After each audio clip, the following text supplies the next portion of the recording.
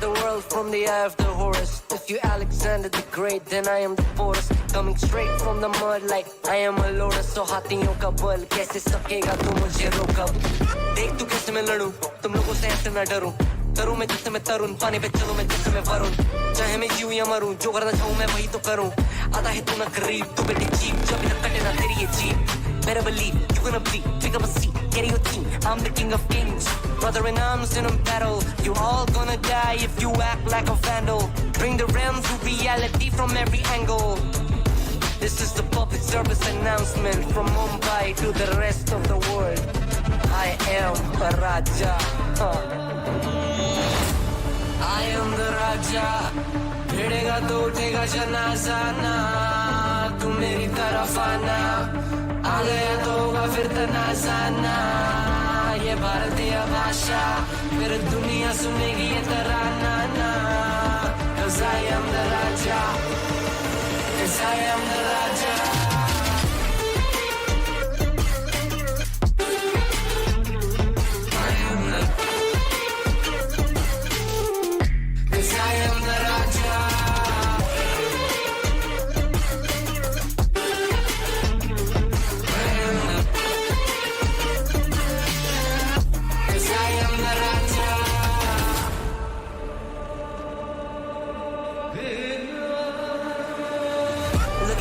What do you see? I'm more than average man. I'm a maverick, I can grow flowers on a barren land. Break a mountain with my bare hands and step back and cause a literal avalanche. Should have while it's traveling. अष्टभुजाएं मेरी जैसा मैं टरेंचुला. ना है कोई तोड़ मेरा जब से पूर्वजों का ज्ञान मिला. मेरे जैसा मिलेगा कोई ना. तू और चाहे जो भी था सबकी कबर मैंने खो दिया. तुम लगाओगे बोलियां कम पड़े गोलियां. चंद्रगुप्त में मौर्य या किला तू लोरिया. Come to me and you just gonna die. That's really a given. I am invincible and you are invisible. See, that's really a difference. Get out of my way or leave the world. The choice is yours. I don't kill my enemies, I play with them. That's what the toys are for. From Mumbai to the rest of the world, I am the Raja. भिड़ेगा तो उठेगा जनाजा ना. तू मेरी तरफ आना. आ गया तो होगा फिर तनाजाना. ये भारतीय भाषा फिर दुनिया सुनेगी ये तराना ना. 'Cause I am the Raja. 'Cause I am the Raja.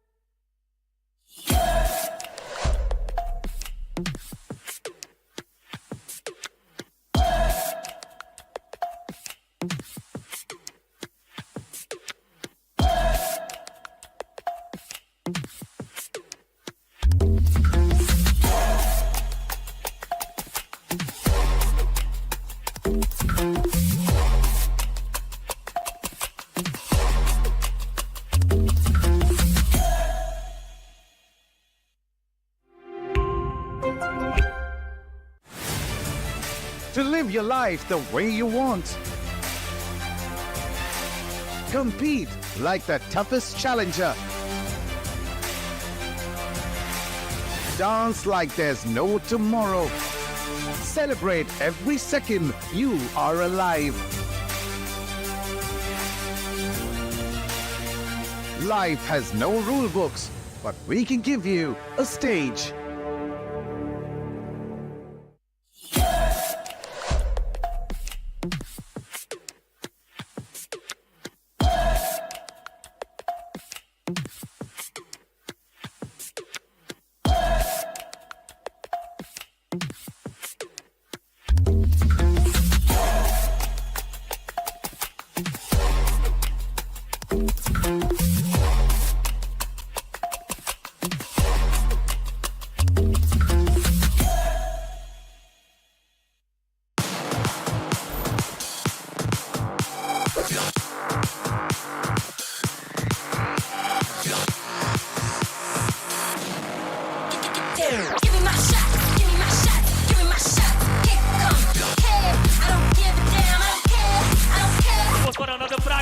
पीछे से हेलप का support, help with the board.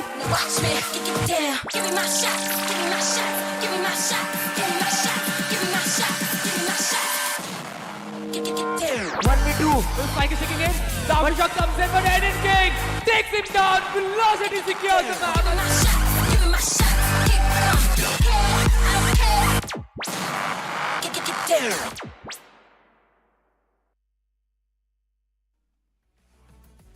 A matchup which has been awaited since the dawn of South Asian Valorant is finally here. Ladies and gentlemen, welcome. You all are watching the OMEN Valorant Challengers South Asia 2025 Split 1.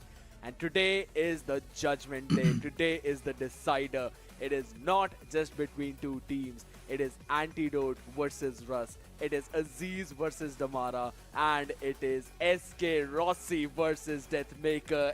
Ladies and gentlemen, today we're going to have Revenant Esports versus VLT to kick things off. And then we're going to move forward to Reckoning Esports taking on Global Esports Academy. I'm going to be your host and caster Skated, and I've got Aladdin with me right next to me. Aladdin, how excited are you for this matchup? Oh, well, thank you so much for having me once again. But this matchup is one of those anticipated, much awaited matches out there. If we talk about both the teams, Revenant Esports previously, they were the undefeated, a crown team, you can say, of this VCSA. And on the other side, we have the aggressors of Velocity Gaming. The way they performed, it was something brilliant. You can say throughout their first till their last matchup, this team was undisputed. They dominated throughout the entire previous week. But now it's more of a match where you will be able to realize, or you will be able to say that this team is going to be the champion, or probably this team has that crown of VCSA. Absolutely. It is to find out who is going to stay on that first spot in this overall standing. VLT currently have the lead. That's because they played an additional match even yesterday against Reckoning Esports, so we thought Reckoning were giving them a tough competition, but then VLT just quickly flipped the script, and they always love to do that, you know. And we've been talking about the matchups that are happening. Let's quickly have a look at the schedule as well once again, ladies and gentlemen, as it's Revenant Esports versus Velocity Gaming, and for game 2 it's going to be Reckoning Esports taking on Global Esports Academy.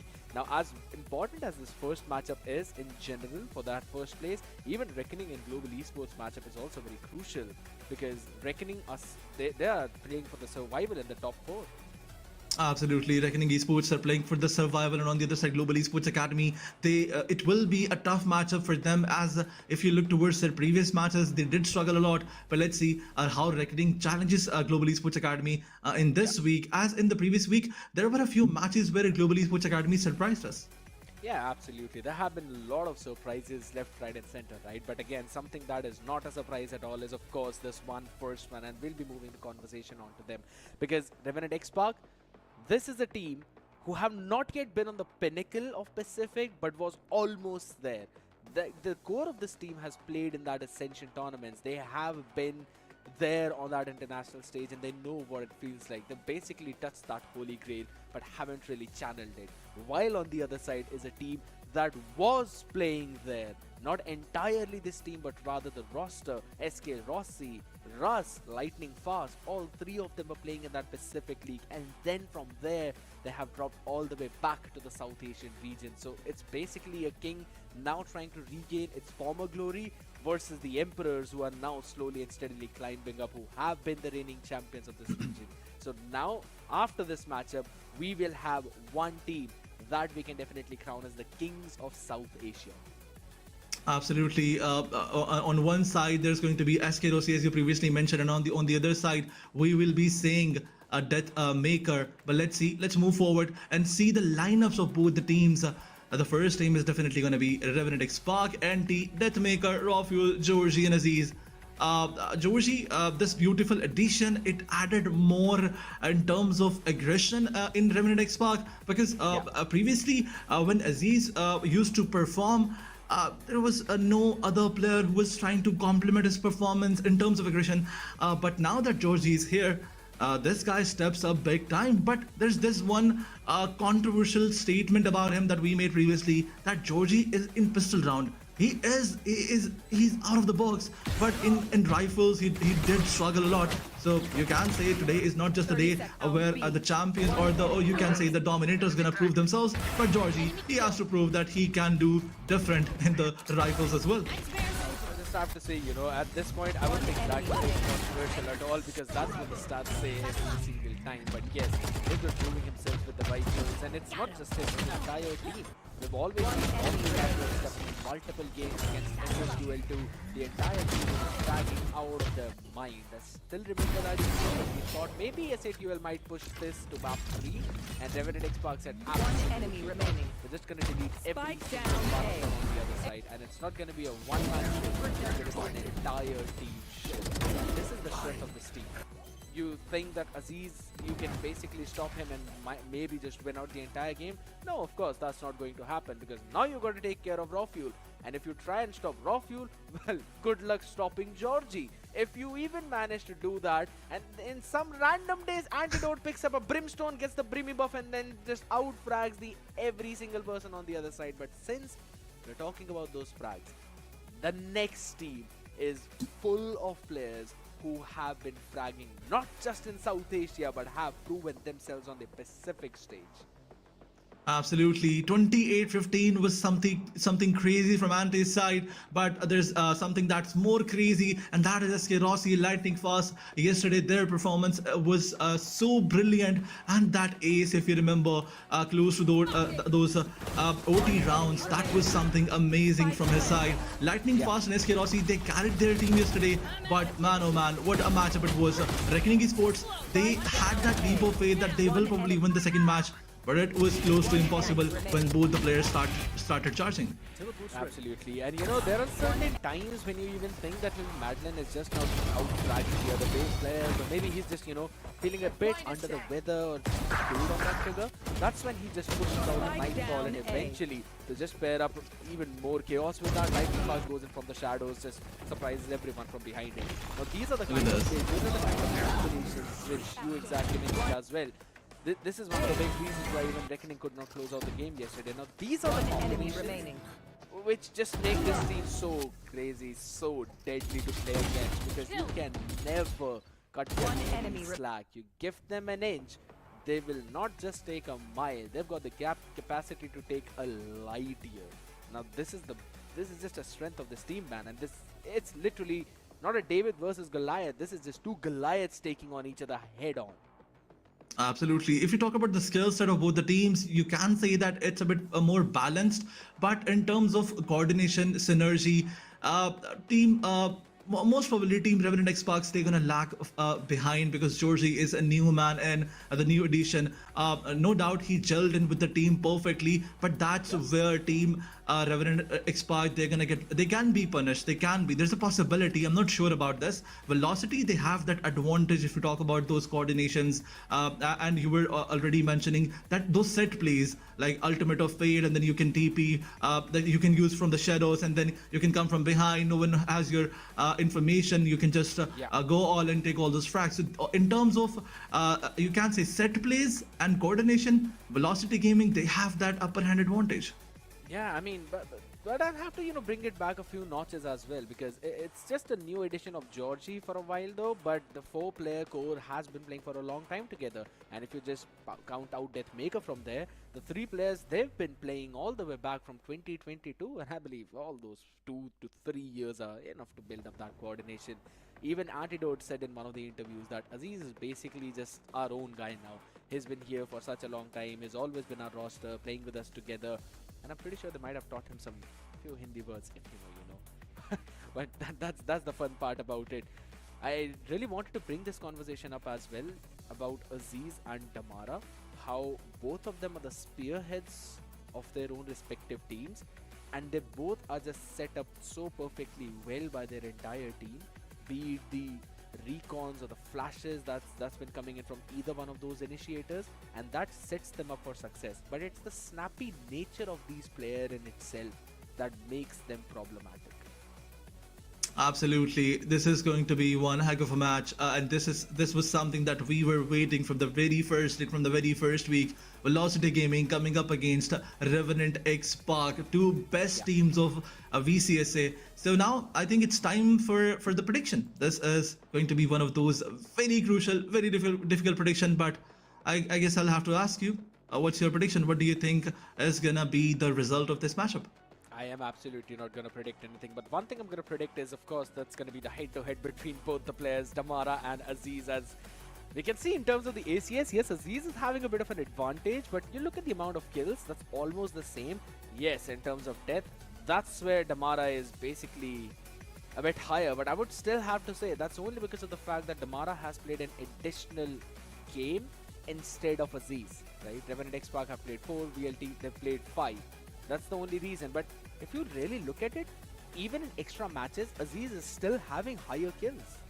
Absolutely. Every other stat is, you can say, is a bit more than Damara. Aziz, if you look towards the kills per round of Aziz, it's 1.07. Damage per round is also more than Damara. Every other stat, even the headshot percentage is more than that. So you can say that in terms of statistical numbers, Aziz is definitely stepping up. Yeah, I mean, he's constantly been there, right? He's been that spearhead. That's something that we always talk about. And also on the other end, though, I'd have to say, I would have loved it if there was any way for us to just count out the Bucky kills, because I'm pretty sure Damara is just miles ahead of anyone else in that one specific stat, right? But that's about it for that one thing. I still now want to discuss a few more things about the specific statistics, including the map itself, because let's be brutally honest, both of these teams have shown a lot of maps. You would think that maybe Revenant XSpark have shown a bit more, but no, it's both of them. They've played on 5 different maps. I'm pretty sure that Fracture is going to be a map which we might not see in the map veto itself. Maybe VLT might want to ban it out, because Revenant XSpark have shown how much they love to play on that map, and we haven't really seen that out of VLT yet. Absolutely. Team VLT, if you talk about their favorite maps, it's definitely going to be Lotus. Just like in their every other best of 3, their first map pick is always Lotus. But on the other side, Team Revenant Xbox, they do not hesitate. They will love to play on this map. So map veto is definitely going to be very important. And alongside map veto, there's one more thing that I want to see. Is there going to be any changes in the agent composition? Are they going to bring anything new? Let's wait and find out.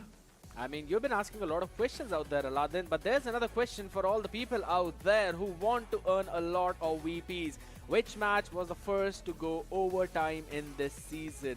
S8QL versus Reckoning Esports, OG versus VLT, RNTX versus Global Esports Academy, or Aura versus Asterisk? In order to answer that question, quickly scan the QR code on your screen. I'll just give you a very small hint. It was the very first map of the entire VCSA 2025. I'm not gonna go ahead and answer your question entirely, but I've already told you it was the very first map which went into the overtime, and I remember it was me and Aladdin, you only, we casted that map itself. So I'm pretty sure we might have having a deja vu moment out here, and we might possibly see the first map here as well going in onto that OT. Absolutely, but there's one more thing that I want to talk about. Team Velocity Gaming, when they were playing against Reckoning Esports yesterday, Damara was kind of underperforming. If you look towards his stats, he was not even positive. You can say 36 kills in total throughout those both maps and 39 deaths. So this is something that can backfire or probably create some troubles for Velocity Gaming. Although the other players were stepping up, Lightning Fast, SK Rossi, he was the MVP in total. Both the players were stepping up, but if somehow SK Rossi or if Lightning Fast, one of them struggles, will Damara be able to capitalize on that? And on the other side, when you have Aziz is one of those players who will finally, when match starts, even if he does not get any of those frags in the starting of the match, he will make sure that when the match ends, he is on that top spot in terms of fragging. So is there going to be something different in terms of the performance of the two of those players which we were talking about, Damara versus Aziz? I think Aziz looks a bit more promising. Yeah, in terms of statistics, yes, he looks a bit more promising. But also, if we talk about both of these players, there's certain habits that they always carry. If we talk about Aziz, you know that if he's pushing out of one part of the map, he's going to continue doing that until and unless he's finding success there. So that's one part where you can eventually catch him, eventually punish him, and go in for those quick adjustments, adaptations. And these kinds of adaptations are the fact why we always bet on VLT, regardless of the matchup they're up against. Even yesterday, when they were playing against Reckoning, I remember in one round, if SK Rossi was out there, he was outside of the same mount with his own tour de force, and he was eventually caught, right? And he was taken down, but right away in the next round, he had the support of Omen of his team, and they took down that drone, and SK Rossi got a pick. Now, these are the adaptations and adjustments which make VLT solid. And I think so, this is the part where I would want to see Revenant XSpark getting tested out. We haven't really seen that a lot from this team because no one was challenging them so much, but VLT are definitely going to do that.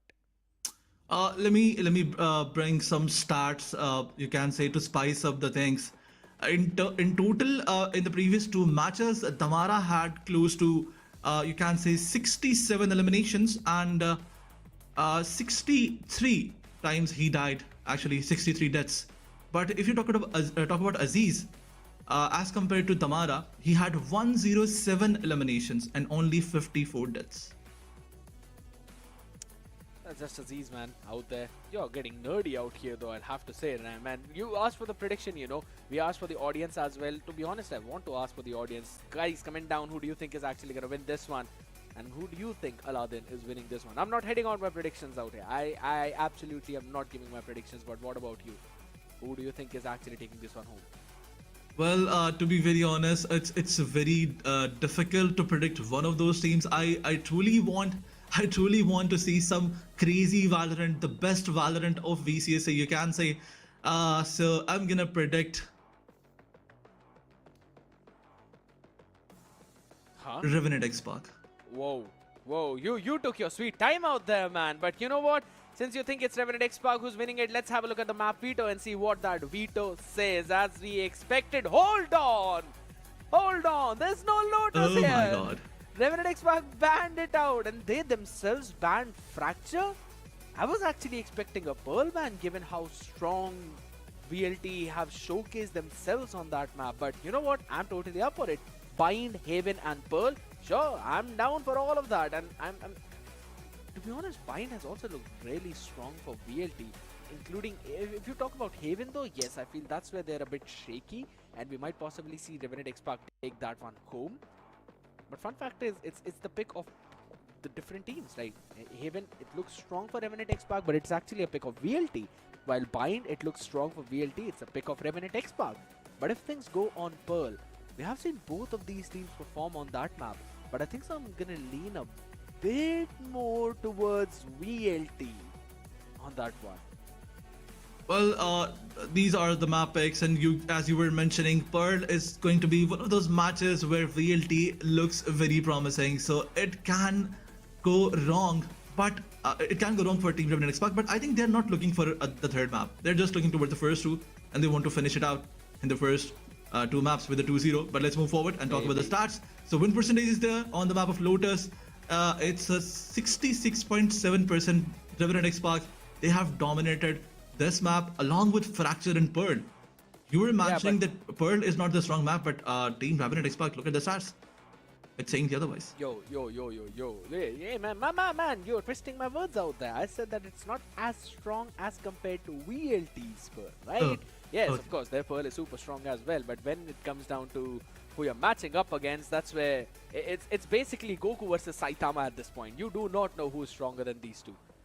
These are the pinnacle of strength, and this is exactly the storyline of today as well. Revenant XSpark, VLT. But there was a fun stat that I noticed there, and a fun fact that Bind is picked up by Revenant XSpark for the first time in VCS Split 1. Yes. So I think so. We're up for a very, very big surprise. But let's throw in another surprise out there. Let's have a look at the VLT's map win percentages as well. They've played Lotus. They've won every single map on that, including Bind as well. They have showcased their Bind once, and they were looking really promising on that one. Haven, yes, the stats say that they've got a 100% win percentage there, but I'll have to say it has always been very close. Absolutely. There's one more thing that I wanted to mention. There's no need to show the stats of VLT, specifically when you're talking about their win percentage, because it's already 100. We all know this. VLT dominated entirely. They did not lose a single map. They did not lose a single match. And Team VLT, Velocity Gaming, this is going to be this challenge where they have to prove themselves as you can say, the best team of this region. But on the other side, as you were mentioning, currently, in terms of if you talk about those raw skills, those mechanical skills, Team Revenant Esports, they are slightly better. I have to be very careful with my words because both the teams they're too good. I'll have to agree with that, man. But since you're talking about being a bit more careful, right? I agree in terms of the raw mechanical skills. Yes, we do see a slight edge in favor of Revenant Esports. But when it comes to those experimentations or when it comes to those surprises, since Revenant Esports surprised us by picking up Bind, I'll have to say, I still remember back when VLT played on the map of Bind, and they brought a best surprise. Lightning Fast was playing on Raze and Damara was playing on Neon. And that was a double duelist composition into the Wise setups as well. And they had some amazing ideas. There's so many players from that one map that I can remember every single time just going behind each other, and the coordination of VLT was so precise. I think so it's going to be difficult for Revenant XSpark to basically counter that on the map of Bind. Well, on the map of Bind, Damara was, you can say, was lacking behind, not because he was not performing, but only because Lightning Fast was dominating. That guy, he was on that 2.0 kill death ratio, 20 kills, 10 deaths. And on the other side, SK Rossi, not just in one map, you can say in all those 4 maps that they played against 2 teams previously, SK Rossi, he stepped up big time. And I mean, this is something that obviously impresses us more than anything. True, but since we've been talking about that, let's have a quick look at the agent select as well, ladies and gentlemen, because I know everyone's been waiting to get this match started, get this map started, and get this series started as well. It's the map of Bind. First time when Revenant XSpark have picked it up and shown in VCSA Split 1, but not the first for VLT, and they are going with the same comp. Madeline on Sky, Lightning Fast on the Raze, including Damara on the Neon. Russ is gonna have his own privy buff as well, while SK Rossi plays Sentinel on Wise. But Revenant XSpark are up for their own surprises too. They're bringing the Deadlock into the Wise comp. A double Sentinel while Deathmaker plays the Initiator. I mean, not something I was expecting at all. I mean, they're trying to counter the domination of Lightning Fast, you can say. On the map of Bind, his Raze is so good. He is crazy with those sessions. The way he pushed previously, those pain shots were on time. So probably trying to make sure that the composition is a bit more defense heavy. But now that Revenant is on that attacking side, this can backfire as well. But let's see what's their plan. Revenant XSpark, and specifically Anti, he is so good with those set plays and compositions. But this is the big challenge. There's one more thing that we already mentioned. There's not a single match of Bind from Team Revenant XSpark in VCSA, so this can be a bit more challenging for them as well. Or maybe they were just saving it. You may never know if they had prepared it so well that they just wanted to keep it as a surprise for VLT, because they had that one game to technically ward review and go for an anti-strat, and I believe this double Sentinel is probably the answer, and it is specifically for VLT to counter them. It always comes down to the homework, my man, and they have done that homework pretty well though. But here's the thing, Revenant Xbox comp is defense oriented. They're starting on the attacking side, so I don't know how many rounds they'd be able to probably get it. But ladies and gentlemen, I know the wait is over now. The last 10 seconds into the barriers getting removed, as it's the map of Bind on OMEN VCSA 2025 Split 1. It is Revenant XSpark versus Velocity. First map, Revenant starts on attack as VLT starts on defense. Hookah. Close. First peek, and that's Aziz draws the first one as well. Gonna not check though, Damara. He was crispy, but after that, it's Aziz's showdown entirely. As this man not just catches one, but rather 3. Russ goes in, first one down, not the second. Spike planted. As SK Rossi, he's been red, he's been hurt. Not so much though. It's gonna have some timing as he's chipped up. Bit more difficult on towards Team Velocity side. 1v3 situation it is. The arc is available. But now, the steps are given. The information is there. SK Rossi trying to go for those wall bangs. Flash placed. Flashing. The arc is being used. Three of the players are waiting. My blind is dead. SK Rossi cannot do anything. I think it's over. And look at this. That body shot and Aziz with 3k converts the first round for his team. Aziz is doing Aziz things from the beginning of the, you can say, this matchup. But there's one more thing. Georgie not stepping up in the pistol round. It tells us that he can do something different in the rifles. But it was not a 3k. It was a 4k by Aziz. Yeah, I mean, this is a man who's always building up onto his showstoppers. As he's already got 4 of them now, and probably will get a couple of more, given the setup of his team. Couple of Vandals in this round as well with the Bulldog. Weaponry is super heavy, and they're already preparing for their bonus round as well. Definitely want to catch both of them. Everyone starting all the way towards shots. This is not a stack side, just a few players there. Revenant thrown out early, the paint shells all the way by to deal with any kind of nasty setups out there. SK Rossi though still holds his angle. Look at discipline. Out there, a flash. No, perfectly connects. Aziz catches on to his head. And it's not just one, but rather 2. Expectation entirely fulfilled. Make it 3 as well, but he will finally be shut down with the right click.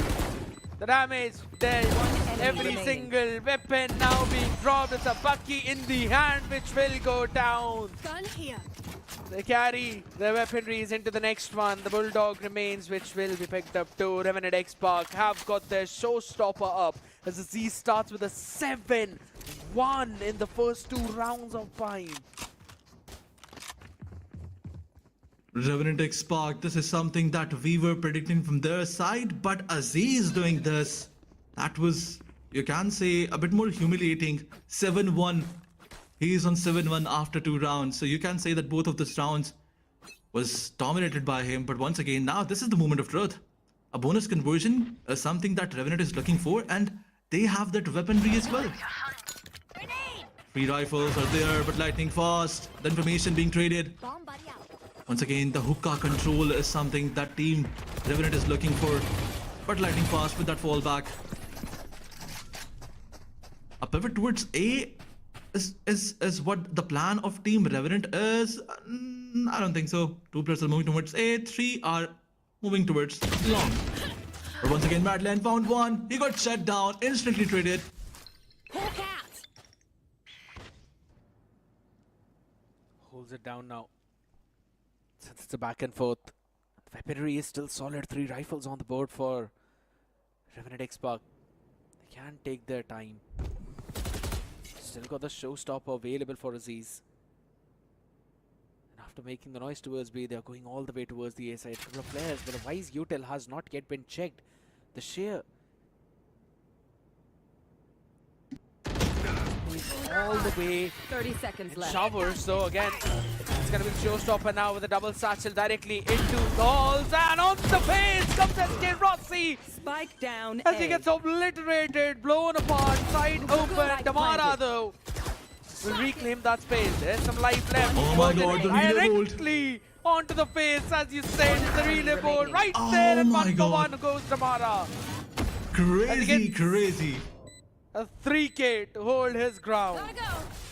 Absolutely a crazy 3k to hold it on for his team. Damara, it was a disadvantageous situation for him and his team. A 3v2 it was. 2v3 you can say for him.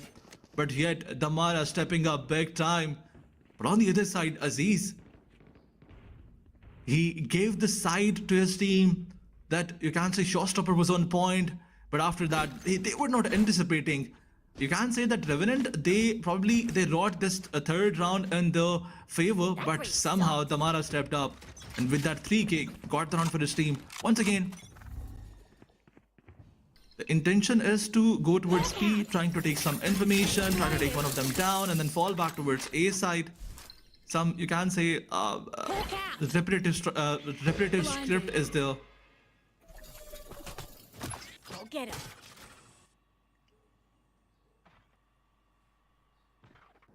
can just rinse and repeat a lot of these things, but that just makes some more question marks onto the faces of the other side. Timing. Yeah, I mean, it's about timing though, but again, Aziz, it's a 1-for-1 as Lightning Fast is repositioned behind the tube now. That locally still holds its own ground down, but will not catch board. It is got the sword of Russ, who was Spike holding all the down way B. from the backside. And it's going down to a 1v2. Deathmaker this time left to fulfill something that was not completed in the previous one. They're holding it, slowing it. He's got so many angles to clear. Goes in for the tap as both players will flood in. All the way from Zayn. The slide there, but the reposition. Impeccable. One shot away. 30 seconds left. Knows where Rossi is. Goes in for another fake tap to try and bait him out. Rossi knows better. Nothing could beat this one as it's SK Rossi with the Guardian. Puts the bullet through Deathmaker and takes the round away for VLT. I mean, what can you expect more from a 13 HP player? That was a body shot, but it does not matter. SK Rossi, he landed it perfectly, made no mistake. And on the other side, Deathmaker, he was so good when he took that 1v1 with Damara, but unfortunately it was a 1v2 situation. Once again, the same script, but this time around not towards the B side. Okay, I'm sorry. I take my words back. Two of the players are once again moving towards the B side. Three of the players are moving towards the B side. A bit more slow approach is there, but Lightning Fast bringing in that crazy weapon when you're on light shield. I mean, it's a nightmare for the opponents. Outlaw being used to the perfection. Georgie trying to give that fake information on towards the A side. The artwork being placed. Yeah. Draw fuel. He has a Spectre. He cannot play on the long ranges.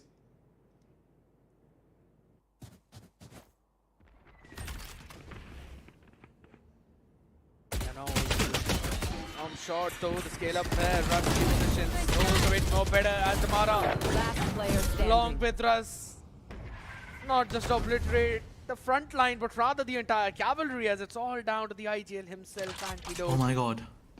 Oh my god. And he's got the time, maybe? Like one shot, No way. that's gonna be enough. Yeah, the Outlaw. The rifle picked up did not matter, but now look at the ult economy of VLT. Yes, it's going to be another gun round for the other side, but look at that. They've got the orbital strike up. They've also got the overdrive available. Seekers up. Showstopper. I don't see any way where Revenant Esports win this one until and unless they test the setup of Wise on the other side. SK Rossi has been setting it up all the way here every single round, but this time it seems that we're going to see a fight to both Suns.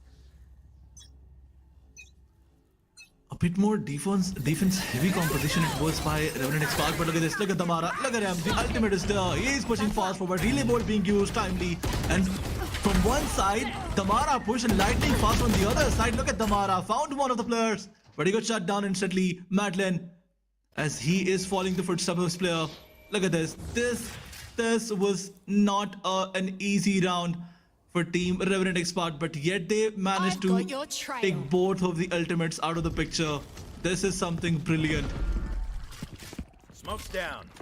There's a Seekers for the other side as well, so There's another. Weirdly are slowly playing the building as well. Everything has been used up, so they know where this head is coming. Orbital strike ready for us. He's just waiting for them to go in for the plant as well, since Thorns were there to slow down that push.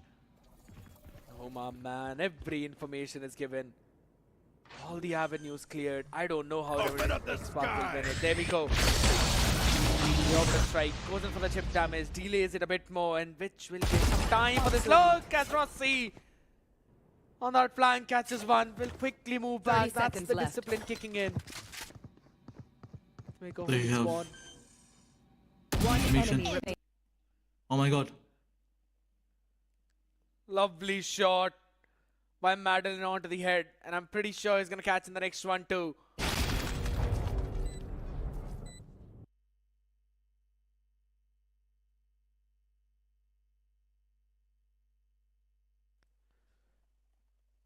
What a round yet again for VLT. No, not while I'm here. Absolutely.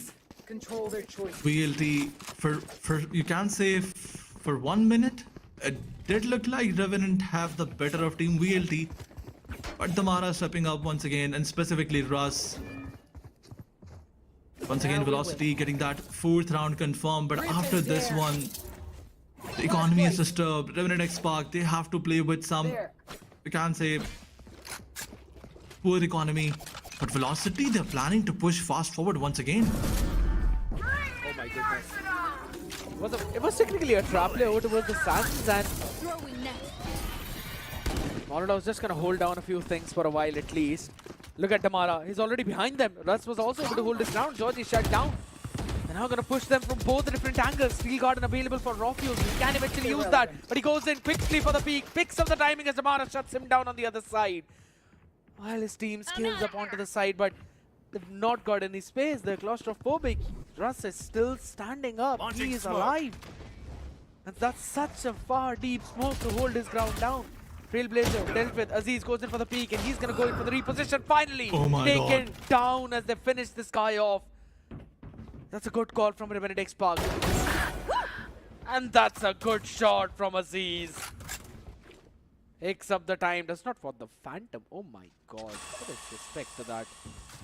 Damara now seen all the way. Long is probably gonna... Yeah, he's gonna rethink of the decision of dropping that Phantom for a long range. Damara wins that one out, brings it down 30 to a seconds 2v2, left. but still the beacon down. health advantage for VLT. And look at the read. SK Rossi is already out there towards Sands. He knows his timings. Absolutely. They have to anticipate Revenant XSpark. They have to anticipate the position of SK Rossi, but SK Rossi, he is just better. With one tap, he did shut down one of the opponent. But Anti, with that orbital strike, he will get that time to reposition himself. And Damara, he moves forward, no information whatsoever. It's SK Rossi versus Anti, but Anti makes a mistake. Yes, SK Rossi, he did not make any mistake. The smile. Make sure, absolutely, make sure that Anti gets punished right on the head. And once again, Velocity Gaming getting another round confirmed for them. But this round and the previous one, you can say it was a throw from Revenant XSpark side. To be honest, I wouldn't exactly call it a throw, but rather how VLT are quickly anticipating the moves of RNTX and reacting on the back of it. In the previous round, it was all down to Russ for how long can he hold his ground. He first shut down Georgie on that entry, and then eventually took the space all the way back towards Heaven. This forced Revenant XSpark to make an unconventional play to push towards the spawn. Because again, otherwise they would have been pinched from 2 different directions, as there were 4 people playing flank heavy.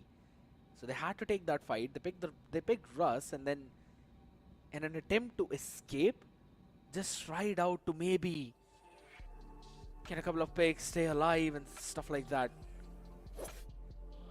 Over towards the end, it was just about timing. You did not expect SK Rossi to rotate out so very fast, or rather, Revenant XSpark also waited a bit too long, as the first timeout has now been used up. So they will have to try and break this win streak that VLT has been having. And of course, this technical pause is also going to help in the same thing. But this gives us enough time to talk about what in the world is now this going to be. But you know what? We'll talk about that in a while, ladies and gentlemen. We're heading on to a very short break.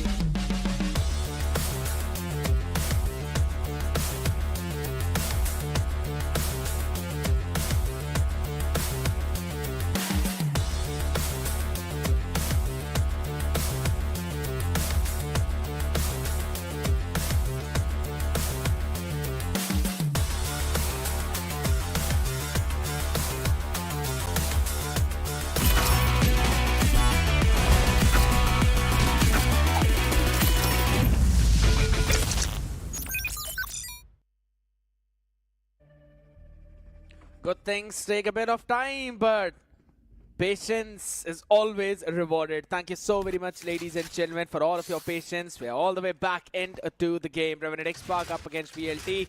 And I'm pretty sure we were potentially seeing a fight happen outside of the showers, but this time around, it's not going to be the case, as Russ with his judge now is going to be posted in that small cubby over to the reporter. Scout destroyed. Trailblazer, alright, checks it. They don't understand, they're not going to force it forward though. It's a smart decision by Antidote to just use the shorty instead of this, but Damara holds in the off angle. Georgie anticipates that, shuts him down as he's for the second showstopper. Quickly ready to shut them all down. In the octagon is where right now Madeline is, and he will stay there, but not alive. Spike The planted. anticipation, so perfect. The anticipation was so good by Aziz, and once again getting another frag for his team. And now all this util dump, all that util dump is there. Three of the players are behind that utility usage. You can say now they are forced to save because the side control is definitely there. Team Velocity Gaming, they could have tried, but they probably want to save this operator. And there's another fact. Once the opponents know that there's an operator, then they play a bit more careful. You can say they play a bit more carefully, and that's the kind of, you know, benefit that you don't want to lose. But I think so Revenant Esports would be smart enough to understand that maybe there was an operator in play by VLT. Yeah. Otherwise, they would have quickly hopped in to go for the retake as well, or at least would have tried. You know, Antidote, how smart he is and how quickly he can understand the situation. Annihilation available for Georgie. They did use the Steel Garden and the Showstop in the previous one to try and basically stop the snowball. So the ult economy still looks pretty solid for Revenant Esports though, but VLT go for the full buy in this one as well. Starting heavy over towards the A side. Time to hunt. Once again, Scout Georgie has to take that entry frag, but lightning fast, so fast forward with the operator. I think the information is there that one of the players is playing operator, and now they're not gonna go towards B side. A bit towards A, coming slowly and straightly, but three of the players are waiting. Yes. Such an awkward place to play for the operator, but for now, the Arcros goes in and through the instant diary. Georgie moves in, shuts down Russ. Tamara still holds his own angle out as the quickly changed up Sonic Sensor out there. Broken Annihilation right on the face and will be catching one. With a quick release as well as there. Tamara stays alive thanks to the support of his teammates, specifically Madeline out there in the open. Rossi holds the angle towards the triple. Spike being planted over towards the BS. Georgie will TP but not alive. Blinding threat. And again, Okay. it's a hold down, it's a post plant. It's a 4v4 right now. Rossi's gonna be getting some of the HP back for the regrowth though. Knows there's a couple of players. Reset, the repossession, did not anticipate. Deathmaker is lightning fast, but it's a shorty on the other side as Z shuts him down and Rob Fuel holds his ground. SK Rossi needs to do big, needs to go big. Not the HP to help him out though, as for the lineup is where Antidote plays. No time left yet, but Rossi will still try maybe. This is bullshit. He goes in for the tap. Yeah, he just wants to find someone to pick off. He's gonna save his own Retrieving weaponry. Lovely round from Revenant XSpark. Absolutely. One more time, Georgie getting that entry frag. This was crucial.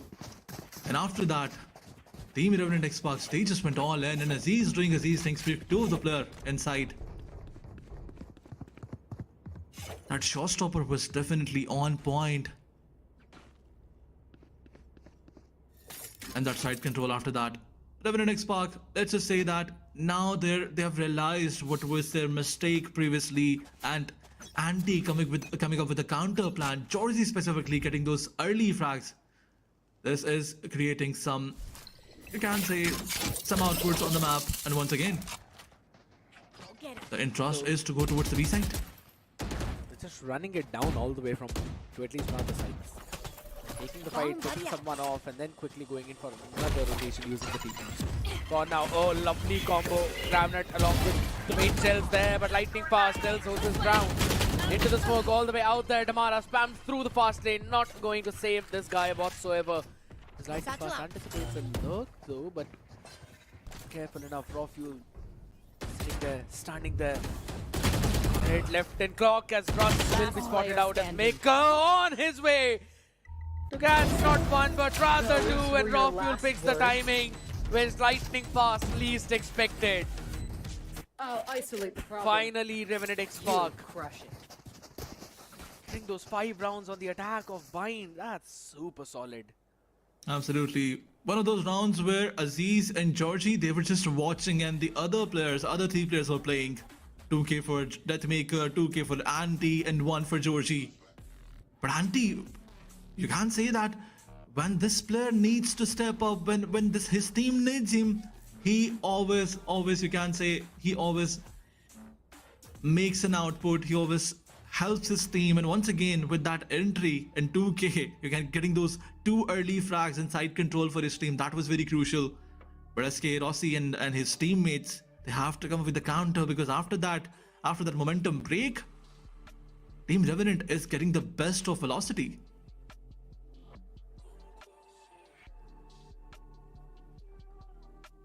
They're also picking some good lurk timings as well behind all of that. Revenant XSpark are just picking apart the players of velocity one after the other. They've found those timings. They know that VLT are just playing all the way for full rotations, that too through spawn. So they have got a good timing to pick those fights. And they will not be trading so quickly. Scrappy buy right now for VLT. Stinger, Judge, Bucky. Quickly swap it over for another Stinger there. Smoke's down. No ultimates to play around with, so they push out short.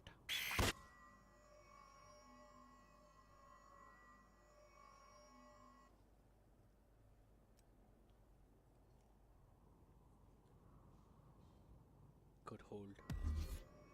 Being patient, diligent. Revenant XSpark anticipates something like this might happen.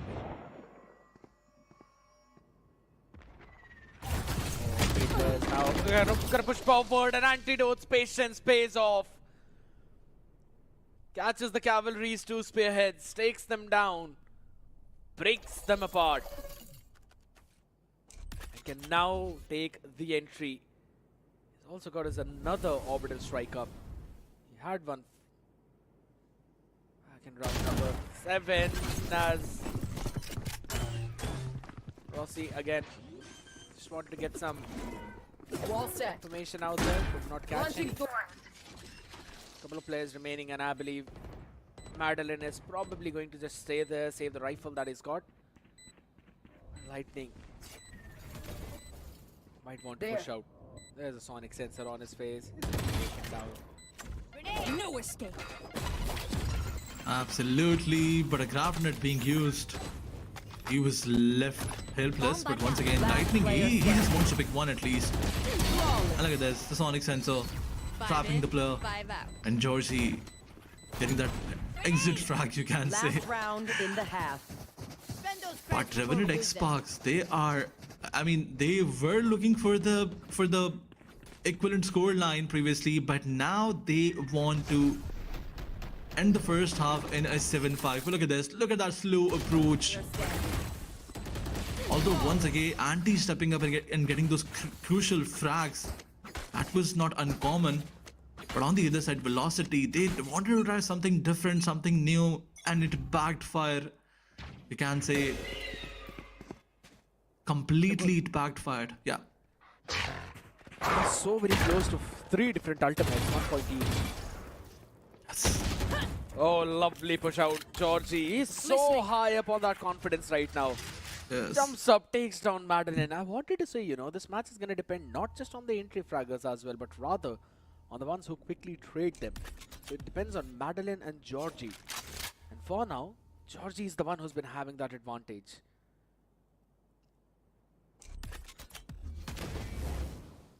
Absolutely. But Aziz, a casual peek from smoke can be punished because Russ is there. He's just waiting. But they don't want to go towards B. Once again, two of the players are getting all that information on towards A side. Tamara walking out of smoke. Georgie shuts him down. He's so good with that Vandal. But Raw Fuel, as he found his kid Rossi, NSD is making a mistake. Oh, The minute advantage is, yeah, obviously the timing was in the favor, but lightning fast. He got punished by Raw Fuel once again. Planted. Man, oh man, Team Revenant XSpark, they are on the nerves of Team Velocity now. Russ, the last man standing, got shut down by Georgie once again, but Georgie and Raw Fuel, it was their round. Switching sides. Fun fact, they did not even use the Orbiter Strike. They had not just one, even on the other side, VLT. They had their own couple of ultimates as well. Did not go for them.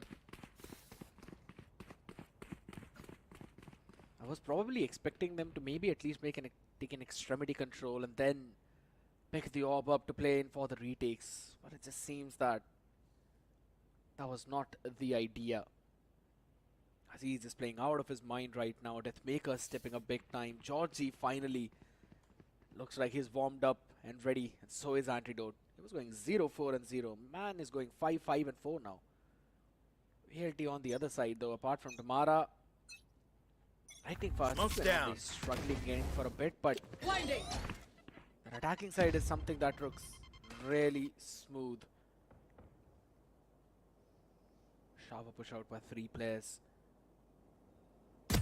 And the first peek, Aziz taken down, and SK Rossi obliterates What was that? all of them.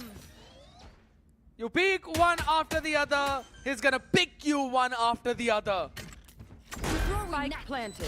One enemy SK remaining. Rossi, one Make by it one, 4. shutting all the players down, and now Give he's him on an towards ace. his ace. Yes, Give him an obviously. ace. Obviously, it's a 5v1. They will give him an ace, but Raw Fuel, what is he gonna do?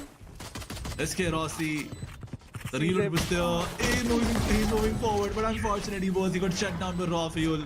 And Raw Fuel, he found lightning as well, but man oh man. SK Rossi, what a 1v3 in that situation. The due diligence of my man to just hold his crosshair down and not get panicked. This is experience speaking. The first one, the second comes in. By the time Antidote peaks, both the players have already fallen down, and the readjustment onto Georgie as well. Beautiful approach from him. There. Stack over towards the A side. It's a gamble one though. Caution here. They're just gonna play it slow.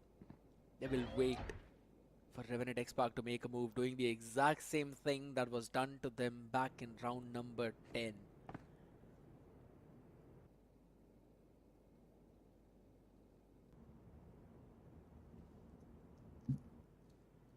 Once again, a bit more slow approached. Velocity, they know that they have that weapon advantage, but they don't want to, throw it all. And look at this.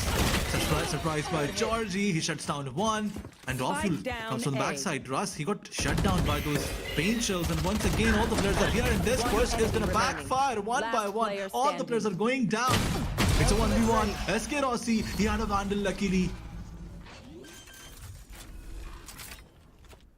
And unfortunately for Antidote, he was just caught on that shorty. Tried to close in the gap, but Rossi knew better. It was an expensive bonus round now. So they'll have to go for the reinvestment. And VLT, they are actually going in for a full reinvestment there. It was a massacre out in the open. Stack side execute. All the avenues needed to be checked. And again, everyone was jumping in like a kamikaze. Still a bit of a reinvestment out here, and Lightning is the one who's got a rifle. 100. It's in the bank account. Just gotta be careful. Raw Fuel, a lot of people, and Madeline has made that cross. Not quite sure if he's gonna expect that or not. He does. Activates the Razor Vine to rush back just to hold this push down. Absolutely. Once again, the flash was used. No information whatsoever given to the opponents. The anticipation has to be there by VLT that you can't say 3 players are playing on towards B side. Healing over here. Pushing pushing the side where now all the players are regrouping. This can backfire with the seal garden being used to the perfection. Revenant Esports are forced to play backside. Look at this. Behind that smoke, a player was standing. No information whatsoever. Madeline, what did he do? And look at Georgie. A wraparound is there. He's coming from the flank. Last player standing. No one's just Spike checking that down Maker out, B. but it does not matter as everyone falls. And it's 30 only that seconds Maker left. who remains as he peeks, sees his death, runs away, delivers one on the other.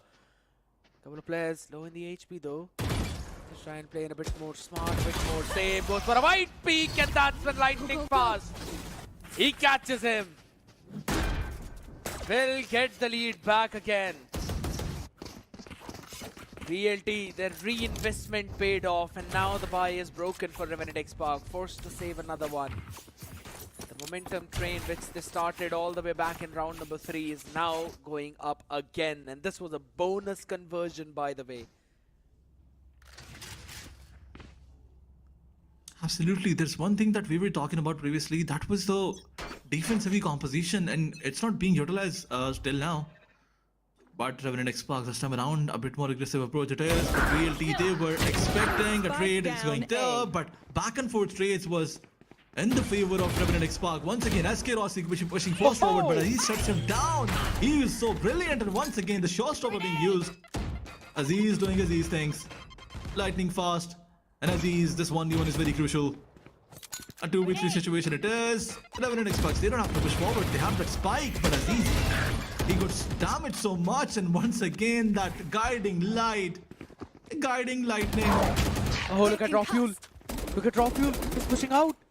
And Deathmaker is just trying to buy some time, gather the attention, but they do have an idea that this might be the case. That is the flash thrown onto the face. It's about time that Raw Fuel finally shows his face too.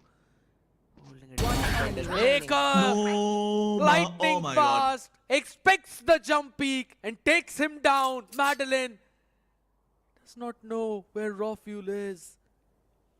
Probably had an idea, but is going all the way around to wrap it from the other side. 30 seconds Showstopper now being used by Lightning Fast. They're going to get a lot of space on the back of it. Sends it all the way back, but there was no one. Weapon picked up. Do they have the sound cue though? That's the question. No, they don't. Unfortunately, they don't. But the spike is not planted One in enemy remaining. his angle. And once again, it's a 1v1. Raw Fuel pushing fast forward, gets that 1v1, secures the round for his team. They had that, save round going on, a thrifty conversion from Revenant side. This is brilliant. And Raw Fuel, the repositioning was on point. And after that, the aim game, it was so crispy. Crispy indeed, Raw Fuel.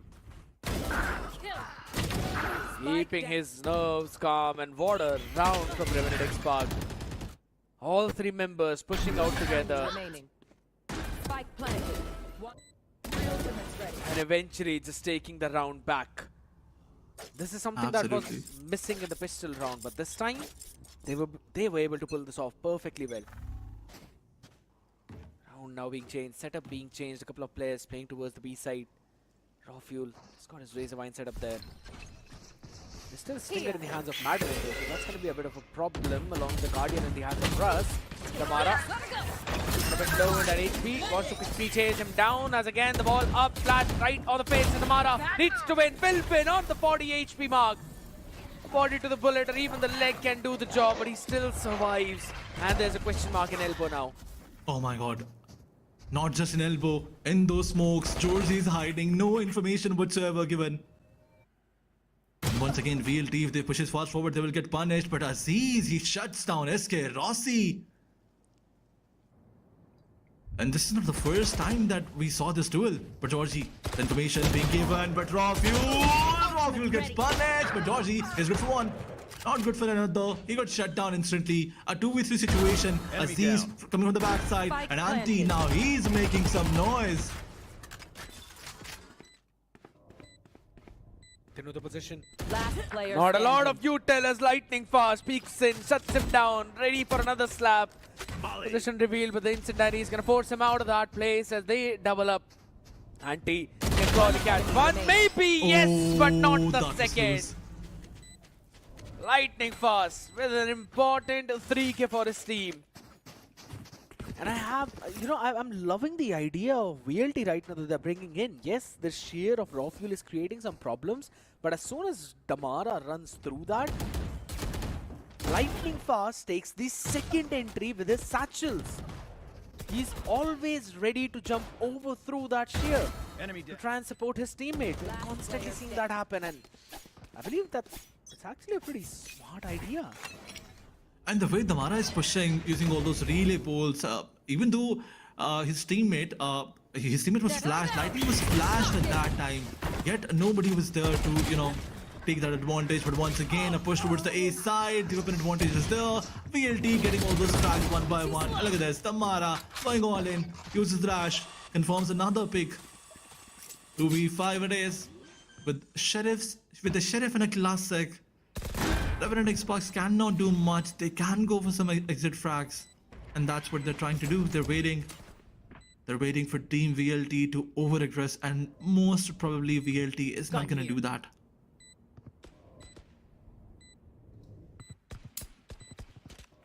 When it will just wait now, they will eventually go down to the spike, making sure that they don't give those crucial ult tops to either Lightning Fast, Martin or Scared Rossi. Yeah, Lightning trying to take the fight. He's got his showstopper up. Gets in an extra bit of cash as well in his back pocket. Double digits now reached for VLT. Again, good round in the previous one.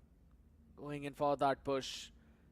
Anticipating the stack this time and quick on that answer.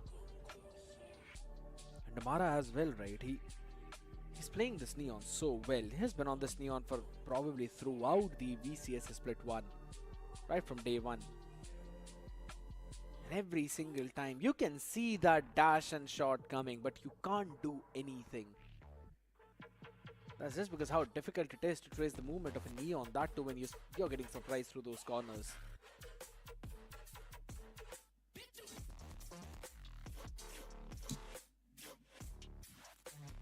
Well, Velocity, they look a bit more relaxed, and definitely their performance, it does translate towards, it does puts them in that relaxing state. But on the other side, the pressure is there.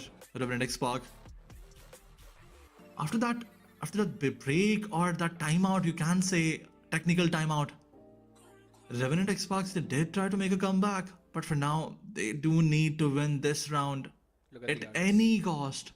But now that they have 4 of these ultimates available, the possibility is there. Here. It's going to be such an important round for both of these teams. If VLT wins this, they're going to reach 11 and 1 away from the map point. Revenant XSpark, they need this one. And as you said, 4 ultimates up, while 3 there for VLT themselves, all of them impactful. There's no Omen in this one though. Blinded. Oh my god, he's dead! He's deep fried! A big mistake from Raw Fuel, not dealing with the Trailblazer. That is such a big blunder.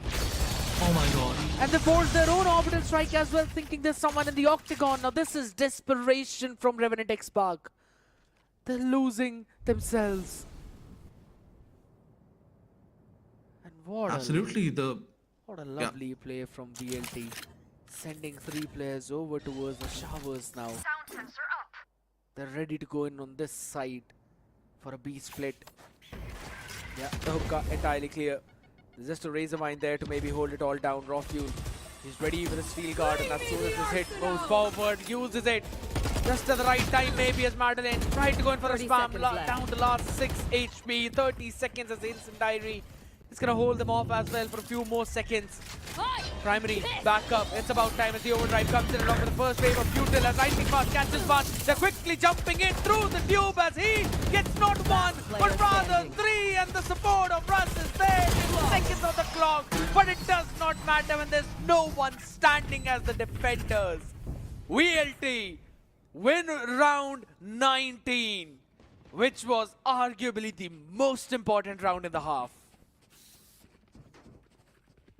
Absolutely. 7 of those ultimates were available at the start of this round, and you can clearly see that 5 of them being used. 5 of those ultimates are out of the picture, and unfortunately, Revenant XSpark, they lost this round somehow. But once again, going on towards the 20th round. Not somehow, but VLT, they played brilliantly. A bit more aggressive approach in this round. Revenant XSpark, they want to push fast forward. Lightning is the... But he does not peek, does not make any mistake. Scout destroyed. Hawk out. Aziz once again wants to take that information towards B long. But VLT... Look at how beautifully they're changing their positions one by one, not pushing B main once again, because they had that anticipation that team Revenant Esports will probably push. But once again, Anti found one, but the Maharaj shuts him down instantly. Spike planted. Aziz has got the hero vandal, and he needs to be a hero. Russ, oh lovely timing. Georgie is not expecting that, but he's not expecting Aziz as well. Could be a big thing. He catches one though, and Russ is gonna Last hop out player of there. standing. Not wanting anything to do with what's been cooking out. As it's all down to Aziz into a 1v3. Only Damara a bit low. Now supports him out as SK Rossi peeks in, Flashing. shuts him, Match point. and BLT move to map point, and this is a map pick of Revenant XSpark. VLT are ready to steal it away. You can clearly see the desperation of Team Revenant XSpark. They're making those rookie mistakes that we did not expect from them. But this round, definitely Team Velocity, they had that weapon advantage. Now that they have those ARs back, those automatic rifles back, Revenant XSpark, something different has to be the...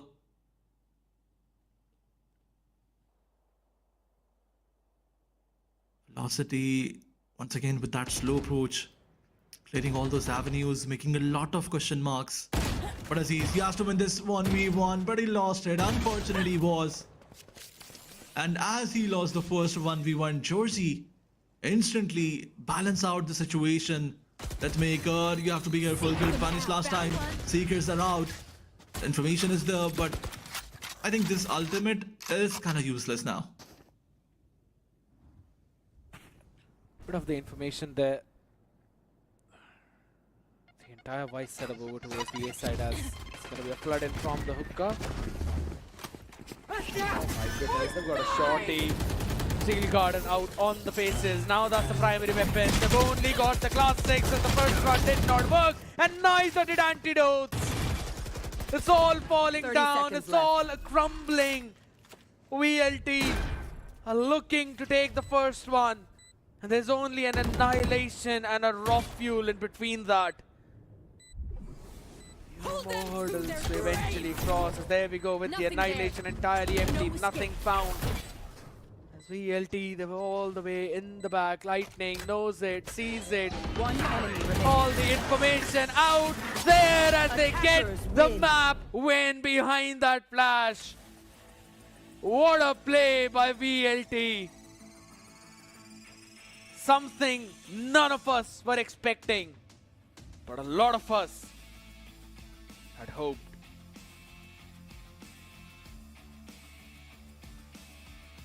Absolutely, all the hopes of Team Revenant XSparks, they are shattered.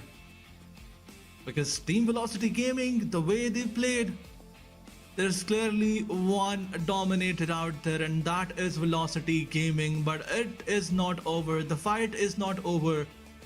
We will be moving towards the second match in a few minutes. But let's talk about the previous one. Revenant XSpark, the start was great.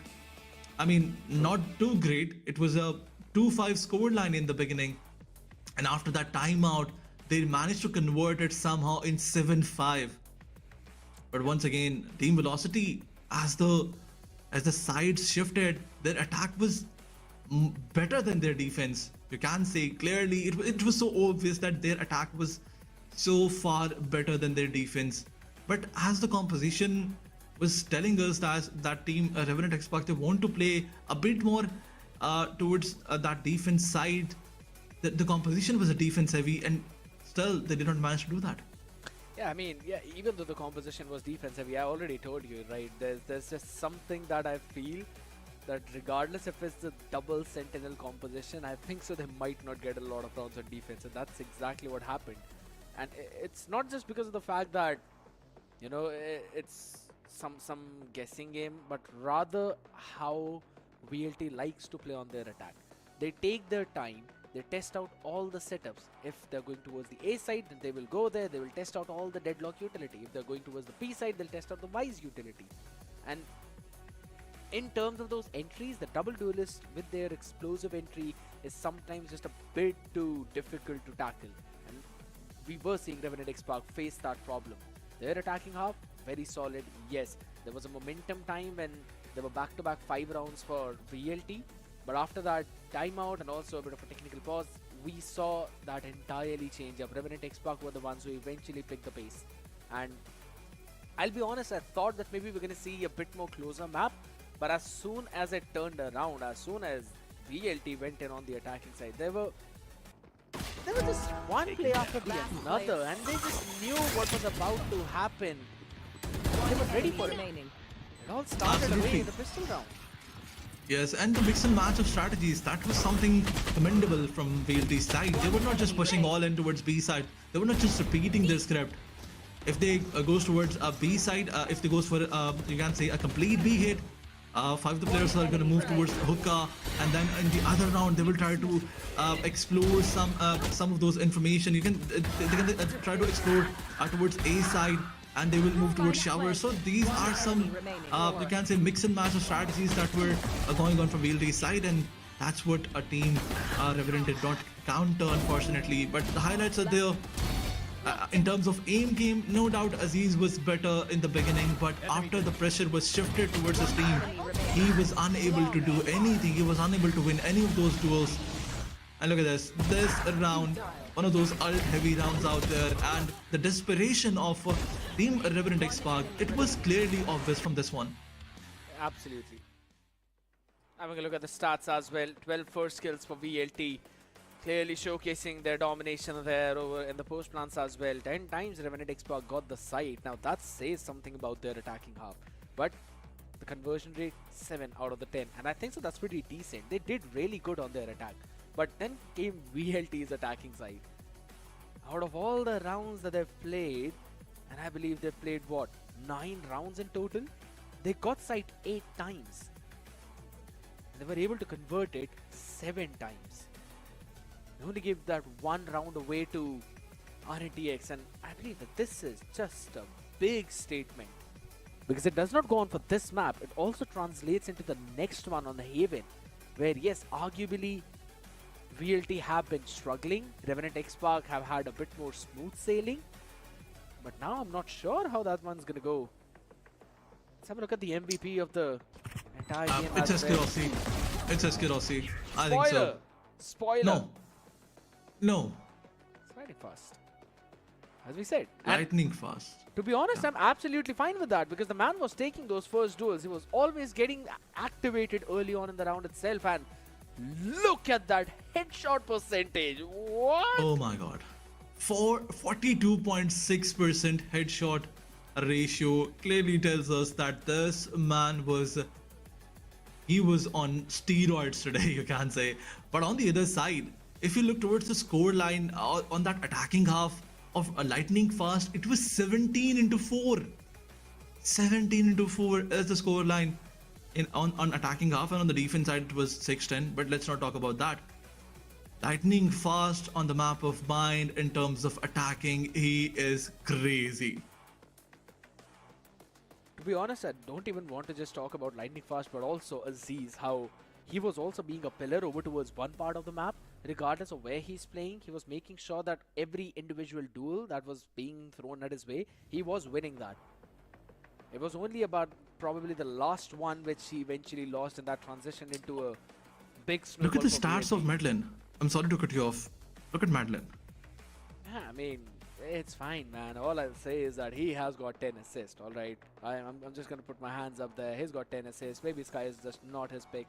But fun fact is, even after him not performing, it's not underperforming, it's not performing, he was still able to provide so much utility to the team that the success just transitioned over in the hands of Lightning Fast and Madeline, because the flashes were so good. The Trailblazer as well. I remember back in the Octagon where Deathmaker was playing, Yes. the Trailblazer caught him, and then it was just a deep frying orbital strike which eventually cooked him up. Now these are, yes, Absolutely. as much as these are the small mistakes of Revenant XSpark, I will still focus more on how quickly and how snappy VLT are in terms of their combination plays and how they play on the back of each other. Because this is not something that you cook up beforehand. This is something that you quickly cook up on the go. So I'll have to say, in terms of those adjustments, adaptations which we were talking in the pre-show, VLT, they've got an advantage, and I think so it will transition in the next map too. The worst part about you can say the entire B main setup from Team Revenant side was that in every other round, VLT, they were killing one side with that relay bolt and the other with those flashes, and no, there was no counter from Revenant side. Not even a single round was there when Team Revenant tried to just fall back and play for the retake. But let's move forward towards the second match. But before we move towards the second match, there's a small break that we have to take. Ladies and gentlemen, we'll be right back after this short break.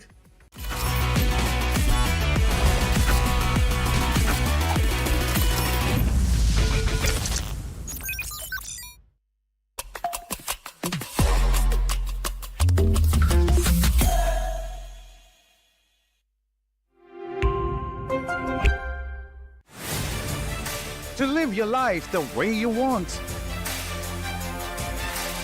Compete like the toughest challenger. Dance like there's no tomorrow. Celebrate every second you are alive. Life has no rule books, but we can give you a stage.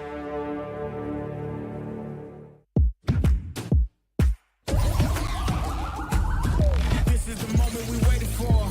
Everything you want is right here. We gon' give them what they got. We know we running it now. Watch the game change. Watch the game change. Watch the game change. Watch the game change. Yeah. Watch the game change. Watch the game change.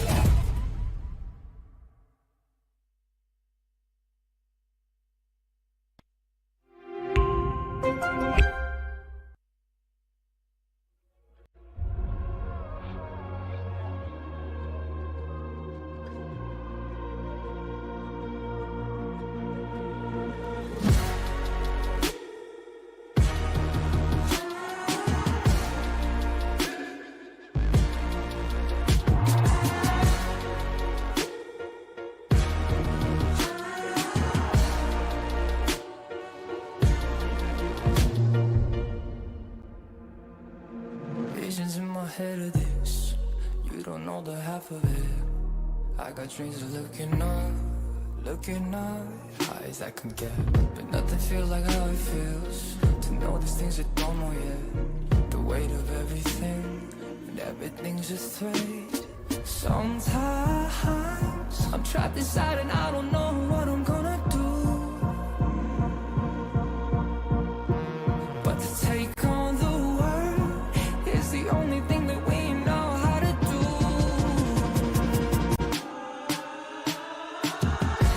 I've got dreams of finding out what all of this is for. It's you and me, and everywhere we go will lead to an open door.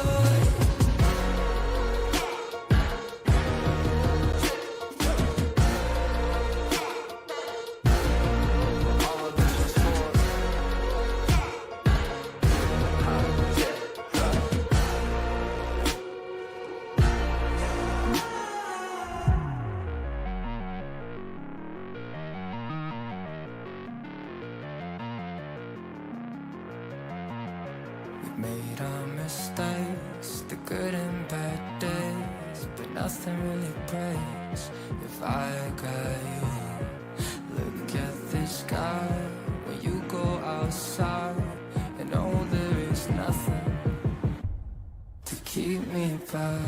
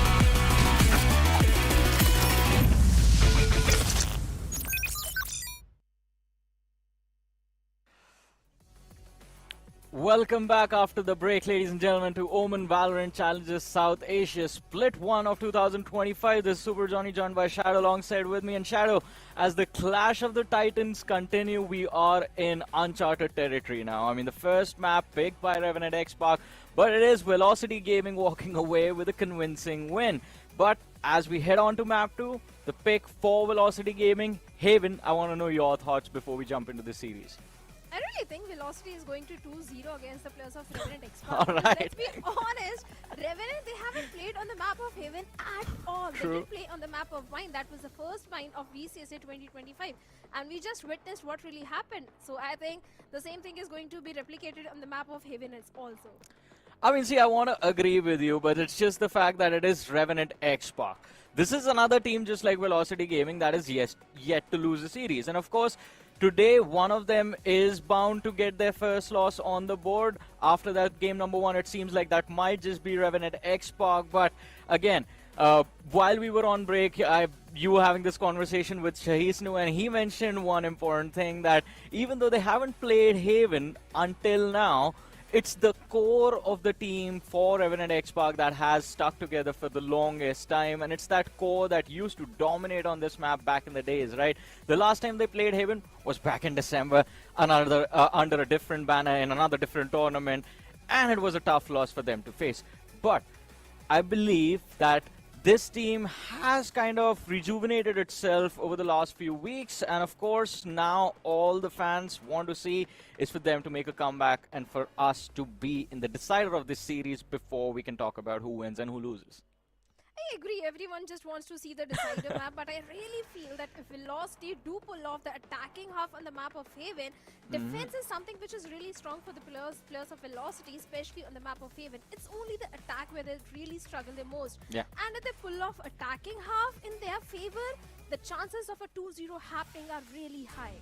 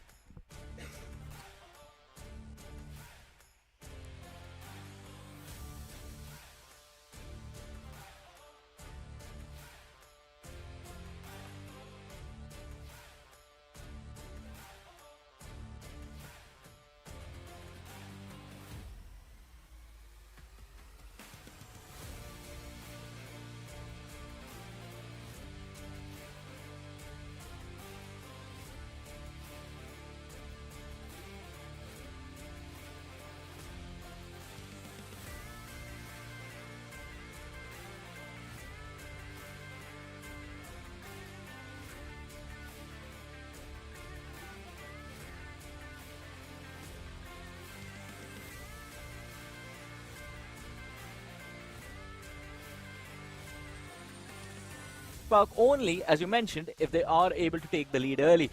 But we do have the agent select on our screens, and of course it's going to be the Neon being brought again from Damara. Yesterday we did witness some incredible plays from him, and of course the man of the hour, even today, Lightning Fast, he's in incredible form. That man is cracked.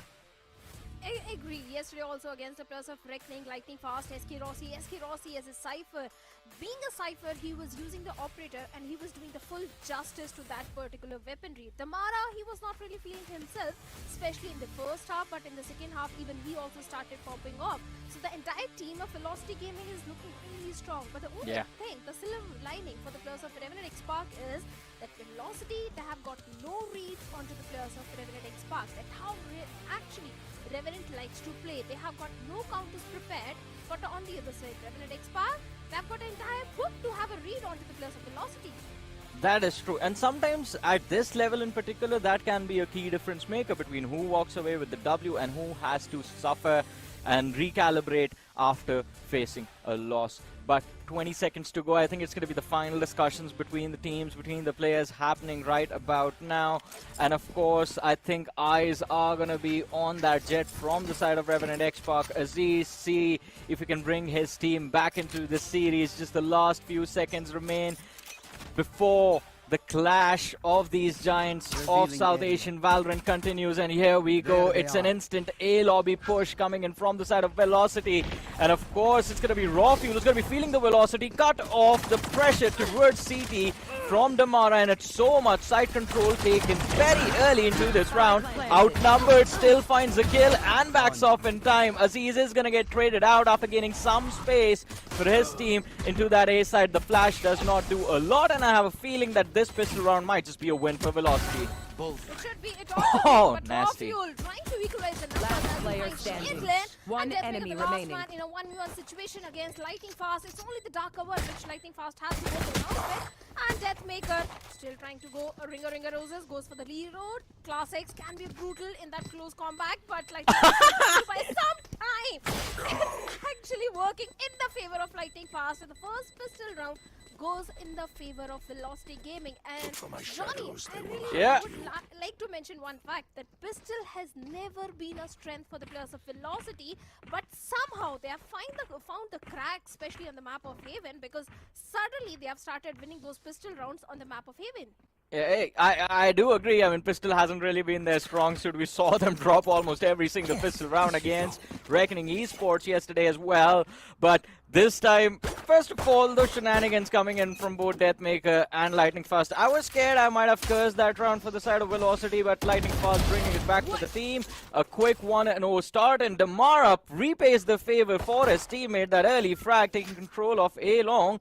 Should be another comfortable A execute coming for the side of Velocity.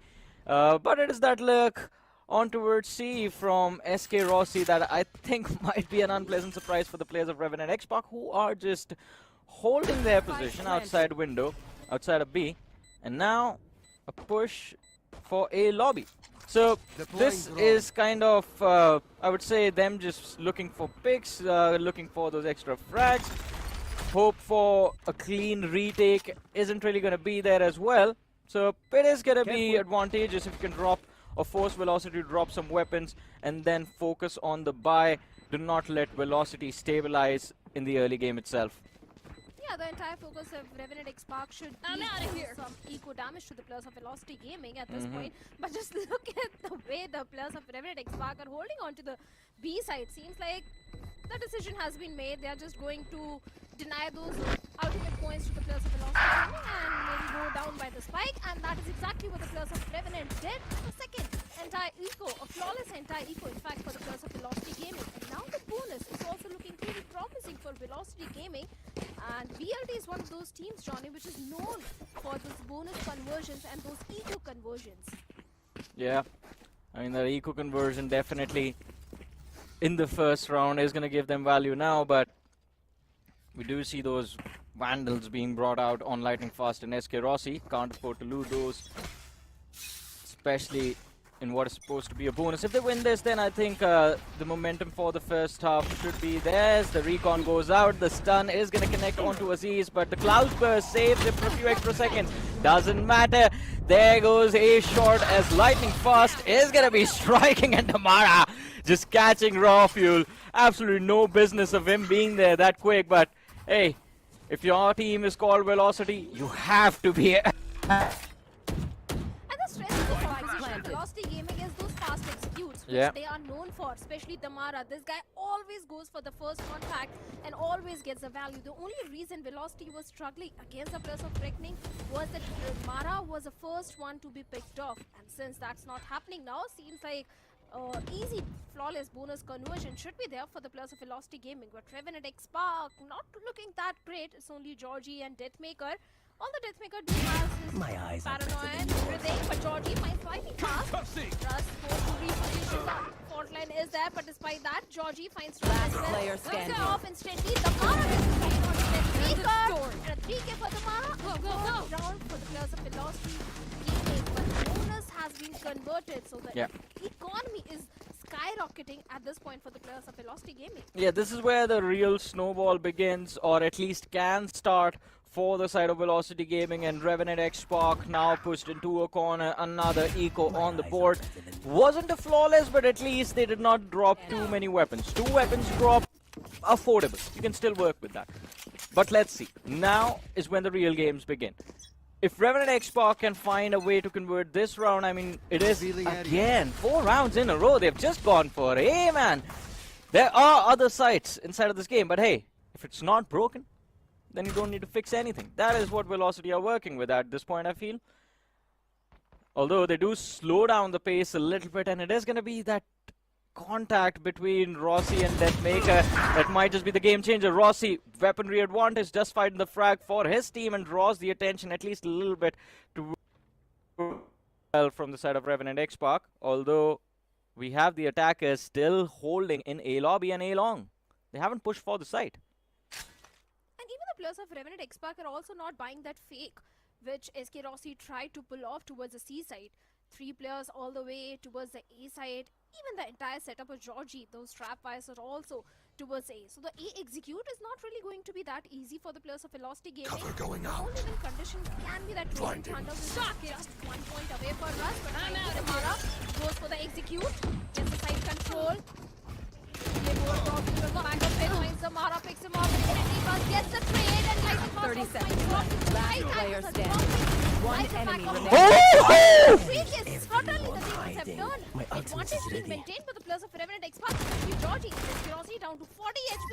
This should be the first round for the players of Revenant XSpark now. Hey man, a stinger and a dream and it all works out. Well, at least he got 4 of them out of the way. Georgie, I mean, that was absolutely insane. Plus, Rossi not having a lot of HP also had me a little bit worried over there, but oof, a sigh of relief from the players of Velocity as they barely managed to clinch a round which was, well, it was supposed to be theirs from the start to begin with.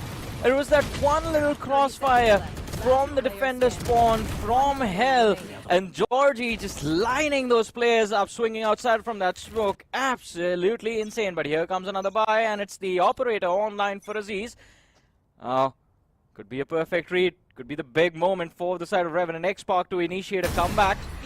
It's just a pixel of the shoulder and the shot connects. Madeline out of the way, he goes. But here come the remaining lads from the side of Velocity pushing into that C side. Georgie does find a frag. Aziz goes down. Trades coming in. The numbers equalized between the two sides. But the side control in the hands of Velocity yet again. And SK Rossi need to go big, get shut down. They're not going to read lightning fast in the same position. And he finds one. Did not check. Raw fuel.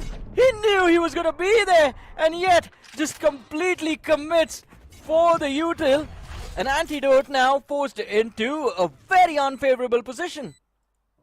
A big mistake from the side of Revenant XSpark. Raw fuel, he was aware about the position of lightning fast, and despite that, that one little mistake might cost Revenant XSpark the entire round, because Antidote is the last man. In a 1v2 situation, there is no chance of a retake happening in this scenario. Goes for the same. A good decision though, because even the economy is also not looking that great for Revenant XSpark.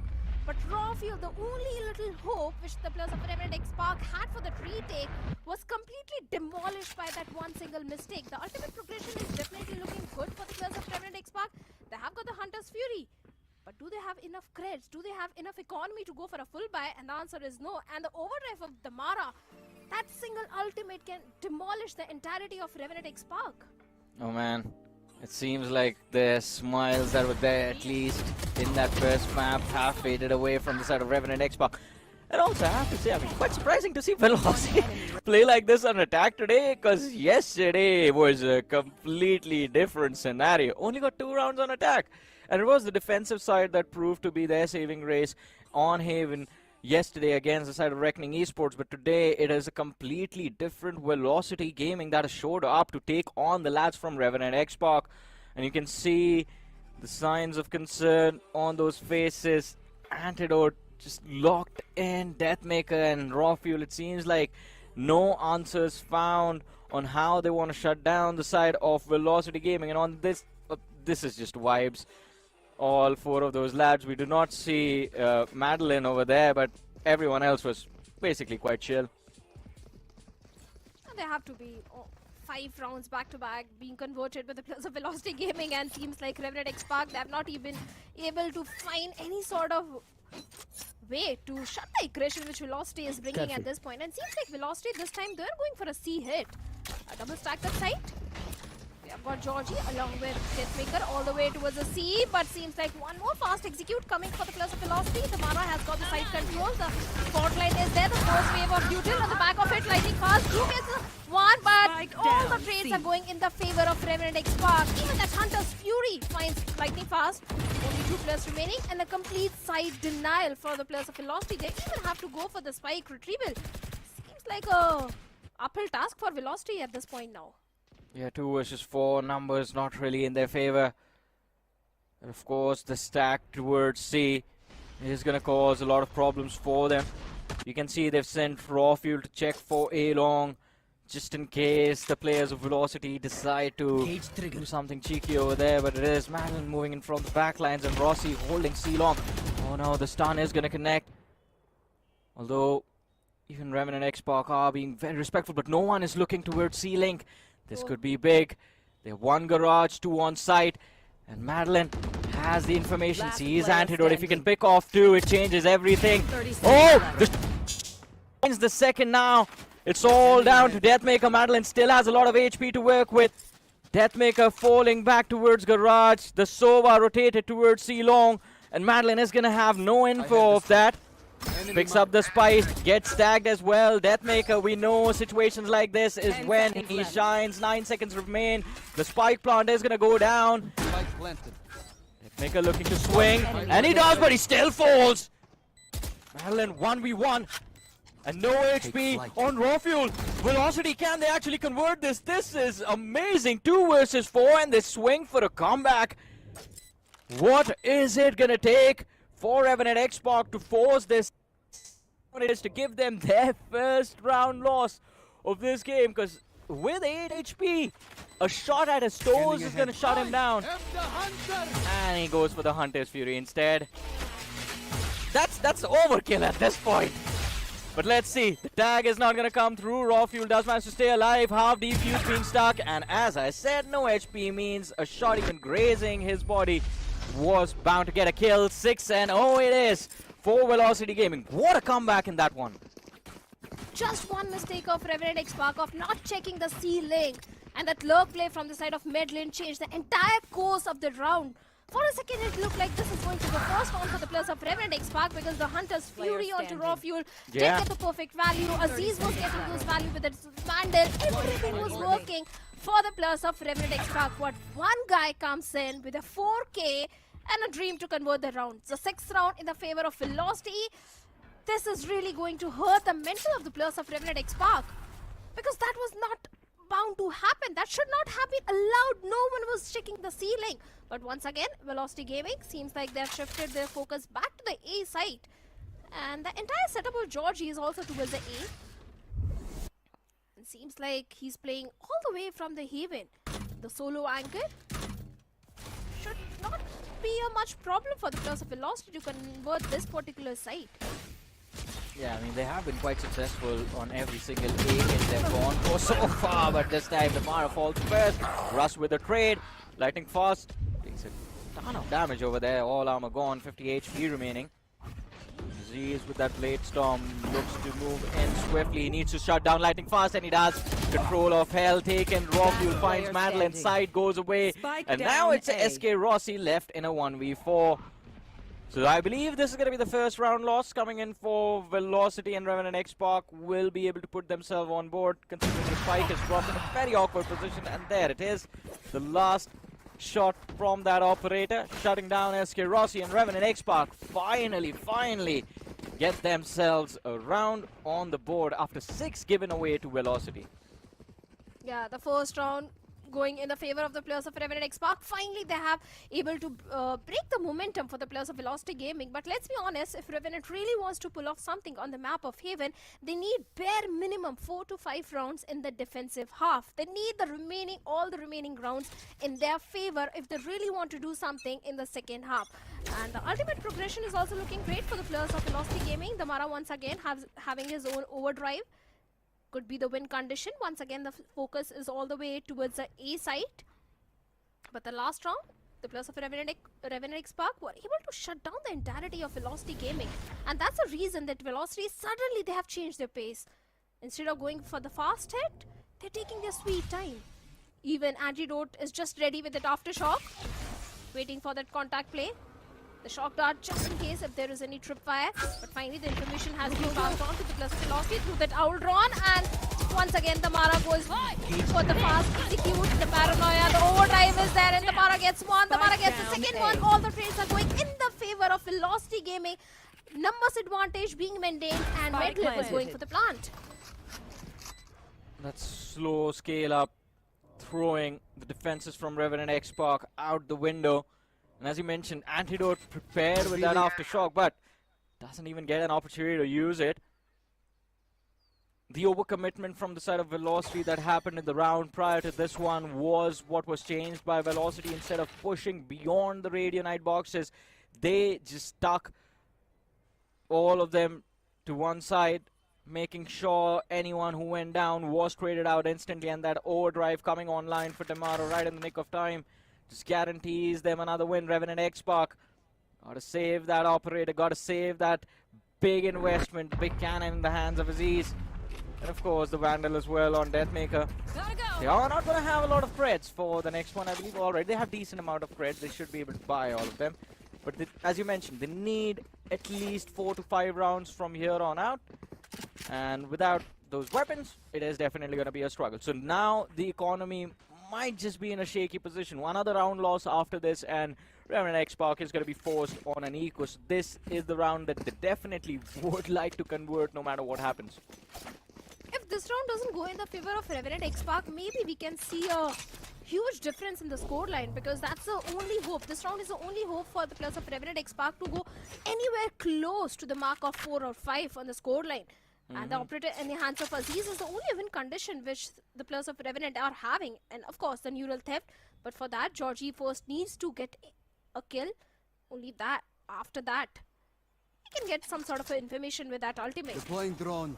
But Velocity once again taking their sweet time to get the information. This time the garage play is there. The garage control is already there. C-long control has been established by Medlin. The fault line is there. Cyber Cage, first wave of Util. Velocity Gaming trying to scale up behind that. And Russ gets Georgie. One on the side angle has been dealt with, but Deathmaker gets completely trashed. Madlin and Damara, and Deathmaker being the hero of this round gets a 4K. And SK Rossi once again left in a 1v3 situation. Hey, still manageable, brings it down to a 1v2. And since they have scouted garage, they know no one's gonna be C-long. There's only one option that remains. Oh no, do not be the operator again, Rossi. Just a little eager to check to make sure that he has enough time to go for the plant. 7 and 2 is where we are, and Deathmaker, man, what a brilliant way to bring the round back for his team over there. The man has to go supernova. Thermonuclear over there to bring that 4K for his team. Look at this, just every single piece of distraction caused by his teammates, and Deathmaker puts it to full use. But you can't really rely on an individual so much that he needs a 4K to bring the round for his team. Operator, position towards a shot. Damara runs again, spots one behind the boxes, finds the frag. Aziz with the trade. And he scales up at lightning fast, point blank range, gets the second for his team. Damara finds antidote as well. Operator recovers, close out this backstab. Georgie goes down. The switch of pace, again this time from Velocity. Slow hits when they were shut down a few rounds ago for that A execute, and as soon as that C exec fails, they're like, alright, back to the default, boys. We run face first into anyone we see towards that A side. And that is exactly what they do. One player loss, but it's 1v4 for Deathmaker from the side of Revenant XSpark, and again, just falls back looking to save that Vandal, but Velocity, they want him back, and they're out on a hunt. They certainly are. They need that one more kill in their favor of Deathmaker. They're not even going to allow him to save that one weaponry, and Lightning Fast will get the better out of him. The 8th round goes in the favor of Velocity Gaming now. Man, that sticker. Tribute, of course, to the place that he used to call home. Up until last year, of course. Yeah. Johnny, one of the main reasons that Revenant XSpark was able to get the second round, because Velocity Gaming, they gave individual fights to Deathmaker instead of playing as a unit. Few mistakes were there from the side of Velocity Gaming. That's why Revenant XSpark was able to get the second round. Otherwise, it's not like Revenant XSpark did pull off something major. Yes, all kudos to Deathmaker for pulling that move, but still, mistakes were there. Once again, Revenant XSpark not having the best of the recipe. And Damara finds Aziz. Once again, Aziz has been shut down. Raw Fuel does get the trade, but Lightning Fast also gets the trade onto Raw Fuel and Antidote. Once again, in an outnumbered situation, the players of Revenant XSpark in a 2v4. Dark Cover is there to help Deathmaker, but it's just a classic in his hands. One enemy. And Medlin with a shorty will just shut him down. It was the A shot. Neural theft being invested by SK Rossi, but Georgie gets Medlin. Still a 1v3 situation. Well, I mean, can't really do anything about that. Madeline, I have to say, stop toying with your opponents like that. Switches over to the shorty, runs in the smoke to find the frag, and he knew for a fact that if the dark cover was put out, it was done to recover a weapon. Turns out it was bait for the players of Revenant XSpark, but 9 and 2, last round of the first half, and Shadow, help me with this for a second. Where are you? What's it been, like 10 minutes into this game? First half almost coming to an end. What is going on? It's VLT. They're just feeling the velocity. They're just... Maybe they are even feeling the spark also. But this time Aziz finds Russ, picks him off. Antidote finds lightning fast. Could be a third round, possible third round for the players of Revenant XSpark. The numbers advantage is still maintained by Revenant. Antidote having his rolling thunder. The neural theft is also there. 2 win conditions are there for Revenant XSpark, but they have to find the timing, and the timing is working in the favor of Deathmaker as he picks off SK Rossi as well. Medlin, the Mara in a 2v4 situation now. Yeah, had that lurk worked out, even if he was able to get a shutdown onto Deathmaker, I think it would have been a game changer for the side of Velocity. Look at that, neural theft put to use, so now they know where the players of Velocity are running off to. And it is going to be a quick rotation coming in. Oh, alright. Just ults instantly towards A. But here's a surprise package. They never made it to that A side. They weren't even at A lobby. They just showed that they were running towards A. Switch up comes through. Moving in towards B. It's a 1v2. And if Raw Fuel can handle the pressure for a few seconds, he might be able to get his team the third round. And it's 9-3. As the first half comes to an end, Velocity a 6-round advantage. But can they cling onto it in the second half? That's going to be a big question. And of course, in about 36 seconds, we are going to have an answer. Yeah, the pistol is going to be really important for the players of Revenant XSpark. And not just pistol, Johnny, let's be honest, they need to convert the bonus, anti-eco round and the buy round as well. Only after that we can say that Revenant XSpark do have some hope of a comeback. And if by any chance Velocity Gaming is able to convert that pistol round in their favor, or even the eco round, which they are known for it, it's a 2-0 happening in the favor of Velocity Gaming. So their next first pistol is going to be so crucial for Revenant XSpark. 100% agree with that. But guess what, ladies and gentlemen? We are going to go on a very short break. There's a technical pause happening, but don't you guys go anywhere. We'll be right back after this.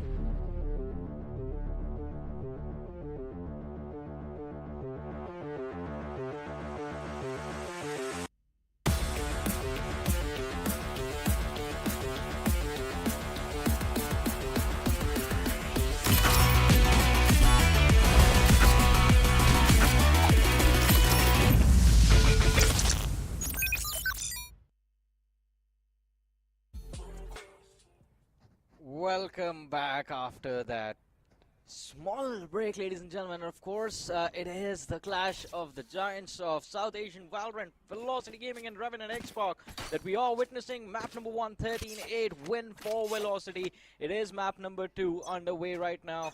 First half coming to an end. Velocity with a 9 on the scoreboard. Revenant Esports only able to secure 3 rounds into that first half. This is Super Johnny joined by Shadow alongside with me. Shadow, second half kicks off with a C execute, it seems like.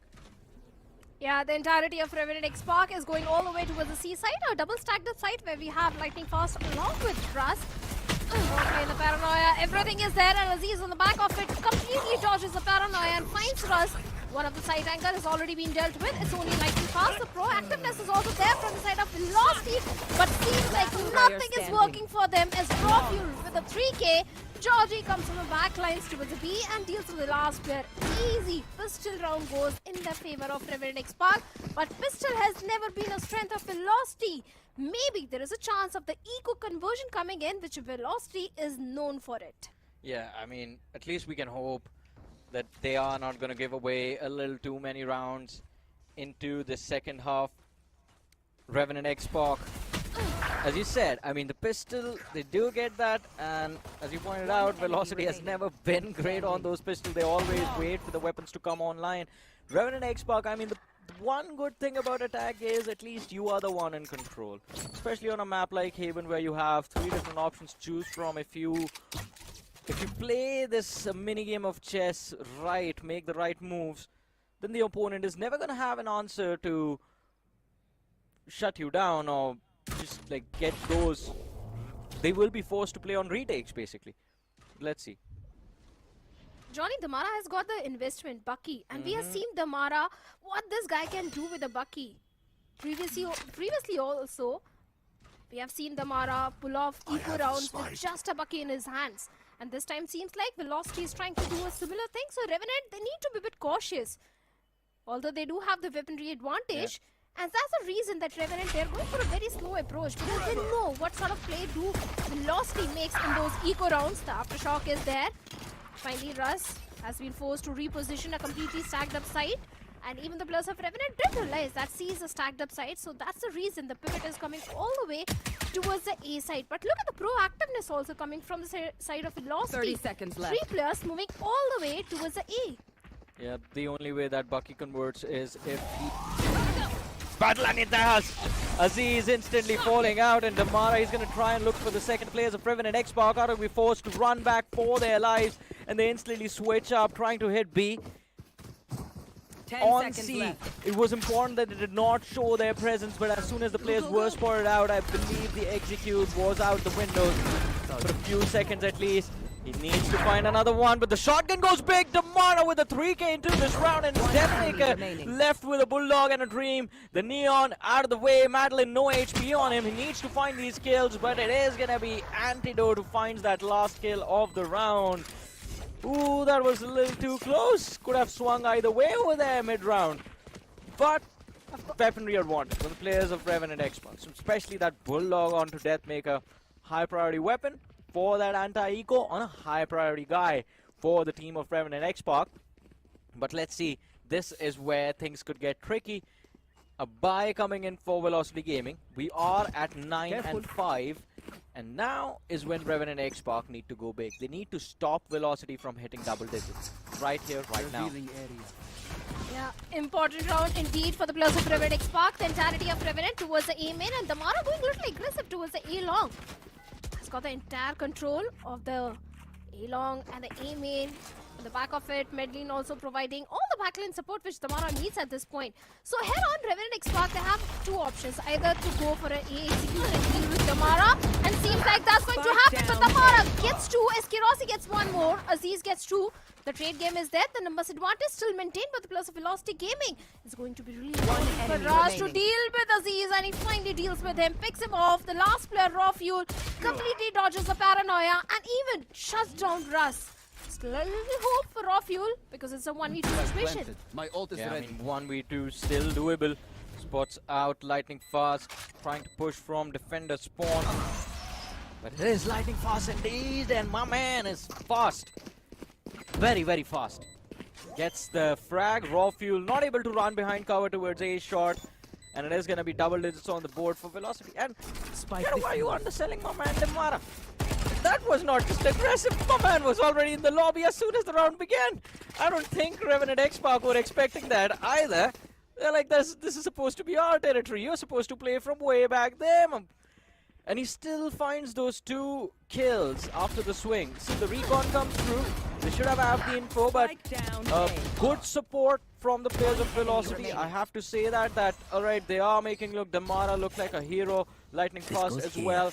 But Russ and Madeline, these lads are making sure that they're putting their star players in the perfect setup to find those kills. Aziz looking to take control towards me, but it's gonna be that stun that holds him, or at least forces him to stay back for a few extra seconds, and the switch up to go for that B side. And the read is also so perfect from the side of Velocity, because this time Damara is not nowhere towards the A long. He's all the way towards the B. He has got the overdrive, the win condition for the players of Velocity Gaming. If that overdrive gets the perfect value for Damara, maybe this can be the 11th one. But Revenant XSpark, Aziz finds Asterisk towards the garage. Aziz also finds Lightning Fast, picks him off. The numbers advantage is there, but Russ trying to equalize the numbers as he deals with Georgie. So that means no more trip fires coming in the way for the players of Velocity Gaming now. The side control is there, but despite that, Rob finds Damara. The overdrive is coming. No use to Velocity in this particular one. And Revenant XSpark, Deathmaker going huge and getting one more round on board for the players of Revenant XSpark. 10 and 6, and I think the rules of Valorant, or at least the made-up ones that the players have amongst themselves, usually dictate that anything under a 3-round deficit is okay. So they need just 1 round more to bring themselves into a comfortable position. Revenant XSpark, but a timeout coming out from the side of Velocity Gaming. And this could be a big one. They do not have the economy to make any big moves, but if they can swing the game in their favor on this eco, then it could put them in a position from where closing out this series with a quick 2-0, it's not going to be too difficult. But I think at this point Velocity might just be looking to give away this round and just focus on the buy coming up next. A big conversation between Rossi and Russ. And on the other side, I'm not seeing anyone talk from Revenant XSpark. Antidote looking at the camera. Looking good. And hopeful as well. Finally, Revenant XSpark, they do have a hope of going somewhere close to the scoreline of Velocity Gaming, because they've got the Hunter's Fury and the Blade Storm. Velocity, all they need to do is somehow try to dodge that Blade Storm and Hunter's Fury. Provide no value to that, only then they can hope for an eco conversion. Otherwise, I don't see any eco conversion coming for the players of Velocity Gaming at this point. Because the overdrive is also there. And finally, Damara once again going huge, but not checking one chord. The biggest mistake Damara makes, and the entire ultimate has been wasted. No value coming out of it. All the trades going in the favor of Revenant XSpark. Well, let's see, it's still not over. They are looking to move towards that A site. Aziz with a slow lurk for B. Might be able to find a pick onto Madeline, but it is that threat in the form of Russ that he needs to be worried about. Oh no, Russ is the one who's going to fall. There he goes. And now I think the round is pretty much done and dusted. It's 2v4, especially with the classic. Last player Spot him standing. out, mow him down. Last man left alive. SK Rossi, a sheriff and a dream, and he's going to get shot in the back of the head in 3, 2. Alright. 1.5. 1.25, 1, 0. There it is. And finally, Revenant XSpark now only 3 rounds deficit. I'm sure all the fans of Revenant XSpark are keeping that hopium alive for them and hoping for a decider, because now there is not much difference. But Damara, that little mistake of not checking the corner of A main. Otherwise, that overdrive would have given him a lot of value, maybe. That could have been a possibility, but that possibility was also completely nullified by Revenant Xpark. Now the only ultimate which Velocity is having is Neural Theft. Even the Rolling Thunder is also 1 point away. A big ultimate for the retake. I must wait a moment. Be used, but good information. A good reveal though. Aziz on the back of it with the ball bang fights lightning fast. Once again, the numbers advantage is there. And Aziz, the updraft play, the base storms are there. The fort line is there. And SK Rossi from the ceiling deals with Aziz. Those blade storms are not giving any value to the plus of Revenant Xpark, but Raw Fuel swings out and finds Maitland towards the A main. Mara! And finally, he also strikes and gets a trade on Raw Fuel. Yeah, I mean, it's a 2v3, still winnable, and they are both committing for that backstab. The tripwire is going to give the info to the players of Revenant Xbox, so the element of surprise has been taken away. But Russ and SK Rossi, Spike planted. these two lads can hit their shots. The round is going to be there, 3 seconds before that front line comes online. There it is. Now the flash still remains. He's trying to force them towards Rocky himself. Finds one, Deathmaker out of the way, 2 versus 2. Now Russ needs to connect onto Hell, but it's going to be Rossi. The 3K comes through, and it's Antidote 1v2. Russ finds the doppelganger from the other side. 11 rounds on the board. Velocity almost on the verge of closing out the series. 2 versus 4, 2 versus 3 was how these two lads came in. All the info onto the players of Revenant Xbox. The new one man was going to be coming along, and all they thought was, it's just Russ. Rossi's going to be lurking from defender spawn. Nah, not every single time. This time he joined his teammates. Yeah, he certainly does. And once again, Velocity pulling off a great clutch. Great round, and indeed an important round. The trade game initially was there all the way towards the A main, but after that, SK Rossi pulling off that 3K and the 11th round. But look at the ultimate progression of the plus of Revenant Xpark. They've got 4 ultimates online. Neural Theft is there, Hunter's Fury, Rolling Thunder. Indeed, great ultimates which can be used to convert the 8th round. But once again, the Mara going for the aggressive play towards the A main, finds one, Lightning Fast also gets one. The trades are there, but the numbers advantage still with the plus of Velocity gaming. But Revenant Xbox suddenly, Georgie and Deathmaker trying to turn the tables. 3v2 for Revenant Xbox. But they also need to go for the plant. Neural Theft being committed. So all the information is there, which Revenant needs at this point. About SK Rossi and mid-lane. And the timing is also there as Georgie finds SK Rossi. It's only mid-lane in a 1v3 retake now. Yeah, I mean, that false sense of hope. Rossi, no idea as to where Georgie was. Even though he's very low on HP, it's a plant for C. But that Cypher still lurking towards B. Madeline. The recon comes online, has the drone, a single shock dart to work with.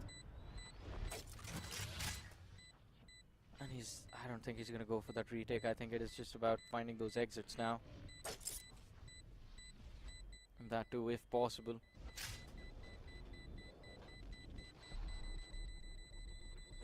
Maybe he can find Georgie, but seems like a no. And the weaponry has been saved, but the round goes in the favor of Revenant Xbox. Once again, Revenant just only 3 rounds deficit. Back and forth rounds, something which Velocity doesn't need at all. They want to close this series in a 2-0 fashion. Let's see if they can, because the next round is also going to be really important. But more than that, the important thing is going to be the student exclusive offers. Exclusive student discounts. Save more this March with cashback up to INR 10,000. Exchange benefits with worth rupees 21,000. 12 months no cost EMI, and you also get a HyperX headset worth rupees 11,427 at just INR 499. Offer valid till 31st March. Omen, of course, bringing us a lot of wonderful offers along with this wonderful and lovely Omen Valorant Challenges South Asia. As the action continues, C site is where the players of Revenant Xbox are looking to go. Velocity, a quick rotation coming through. Damara again on that Bucky. The one rifle they have on Mandel and everyone else sticking to those sheriffs, but a slow scale in towards side. They do manage to get control. Aziz making sure every angle is going to be cleared. Russ caught off guard. Still looking to use that util. Madeline finds one, but that's all he's going to be good for. 2 versus 4 with those sheriffs. I think Spike it's going to be the planted. 9th round on the board for Revenant XSpark. So they are the hope of making a comeback in this series. It's getting stronger and stronger for the side of Revenant XSpark. Can they keep it alive for long? Lightning fast falls, just a formality, a matter of time before SK Rossi follows up, but he picks up a Vandal. 1v3. They're gonna try and bait him out. Flash comes through. Playing for that right. Gets spotted from Garage, and Georgie finds the last kill. 11 to 9. 2 rounds to work with for Velocity Gaming. Economy, yeah, kind of in a very unfavorable position. So they got to move to match point right here, right now. Otherwise, Revenant XSpark, they are going to be able to tie up the scoreline.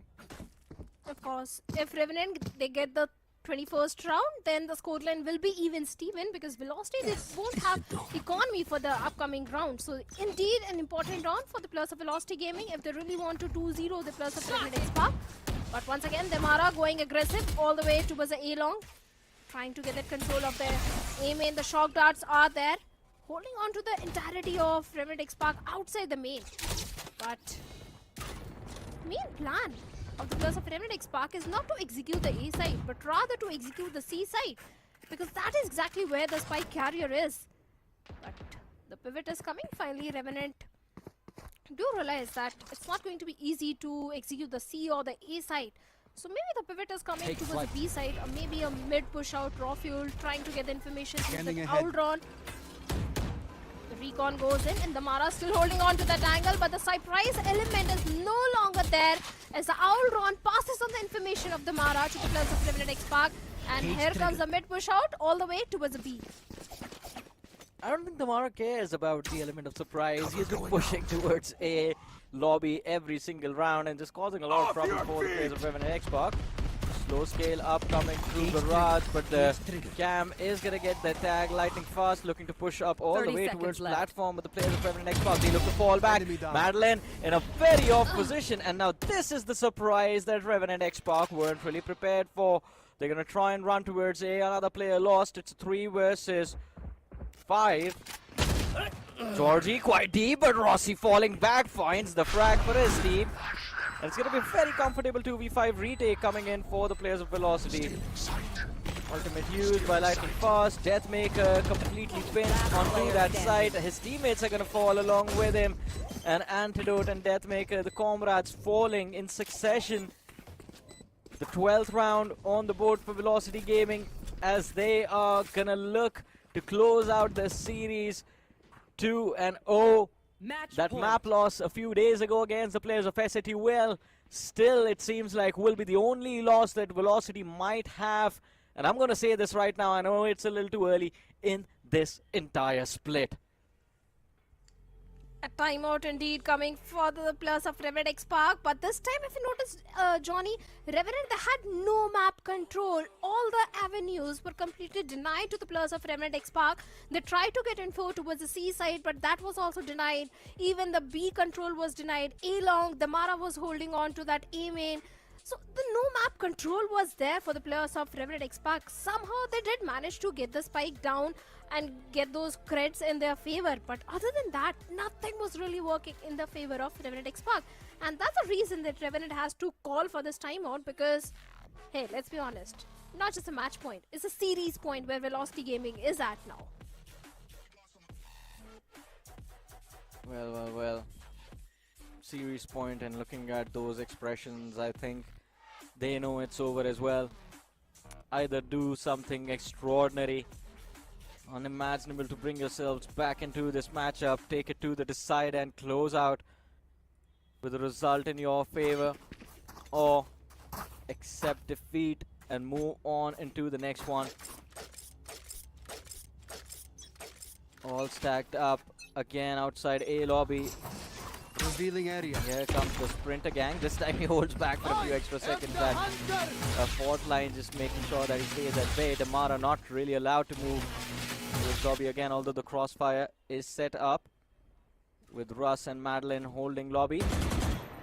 B is where they show their presence. Next bug, they've been spotted out. smoked off. So access to that B side denied as well. Next attempt made towards the Raj. Damara here as well. Quite lucky over there that he did not get shot in his head. Sometimes those spam shots, yeah, if you're unlucky enough, get taken out in the first spam. Still pinched and cornered, it seems like, outside of B. Revenant XSpark, nowhere left to go. No control. Just a mid control is there with the players of Revenant XSpark at this point. Elong, we have got Medlin watching out for the A main. And finally the information has been passed on. The Auron goes in, and yes, the 30 info seconds is left. there with the players of Velocity. And soon the rotation should be coming in. Already you can see Raz, the fourth line, the aftershock is already there. Trying to keep the players of Revenant at bay. But finally going for the execute as Georgie deals with one of the side angle. Zamara is already there, but even he has been shut down. It's only Russ who gets one. Left. The spy goes in, and it's Kirosi in a 1v4 situation. Seems like the timeout is really working in the favor of Revenant XSpark. Should be a 10th one, until and unless Rossi pulls off something huge. A major clutch like a 1v4. Only then the 10th one can be denied to the players of Revenant XSpark, but seems like Rossi has made the decision to go for the save. And the 10th one coming for the players of Revenant XSpark. The hope is still there for RNTX. Yeah, hope's still alive in this game, in this series, but it's just a question of for how long. As I said, I mean, we all know the man, the myth, the legend, 4K Rossi, and if he comes back to life right now to close out the series, that is going to be incredible. But yeah, not going to happen. Revenant XSpark register another round on the board, 12-10. And all they needed, the one reason they wanted to save that weapon was because Lightning Fast was the only lad with a little bit of a shaky economy. And he's going for a judge. I want to see big plays in this round with that shotgun, but let's see how that is going to turn out. Madeline with that Guardian. Right, switches to the Spectre and a light armor. What is going to be the final buy? Quite curious about that. This is Spectre and light armor. A little bit of a tricky situation for Velocity in terms of weaponry. Ooh, this is quite cheeky. They do spot out those lads crossing. The spy cam, like you said, is giving a lot of information to the players of Velocity at this point. After showing presence towards the C-Lock, the entirety of Revenant XSpark once again going for the aim in control, where we have got Damara, who is just 1 point away from his own overdrive. A major ultimate for the retake, indeed, for the players of Velocity, but seems like he's just relying on that rifle at this point. Aziz pushing a shot. The slow walk up is there, but finally Russ is aware about the entire plan of Revenant XSpark. And now Revenant, they have to do something different. They have to make some sort of play, because whatever they were trying in this particular round seems like the players of Velocity have completely read it. And that's the reason the pivot is coming all the way towards the B, where we have got Georgie all the way to outside B main. Once again trying for the garage control, but the trap fire is already there. Nothing is really working in the favor of Revenant XSpark up 30 until seconds now. left. Seconds on the clock. They are going to be forced to move in. Aziz leading the charge. Does make it to side, but Lightning Fast still there.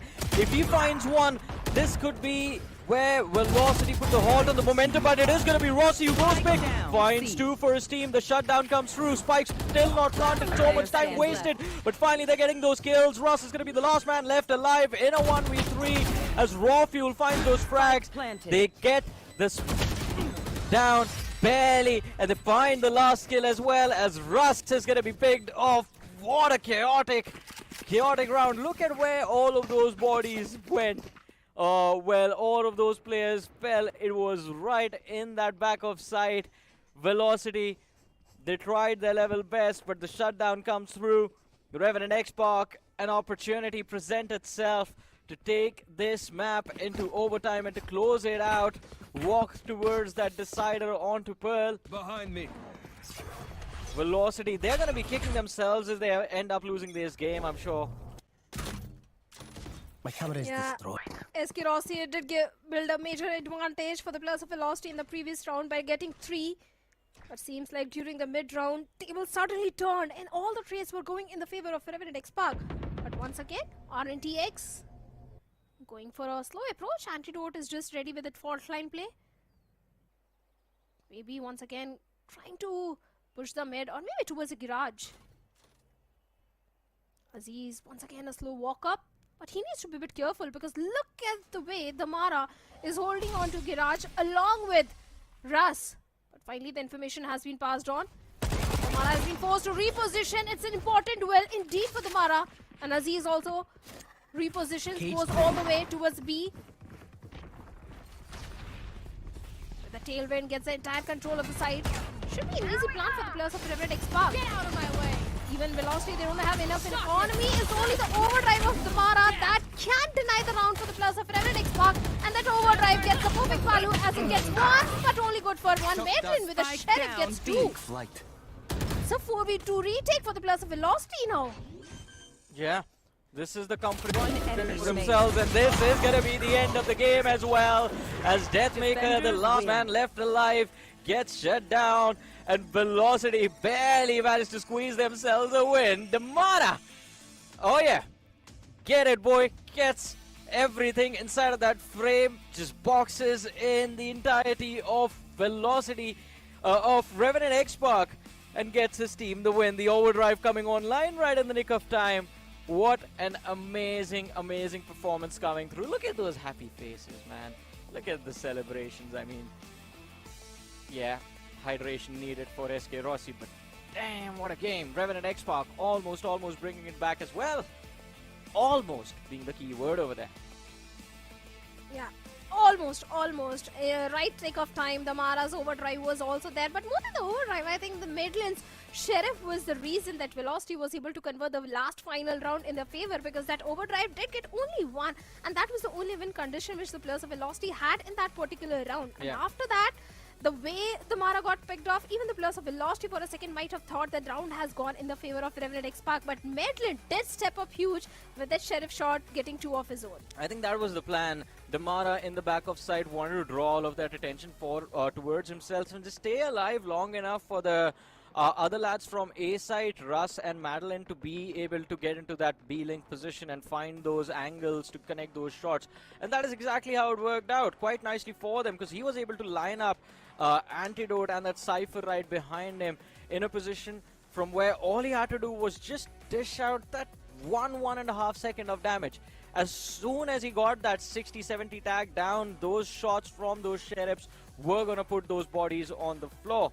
And it just worked out quite nicely. And that last 4v2 retake situation, the 4 players left had the better weaponry on them, so they were always going to be able to close, not always, but majority of the time with those numbers, with those weapons, they will be able to close out those rounds. But more than that second half, it's that first half that was quite surprising, Shadow, to be honest, because we did not expect Velocity to do that well on attack, especially.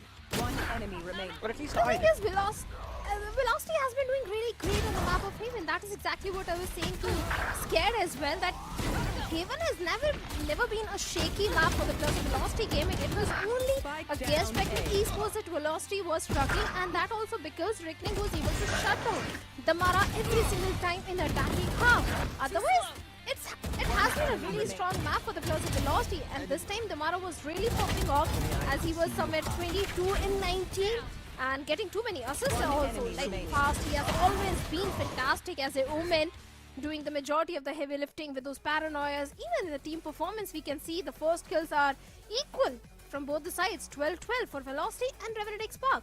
Yeah, I mean, the first bloods were kind of the same, but it's what happened after that, getting the first blood in, that ended up becoming that game changer. Aziz was doing quite well for his team, but then the follow-ups would not be there.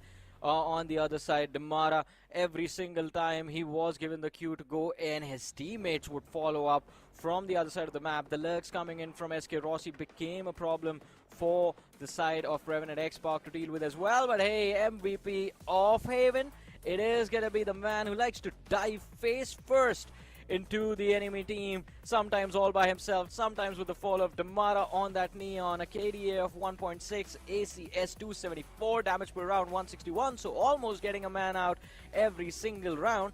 Headshot percentage, that's a little low, but who cares? He's playing Neon, he's just gonna run and gun the whole time. And he was doing exactly that the entire time, especially in the first half. Maybe in the second half as well. In the defensive half also, every single time this guy was pushing the aim in and getting that control and shutting down the players of Revenant XSpark. From Revenant, the MVP is going to be Aziz with 22 in 17, 250 ACS, 8 first kills. Even Aziz was also doing a lot for the team. Yeah. But all that happening was in the second half. The first half, the defense was where Revenant XSpark was really struggling the most. Georgie was also doing fantastic, 18 and 16. And I've been saying this time and time again that if you really want to win against the players of Velocity on the map of Haven and Lotus, all you need to do is find a way to shut down the Mara. That's the only way to shut Velocity on these two maps. I mean, you got to shut down Damara, and I have to draw attention towards Russ and Madeline as well, because it also was that big difference between the Breach and the Sovas on either side that ended up putting their frontliners in position from where either they would get those multi-frags or they would just end up getting taken out. And just the ability for Russ in particular, and Madeline, I mean, his aim is cracked, so he was able to find those individual frags himself as well.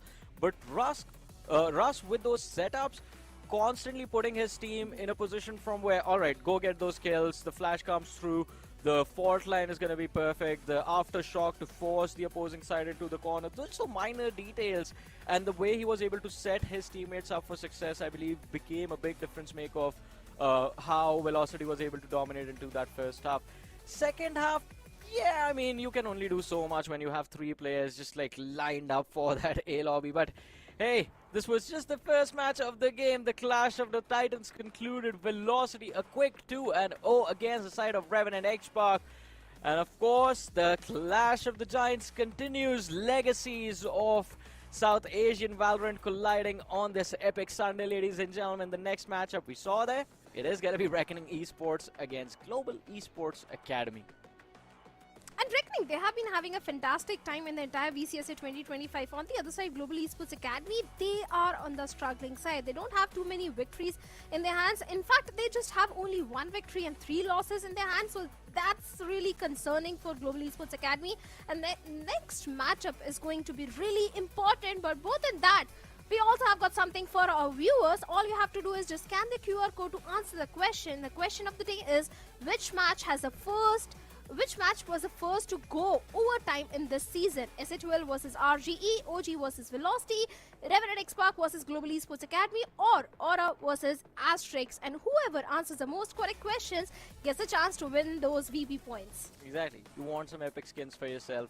We are giving you an opportunity to get some of them for yourselves in a very easy way. All you gotta do is watch the broadcast, and these quiz questions are gonna pop up. You answer them, you could be the lucky winners. And if you do end up being the lucky winner, do share the happiness with us as well. Do make sure you're tagging us on your social media if you end up winning something. And of course, it is going to be exciting to see who actually answers this question correctly, who's been following the action for a long time. But ladies and gentlemen, talk about following the action. We're going to follow up this piece of action with the next matchup, because we're going to take a very short break, but don't go anywhere. Coming right up is Reckoning Esports as they face off against GE Academy.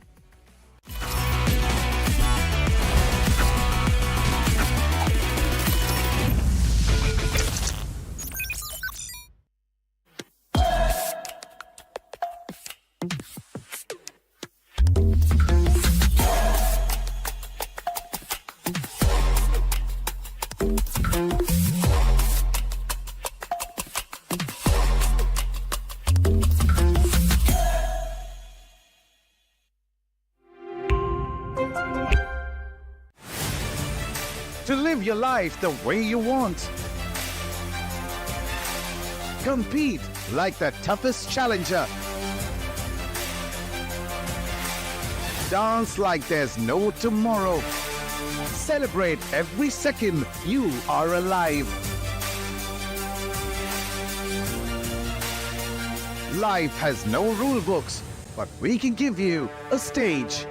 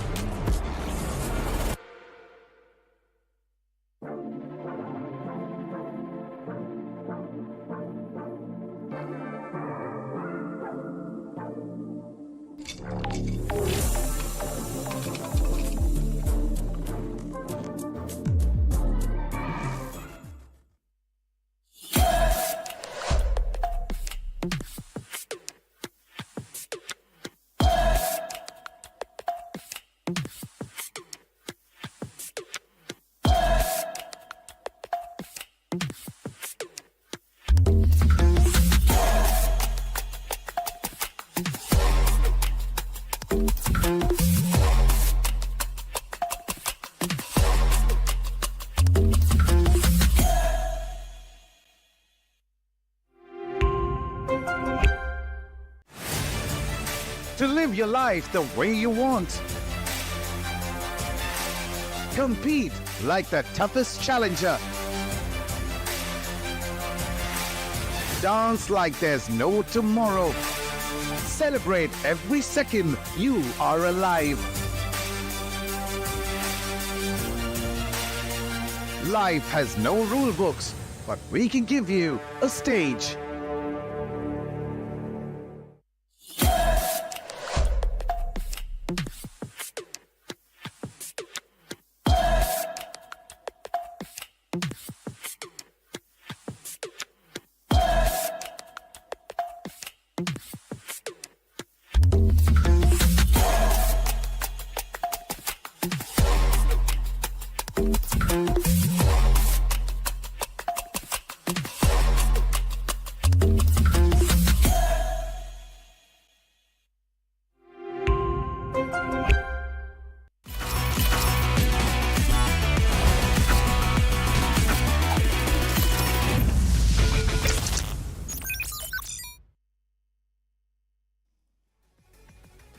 Welcome, ladies and gentlemen. VLT were playing the game like they were playing on the Omen laptops, which offer the exclusive student discount. You can save as much as up to 10,000 INR with exchange benefits of up to 21,000. And fun fact, by the way, Aladdin, they also offer 12 months no-cost EMI. Now, that's obviously a dream for almost all the people. But if you think that was enough, no, that is not. You can also get a HyperX headset, which is actually worth rupees 11,000 plus right now by just under 499. So you should not wait for that, right? Because the offer is only valid till March 31st. Now, with that said and done, welcome back, ladies and gentlemen, to the Omen Valorant Challenger South Asia 2025 Split 1. I am Scared, and alongside me, Aladdin. We started off the first map of the first match itself, but it seems like it got over way too soon, and we are already ready for Reckoning and Global Esports Academy. Absolutely. Previously, the previous matchup, VLT and Team Revenant Esports, that was, you can say, a bit more unpredicted victory from their side. It was a 2-0 scoreline. We were hoping for a best of 3 for the third map as well, but let's just say that VLT, they were prepared. But as we're moving forward towards the second matchup, the second best of 3, it's going to be between Reckoning Esports and Global Esports Academy. And the lineup of Reckoning Esports is the BGG, Manar, Tricky, Deadly 10, and Rio. All these players are there from side of Team Reckoning Esports. But in terms of, you can say, a performance, Tricky, he stepped up big time previously, and BGG, he was supporting him. But all the other players were struggling, unfortunately. Manar, in a few rounds, he got some elimination numbers secured for him, but Rio and Deadly 10, these two players, they were the weak links of that. Yeah, it seems to be the case, you know, there were certain mishaps in that one, but also on the other side, Reckoning Esports eventually ended up losing that series, but I'm pretty sure that we'll probably see them step up this time around, and they really need to, because if they want to keep their third spot till hand, and also if you think of jumping in that potentially take down Revenant Esports, who have suffered their first loss. I think so that's going to be the key for them, the key to victory. And to be very honest, Aladdin, what are your expectations from Global Esports Academy and Reckoning Esports? You know, in the previous one, I know you probably expected a third map, but I think so right now with how Global Esports Academy are performing, Reckoning Esports, they might have a slight edge in the form of that momentum.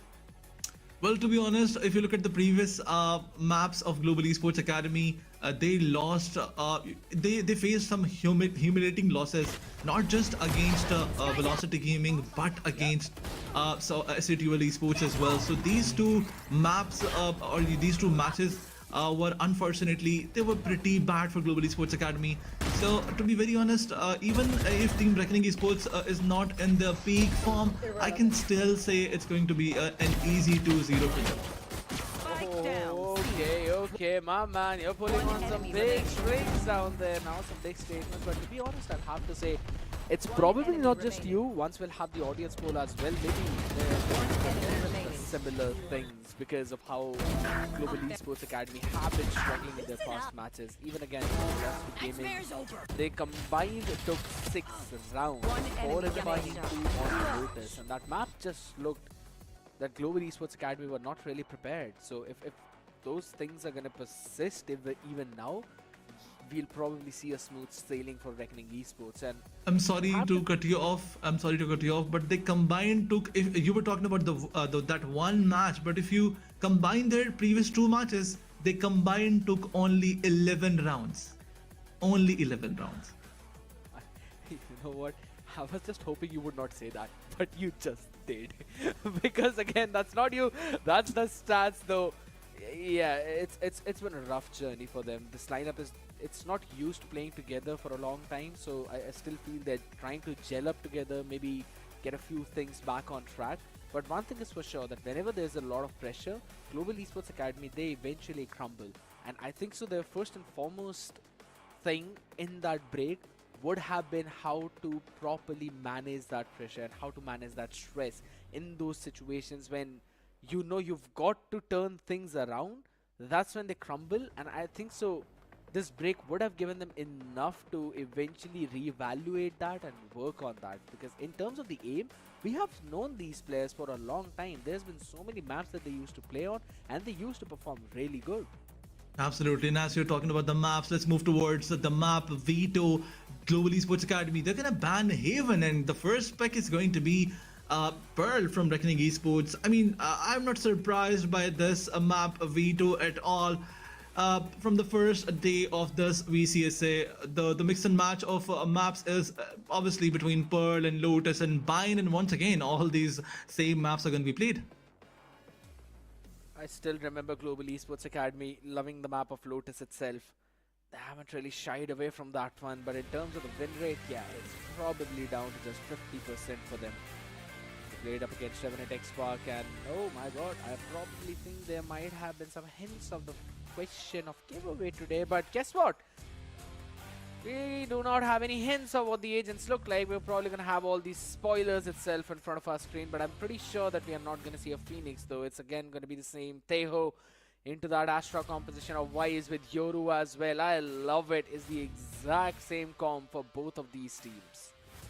I think there's one reason why Bind is being picked against them, and definitely that's because of their previous numbers that they were able to get in terms of winning those rounds. But let's not talk about it. Let's talk about that agent composition. Nothing more unique, nothing more different. You can say a mirror comp is there. You have an Astra, you have a Fade, and alongside Teho. Okay, is this a mirror comp? Yes, it is a mirror comp. Teho and Vice combination is there with a Yoru. I think both the teams are looking pretty decent with this composition. It all comes down to how well you can set your own duelist up, or rather which Yoru outperforms the other one. Everything's gonna fall down onto him, because every other utility is same. It's a post-plant heavy comp for both of them. Yes, of course, in terms of the execute, you've got a ton of utility as well back in your hands. Absolutely. Again, yes. Yeah. You said it correctly. In terms of execution, you have so much util, and on if you talk about the retakes, you have that utility to do that as well. But let's see. For now, Global Esports Academy, they're on that attacking side. They want to take all that information on towards that B side. But two of the players are left, one towards B and one is aggressing towards mid to get all that information. So Alarka is also there, but let's see. For now, a bit more slow approach from Global Esports Academy. Just holding it down, slowly scaling up, pick up that orb. Pearl is a map where you can't really go for those fast executes. You have to take your time. You've got to play it slow. There's just so many avenues that you need to clear, and so many fakes you got to pull. But I love it what Tricky is doing. He's re-cleared the entire space of B. So the head is going towards A of Global Esports, and Reckoning know exactly where it's coming. Taking that back. Absolutely. Once again, the call-out was there to regroup and push together. But the heavy stack on towards that A side is going to backfire. But once again, Util being used heavily. Guided Salvo was used to the perfection, and Rio, he could not find a way out. He got shut down instantly but deadly. Look at his angle. The crossfire is there. Rio, he spotted one of the player, but he got damaged. The prowler was there to get all that information. Once again, the player are chasing him down, but Tricky, he moves forward. Shuts one down. Spike down. Back and forth rates are there, and Team Global Esports Academy, they are on that advantage because look at their HP. And once again, NV2K shuts on BGG. Look at this, NV2K wrapping around. He wants to find Manar, but Manar, he got shut down by an NV. Back off. 10 seconds though. Hold on. 10 seconds left. Tricky can probably buy a bit more seconds though. It's Ryzen who quickly answers, but deadly 10 though. All he needed to do was survive, but could not do that. Global Esports Academy almost fumbling there, but pull themselves back from the brink. That's the GEA we always loved to see, we always wanted to see, and seems like we're gonna be starting things off with style. Now, as soon as we do, it's gonna be a brief pause out there on our journey. Some speed breakers we don't really love, but you've always got to go around them. So don't worry, ladies and gentlemen, our team is diligently working. We'll be fixing it way too quickly. It was more of an over push from their side. Global Esports Academy, they just wanted to push through like spawn probably. They just wanted to walk all over the opponents, but hold on, be careful. This can backfire. Global Esports Academy, they just want to push all that pressure on towards our team Reckoning Esports, but hold on, wait for a few seconds. After these first 2 rounds, things can turn around once Reckoning Esports gets their hand on those rifles. So Global Esports Academy, it will look difficult for them after that, but they can surprise us. Remember that one map where Global Esports Academy, they just rolled over their opponents. They just crushed them so brilliantly. I'm not sure which team was up against them. Maybe it was OG, but they can surprise their opponents. They have that raw aggression in them. All they need is a bit more confidence alongside that coordination. And I believe that previous round is going to give them exactly that. Getting their hands back on to those better weaponries. 2 Bulldogs into the mix with a Spectre and a Stinger. Got the advantage, but really want to shout and trying to stack, so they're just playing all the way far back. Deadly 10 though with those guided salvos, just eventually just faking out a mid push, only to bait the members of Global Esports Academy into pushing towards one of the sides. It's a widespread default though, not a random stack which we normally see. No more goes thorns. all the way. Catch them. Right now, it's gonna TP out of that. It's eventually caught with a shotty in the hand. Rio finds the first one, and with that, weaponry in his hand, but that Spike eventually planted. is just a stinger, nothing more. The Global Esports Academy quickly realized that we've got to plant in for long. And they have done that. They've got the better weaponry. Yep, and look at Smokey. The angle is so crucial. Smokey is gonna surprise them. But once again, Global Esports Academy, they're regrouping, trying to refuse the artwork being used, but as he shuts down, as UV shuts down Tricky, another peek is there, and Smokey, look at him. This is the most crucial duel, but he unfortunately got shut down.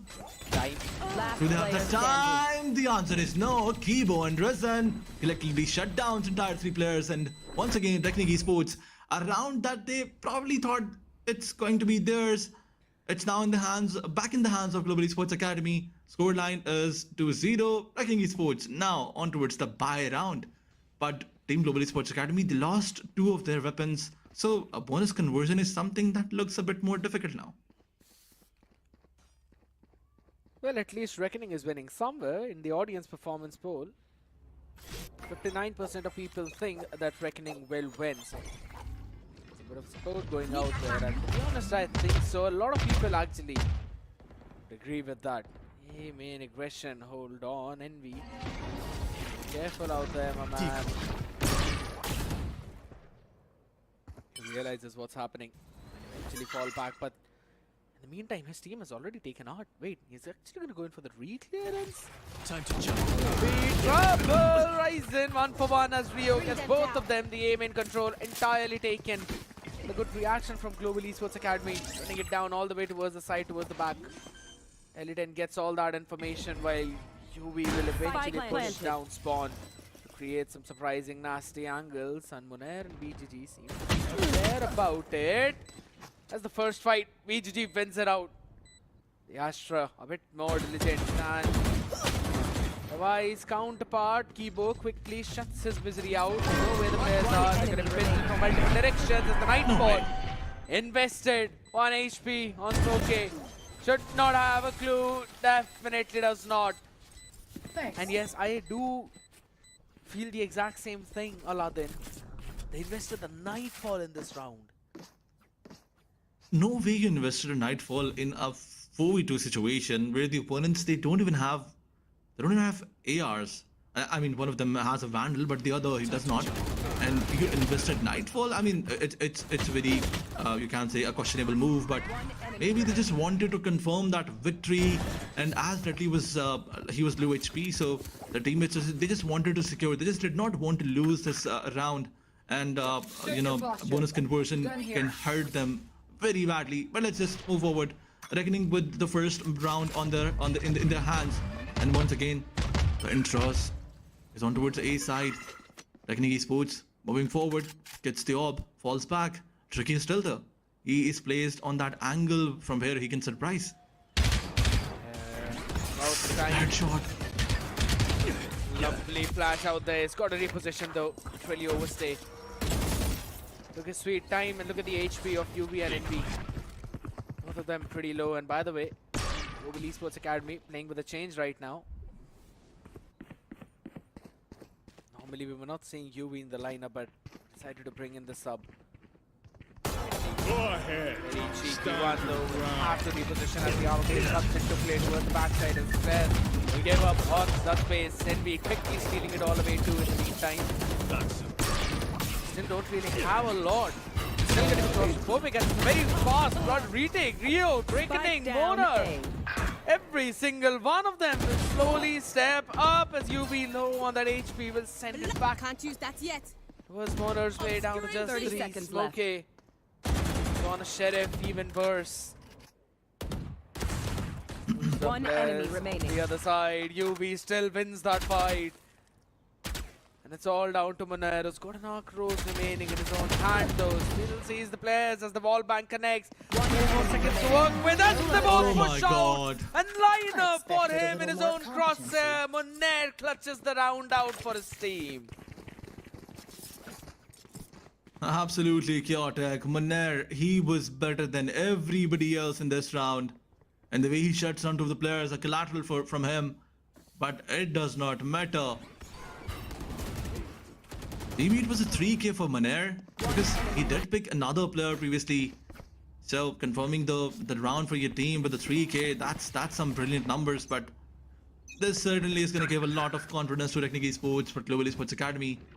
Now it's their safe round. Another round is going to go towards Team Revenant Esports. They have to be very careful. Once again, the approach is a bit more slow. Moving towards Art with 2 of the players, and 2 other players are trying to explore that door. Munair with those random fires. The smoke was there. But once again, Kibo. Information is in their hands, but the capitalization cannot be. And NVA is trying to push the spawns. Does Rio have any idea? Is he going to anticipate that? I don't think so. Alright. Munair got to run back quickly. Oh, they're on for a chase. They want to buy this man. They want to bury this man in the grave, and UV does exactly that. The entire setup goes on to miss as Ryzen is ready for the Nightfall. Not the best weaponry in hand, but at least they've got numbers and their strength in numbers. It's time to adapt. You don't have the primary. It's all down to the secondary as the delivery is there. BGG, Big Dog taken down. Nightfall all the way too far, deep into the spawn, but there was a small pocket, and that's exactly where Deadly delivery over. Tricky has got his own. Timing Dimensional Drift available, can eventually run in. Reveal out the position of the rest of the players. Couple of weapons recovered. Is it enough though? That's something available. In the next few seconds as Rio being sent, taken down. No util out there and Ryzen will just make sure to send Tricky back to the same place where now even Deadly Tens join them. What a thrifty round from Global Esports Academy's side. I mean, they started the round with Sheriffs. Rio, the way he stepped up big time, that was not Rio, UV, the way he stepped up alongside Risen, that was crazy. UV getting the first pick and Risen making sure that he confirms at least 3 of the players. Once again, Reckoning Esports, I think their approach of playing very fast forward, that's one of the reasons why they lost this round. They gave away their weapons in the save round, and that's what hurt. That's what costed them the whole round. Yeah, but once again, yeah. There's a hero Vandal in the hands of Onair, and I really like what Reckoning Esports are doing. They posted him up so far forward. All missiles away. While the rest of the players are eventually just holding the boat down over towards the other parts. Alright, Deadly. I'm pretty sure that he's dead as meat right there. Not an opportunity. Smokey. He'll not win that one. Rio shuts him down. Started way too quickly. Possession noted yet again. There's a 1-for-1 trade though. Shorty in the hand. UV will still wall bang Tricky. And look at the amount of space that they are taking over towards the mid now. The Arcros, that's a very fast retake they're trying to do. Couple of rifles in the hands and probably possible investment of Steel Garden. Yes, it's going to be. And all the weapons being taken down, but does not matter as Quibo will keep the control of Connector. Couple of players rising with a shorty up close and personal. Monair, nothing to work around with. Rio wins a crucial duel towards the halls. You have to find where the players are, and as soon as you try to do that, Bring them down. Ryzen will put you out of your misery. Time to run, Rio. Time to save this Vandal that you have.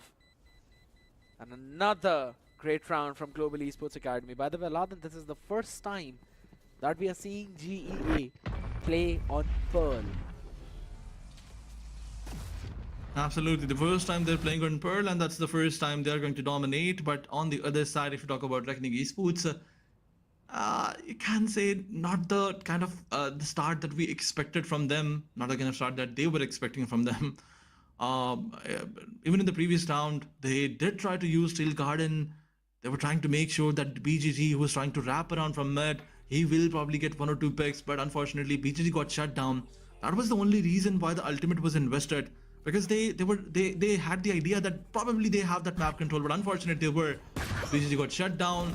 All the other players, last 2 players, they had those Vandals to play, but unfortunately they were, because they got caught as well. Rio, he was so low HP, even Tricky got shut down, and a 12 HP player cannot do much.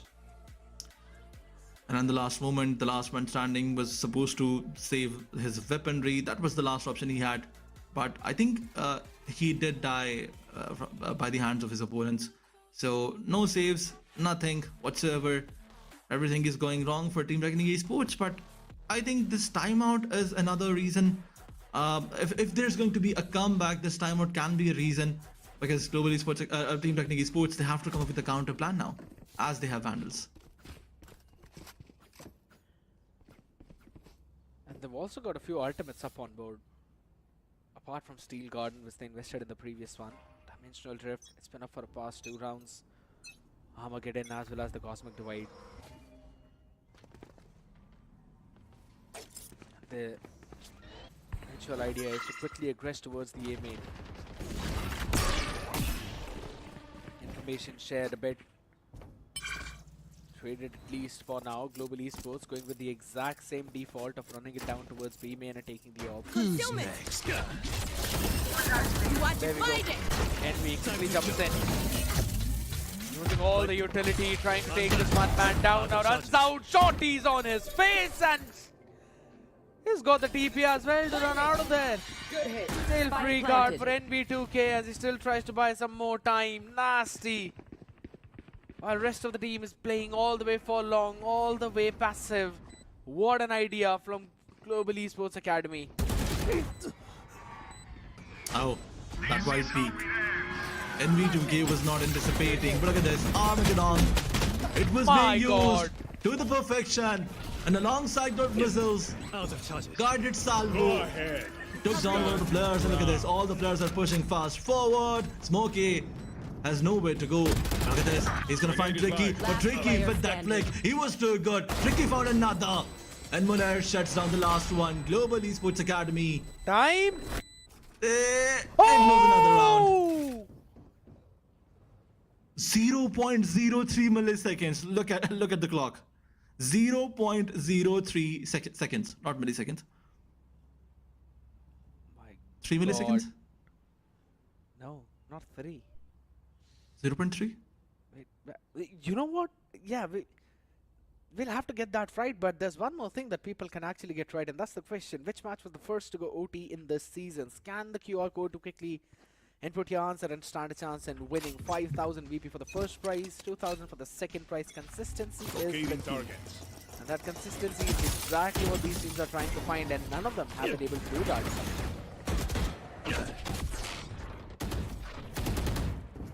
Oh, that was around 30 milliseconds. But let's not talk about it. Let's talk about the fight. The fight is dragged on towards mid-side. Global Esports Academy versus Team Reckoning Esports. Oh my God. Yeah. Aladdin, just laugh it out over that. You know it was funny. Sending Obviously, a special delivery onto the clothes. Yeah, definitely. It was funny, but you know what's more funny? What is? Me still trying to make sure that if it was 30 milliseconds or 300, but let's move forward. Rio, he found one of the players. Still holding that angle. The Haunt was deployed to take all that information, but it got destroyed, unfortunately. The minute advantage is still not in the favor. And look at this. The heavy util dump was there, along with those crossfires. But once again, Global Esports Academy, they got surprised, but the capitalization was not there. NV2K, he shuts down Rio. 30 seconds Now the side left. control is there. Look at Global Esports Academy. They are looking very promising. That's 30. We're done. Spike planted. Last player standing. Only good for one though, fully flashed out to the next one. Absolutely demolished. The adaptation from both of these teams coming back and forth is what is constantly hyped up in this one. The flash wasn't enough. Ryzen will put Munair out of his misery. Global Esports will get the 5th one on board on their attacking side. Not a lot of ultimates to work with, but one away from the Nightfall yet again. And they're constantly playing for the B orb. Reckoning this time around. Tried to play it a bit more aggressive, but you know, this constant aggressive play over B ramp is where they are being punished almost every single time. I remember there was one round in which Munair was punished, and now it was Rio. It is just the sheer amount of utility Global Esports Academy are having, which gives them enough to basically pick that one person off without even showing their faces. It's just the spams. Absolutely. And that's one more mistake that I can say Team Reckoning is making in every other round. Like, if you look towards the previous 8 rounds, in every other round, Global Esports Academy, they tried to push towards B side, and all that util was there on A side. All that wise util was on A. But on this round, when they decided to put that wise util towards B, Global Esports Academy, they decided to push towards A, but this wraparound is gonna cost them because they have no idea.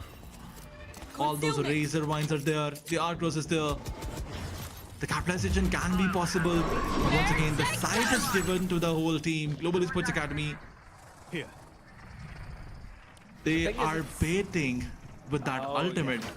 Yeah, they eventually waited it all out, but the fun fact is 30 seconds left. Reckoning Esports did not buy on that. Absolutely, Envy have to just TP out of there. They've only got 23 more seconds to work with, and that's a cosmic divide to try and stall that progress. A couple of stars being placed out there. try and eventually close out the gap, help them out. 12 more seconds to work with. A few utils thrown on the 10 backside as seconds Red left. Dead shuts them down. The brute force their way into this. There's a judge in the hands of Tricky as it's an empty land that he finds. Plant's gonna go down. The last 1 second will buy them enough, but no members to work with as the Ferrari White Peak was there for reckoning. And 3 people standing strong will get them the round number 4 in their pockets. Absolutely. Yuvi had no clue what's going on with him because he was the last one standing. The whole team got shut down. And Revenant Esports, the credit goes to Wood, all those players, specifically Tricky, the way he held his ground. But not just Tricky, Deadly 10 with that angle. That cheeky, you can't say one of those weird angles where he was going for those wall banks constantly. The opponents cannot see him, but he can somehow see them, maybe connect his bullets. That's what was happening at that time. But okay, move forward. Now we wait. 10th round and 4th round on the board by Revenant Esports. The approach is still the same. No, this time around they're trying something different. 2 of the players are moving towards A side.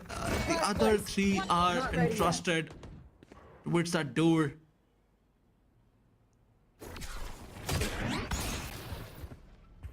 Once again, Revenant Esports trying to clear that avenue. They pushed fast forward. They got punished multiple times, and yet the lesson was not learned. One suppressed.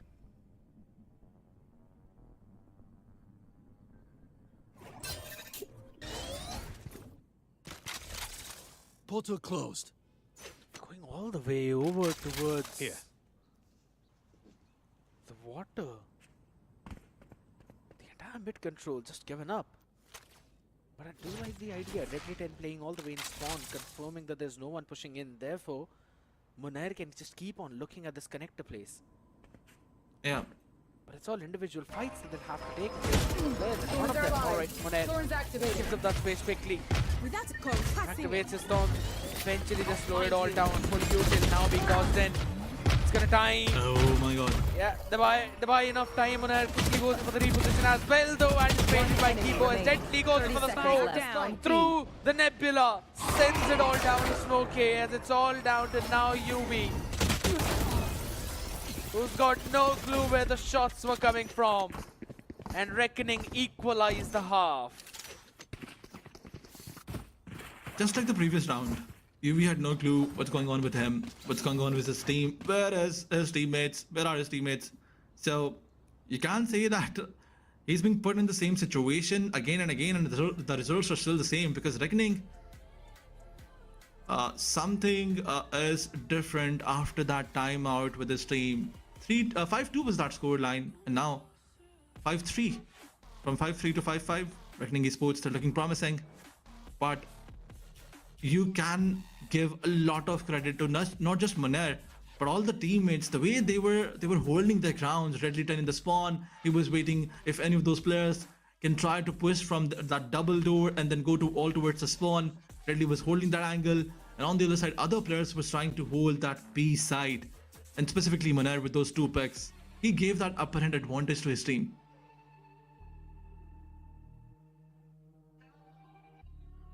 Also the entire util dump.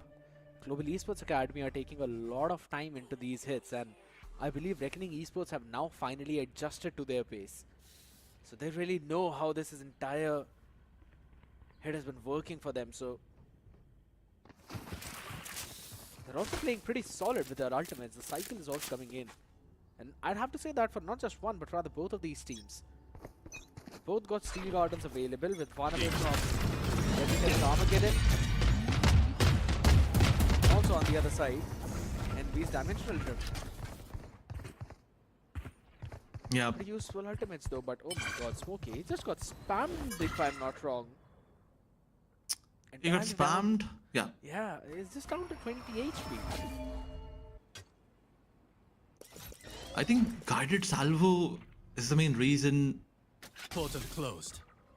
why this team is pushed far back towards the mid side, but Global Esports Academy and B2K, the angle is so good, the plant was going to dive, and Rio got shut down.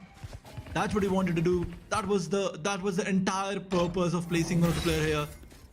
But the trades was on time. The trades were on time, and once again, Global Esports Academy, they're pushing towards that from that wall, and Smokey No way, no way, he found one. Oh my god, on that 20 HP, still managed to find one. Not ready yet. But Global Esports Academy investing that Steel Garden, but do they have any clue?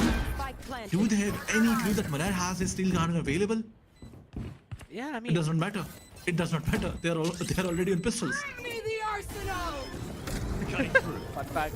The entire ultimate eventually has been painted out, so Manar Last quickly finds player Kibo. standing. Couple of shots being landed, but not by UV, but rather by Manar. Still the Ace makes none difference.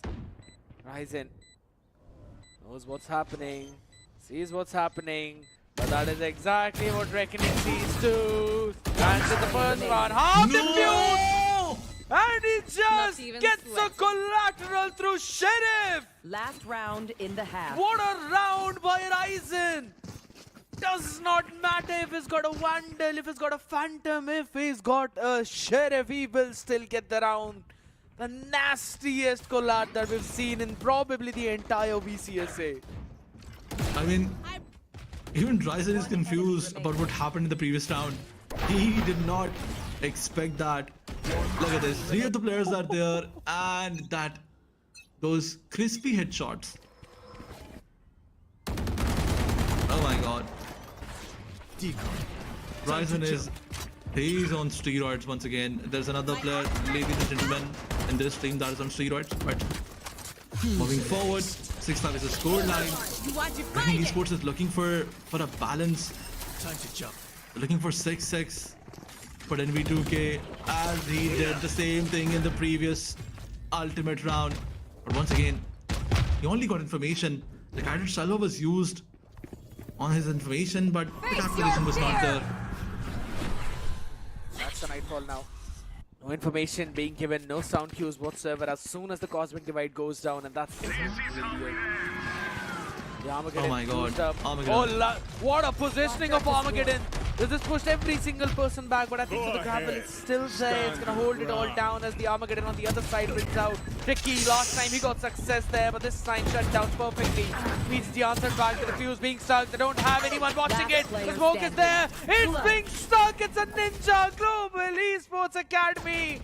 Could not land in that last bullet as Rio survives through all of that. Oh What my an god. absolute cinema of a game we are having. Oh my god. I mean, Minute Voltage is the reason why they were able to get that Ninja defuse, but on the other side, if you talk about that Armageddon, Deadly 10, he placed it so perfectly. The opponents had nowhere else to go, and Reckoning Esports, as they were looking to balance out the things, scoreline is now back to 6-6.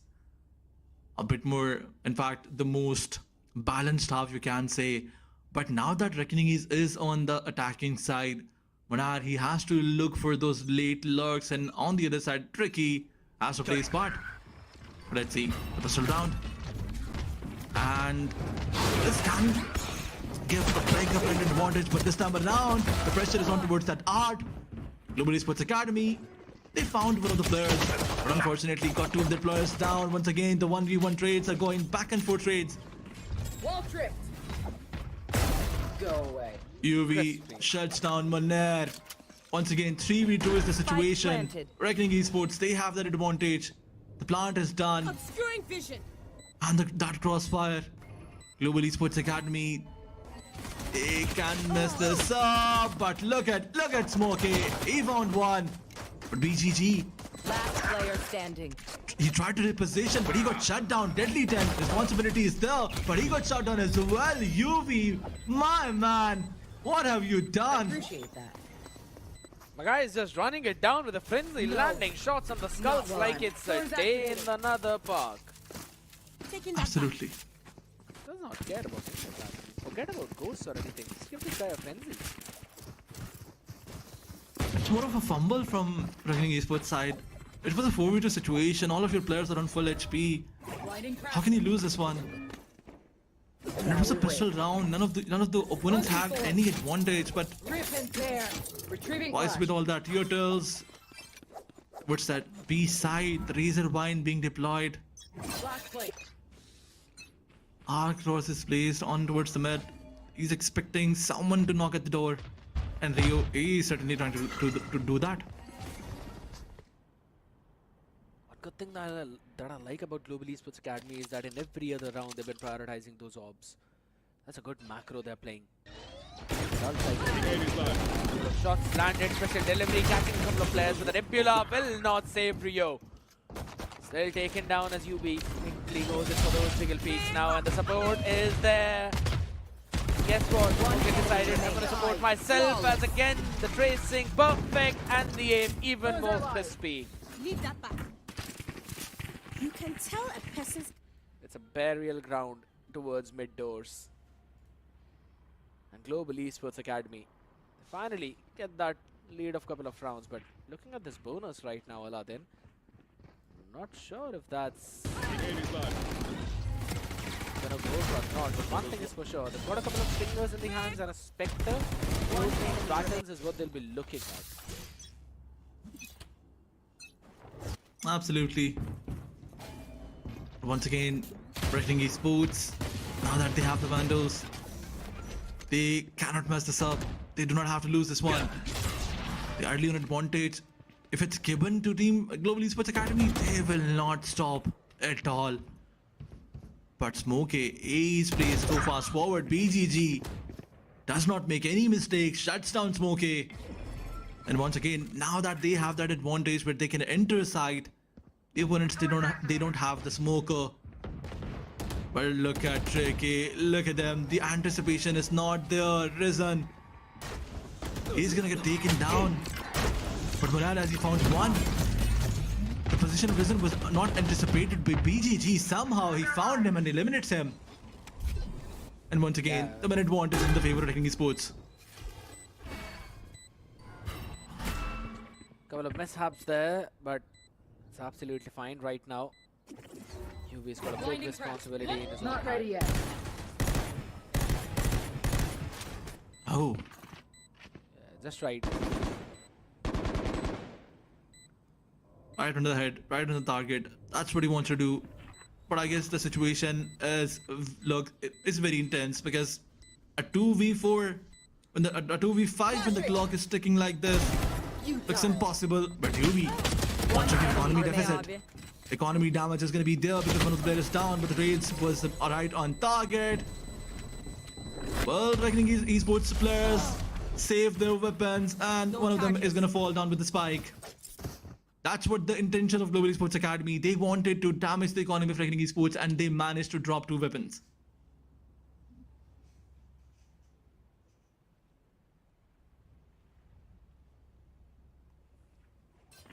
Just a couple of weapons being dropped, so of course not gonna hurt a lot. Reckoning. It's gonna be a full buy round for this one. Just a half shield for Ryzen. Apart from him, everyone on full shields. 1 point away by UV's. away. And again going in for these fakes, and the flash lands it perfectly, and Tricky not just one, but catches rather 2. Shutting him down out there. UV and Smokey just holding it down, checking it all. But what can these 2 players now do against the full 5 people army of the other side? What? Not ready yet. Probably the timing.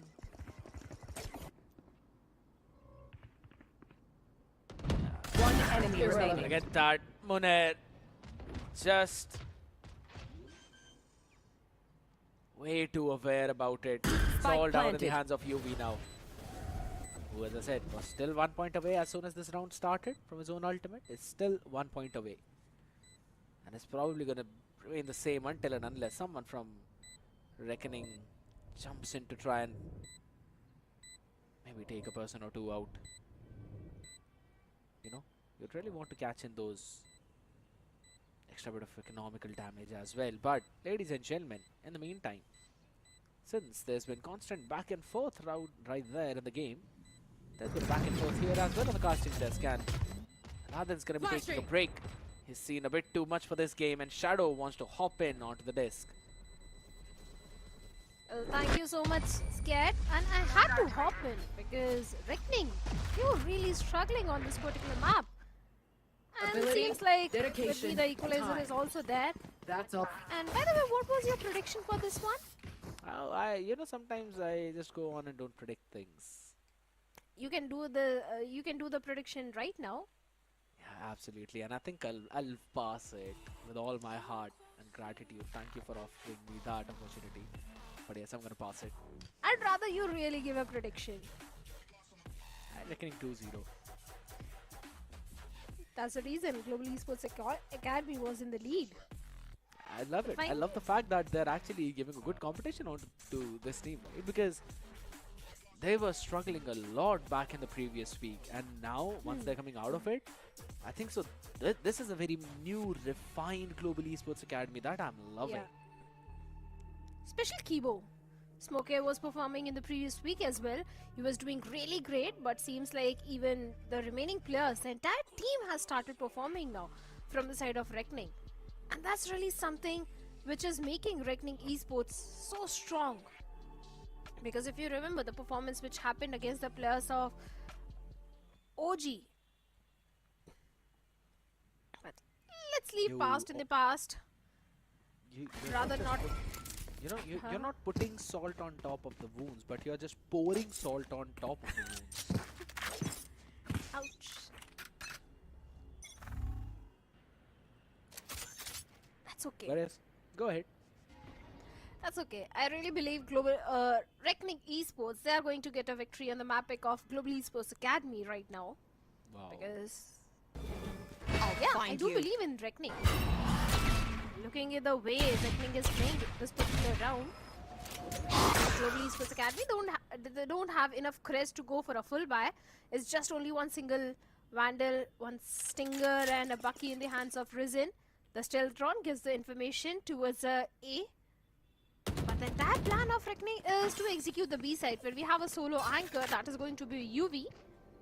Even his Steel Garden is just 1 point away. Setup for Smokey is also towards B. So it's not going to be easy for the players of Reckoning to execute the B side. The defense towards the B is really high. They have to find a way to breach into the defense at this point, especially this Nebula. You have to respect this move. Wait for it, and finally the Nightfall investment is also there. On the back of it, Deadly 10 gets Kibogen, and UV gets the trade onto BGG. 1v1 trade is already there. The Steel Garden being invested. Load it all down, and on the back of it, NB catches one quick, but Rio quick on that trade as well as UB still holds his ground. It's all going to go in their hands as it's a thrifty round for Global Esports Academy. Having control of that map and a good timing for that stall was absolutely perfect. I was about to say that the entire Wise util being used up just because of one spawn might actually be problematic, but guess what? That Sheer and the Razor Vines just bought enough time for the rest of the players to pop there. And because of those Astra delays as well, Reckoning Esports could not breeze through towards the B side, and now there's going to be an operator into the mix as well as NB picks it up. Sets himself up towards the yard, but towards A main is where the main question is. Of course, once again going for the A main control which has been established. It's only Smokey with his Cosmic Divide towards the A site. Although Munir has got his own Steel Garden to work around with for the post plant. But still, Astro start towards the A main is something little problematic. Steel Garden being invested finally. And on the back of it, trying to execute the A side. They've got the entire side control, and Smokey has been pushed back towards the back of the site. In fact, he has been forced to leave the site. And now, the entirety of Global Esports Academy will have to play on the retake. The operator in the hands of NV2K is a great investment.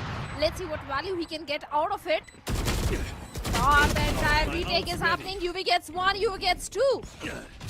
Great trades from the side of Global Esports Academy. The numbers advantage is being maintained, but Rizet is sticking for the defuse. Hard defuse already done, and Deadly 10.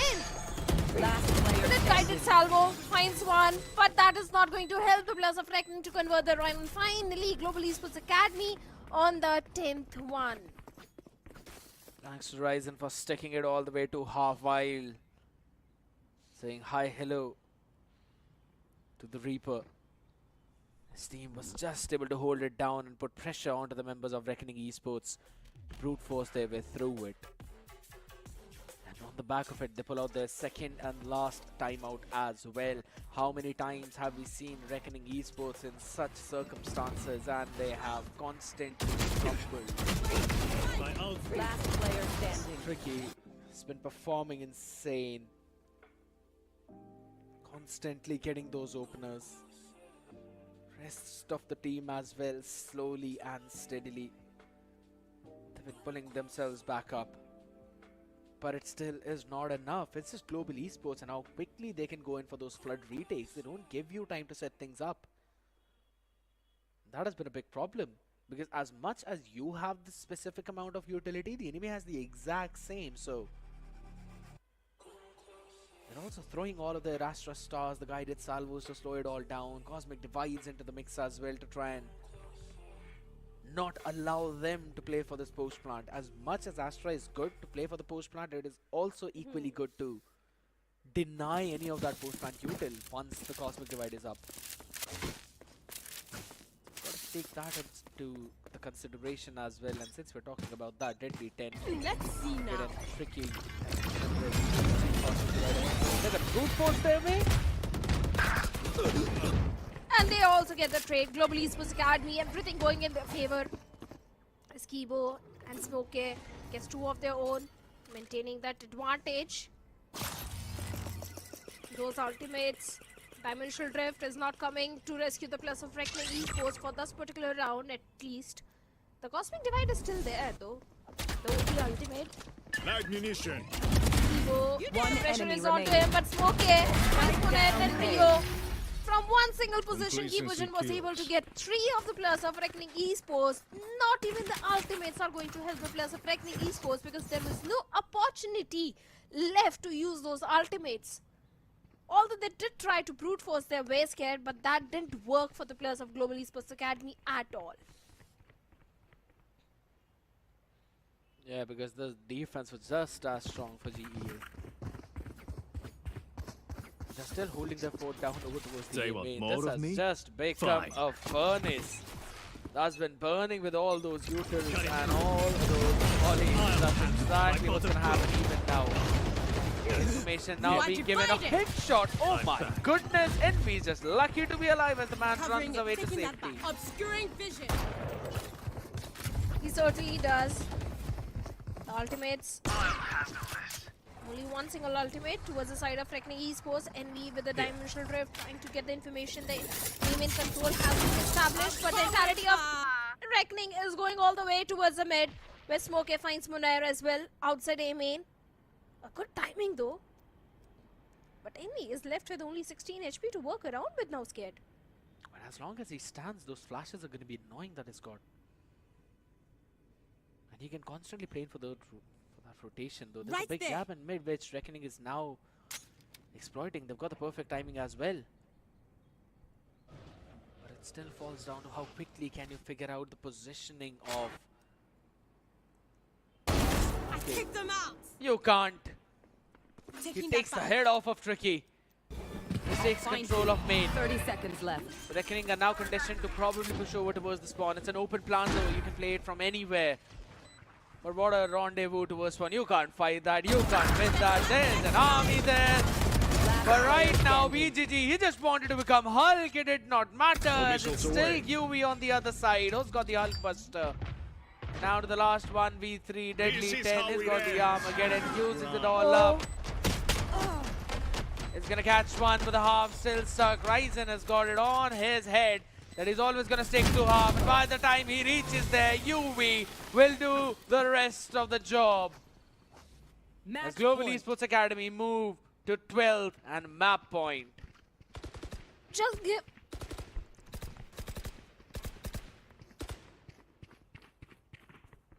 I'm sorry, just feeling a little under the weather, just like the players of Reckoning are feeling at this point. And I was just saying that just give a little window to Risen. And this guy will leave no stone unturned. To stick for the defusal, once again, the hard defuse was there. Give enough time to the remaining players to go for the remaining. A good round conversion from the side of Global Esports Academy. Now, Global Esports Academy onto the match point. The stealth drawn all the way towards the B to get some info. And the plan of Reckoning is also to execute towards the B side. But we also have the setup of UV, and the Steel Garden is also there to use for the post plant. Even Nightfall is also just 1 point away. So this ought to be the last round of this particular map scared now. Unless there's something unexpected happening. Clear out the space over towards mid. UV peeks in, makes a mistake, which has been punished. Oh, up getting up from that side. No deadly 10. Still will be able to shut down and be down to 2 HP, but as long as he stands, there's a judge on the other side though. But this guy does not care. He certainly doesn't, and Smokey also finds the timing onto Monet towards the mid. Monet was trying to be the cheeky one, but seems like whatever the plan was has been shut down by the players of Global Esports Academy now. A 2v3 for the retake, but not much HP onto Deadly 10 to work around with. Look at Actually, it's just 2 HP. A bullet towards his feet is enough to deal with him. He and Tricky combined have 5 HP. And they're both playing individually. Kibo though still take a ton of damage before eventually taking that guy down. So One enemy done his remaining. own job, but a headshot by Rio should be enough to seal the deal for this round. Kibo all the way out in the open, was left alone, and that's where his grave will be dug. Reckoning have still got some breaths remaining, but for how long? That's the main question. Because now the players of Global Esports Academy, they've got 3 ultimates online. Just on the basis of the ultimates, they can definitely convert that 13th round in their favor. But this time, Leo did step up huge. He was able to deal with 4K after that Kibo Jun as well. Sometimes even the 3 HP is enough to land you the round in your favor. But once again, the big investment from the side of NV2K, the operator, and a good reveal though. The entire team was revealed in that horde. And Rio on the back of it gets NV2K. Despite having the information, Global Esports Academy was not able to do much in that situation, scared. That is just the diligence. Working on the other side as Tricky with the operator finds another. Okay, out in the open, only good for one, but the information is now being sent. Red is going to be playing in all the way for the late lurk. Have enough time is the big question as Kibo holds down the position. Prowler in this position as well. It's good for one. The guided salvos as well. Guides them at the perfect place, those, but the plant will be stuck down. Deadly, no, hold on a second. He's been stopping it. UV down to 10 HP, lands in the shot of the skull as Kibo moves forward, and it's a steel garden onto the face of Moner, who's left with nothing but a gun.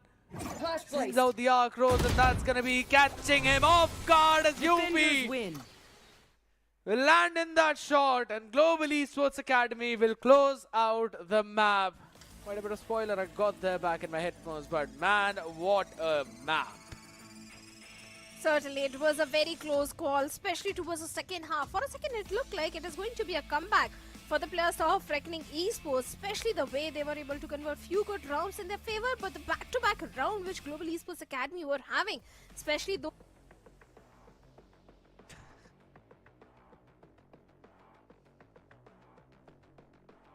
Welcome back. Welcome back. I know, Shadow. I know you tend to go invisible mode, but it's fine. No need to go invisible right now. Yes, I. Your name is Shadow for a reason. Yes, that was a nice one. Your name is Shadow for a reason. That's a nice one. I'll have to give you one for that, but yes, a very solid map, to be honest, for Global Esports Academy. It was their pick, and they ended up surprising all of us. But I love the ideas that they were constantly pulling around throughout the map, and that's also what got Reckoning caught off guard. Yeah, I do agree. Reckoning was looking completely off, especially in the second half. In the defensive half, at least they were getting few good rounds in their favor. But in the attacking half, only 3 rounds were converted by the players of Reckoning. And that was a little shocking for me, because it's not like the pole map is not their strong suit. But seems like Global Esports Academy was much more better prepared, especially Rio. From the side of Reckoning, Tricky also, the way these two guys were handling every difficult situation, even Deadly 10, also with his utils and ultimates, he was getting the perfect value. One enemy. And I'd have to say, yes, the value that they're constantly finding with those utilities is obviously one of the main key, but also these kind of rounds, man, where you just ended up diffusing right under the noses of the other team while also getting those goal ads. It's just nasty. There were some rounds where it felt that Reckoning might pull it back. But eventually it just came down to those adjustments, came down to those repositionings, and it felt like Global Esports, yeah, they knew this map more than Reckoning. Of course they did. And in the entire map, there was only one 4K. I believe it was also from the side of Risen. One enemy In remains. round number 5, where he dealt with BGG, Rio, Tricky, and Deadly 10. So yes, even Risen was also doing so much. But looking at the first kills, Reckoning, they do have 2 extra kills, 12 first kills for Reckoning and 10 for the players of Global Esports Academy. And the post-run situation is also looking decent for Global Esports Academy. The main problem was the attacking half for Reckoning. Yeah, they got side 6 times, out of which they were only able to convert it 3 times. So of course, a bit of a problem there. But even for Global Esports Academy, I'd have to say that they got side 10 times. Yeah, that's nice. But eventually ended up converting only 6 now. So bit of something that they might want to work with. But UV gets the MVP for this one. Man, this new lad, as soon as he hops on the roster, makes a huge impact. 327 ACS with 213 damage per round. Playing wise to utmost perfection. That's something you love to see. And even UV has been stepping up so many times, because I remember in one of, not just one, I think many rounds were there where UV was the last man standing and he was able to convert the round in the favor of Global Esports Academy.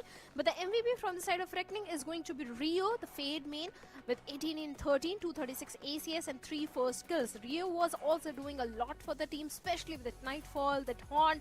Even if you remember towards the last few rounds, that Haunt did give a lot of information. But even Monair was also doing a lot with 19 and 15, but BGG seems like on Astra, he was not that really good.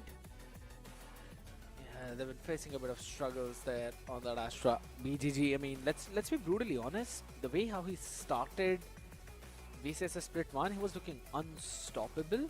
But as soon as we're moving through and through a bit more of those games and against those teams, it seems like they have figured out how he likes to play. So eventually, he's the one who's getting caught off guard multiple times. And if your smoker is the first one to fall, then of course that's a big problem, because in most of these games and most of these comps, Reckoning Esports are playing with just a single smoker. They don't have double smokes, so the site executes eventually become hell for you to deal with. But that's just not one side, right? There's also Tricky. Yeah, in terms of first splits, you could say that he was having a bit there, but consistency is where he was struggling, and few of the big reasons were Ryzen, Smoke, UV.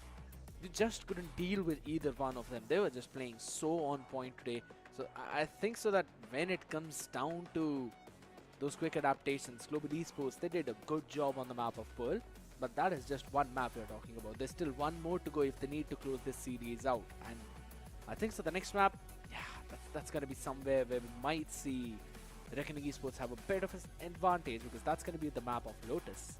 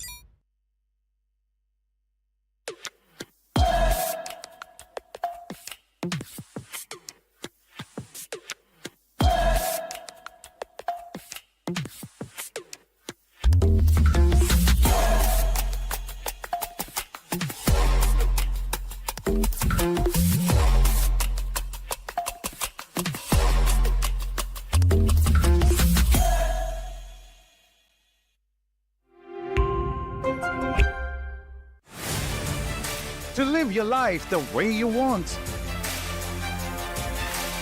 Compete like the toughest challenger. Dance like there's no tomorrow. Celebrate every second you are alive. Life has no rule books, but we can give you a stage.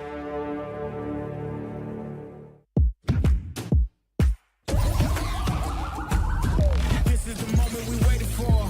Everything you want is right here. We gon' give them what they got. We know we running it now. Watch the game change. Watch the game change. Watch the game change. Watch the game change. Yeah. Watch the game change. Watch the game change.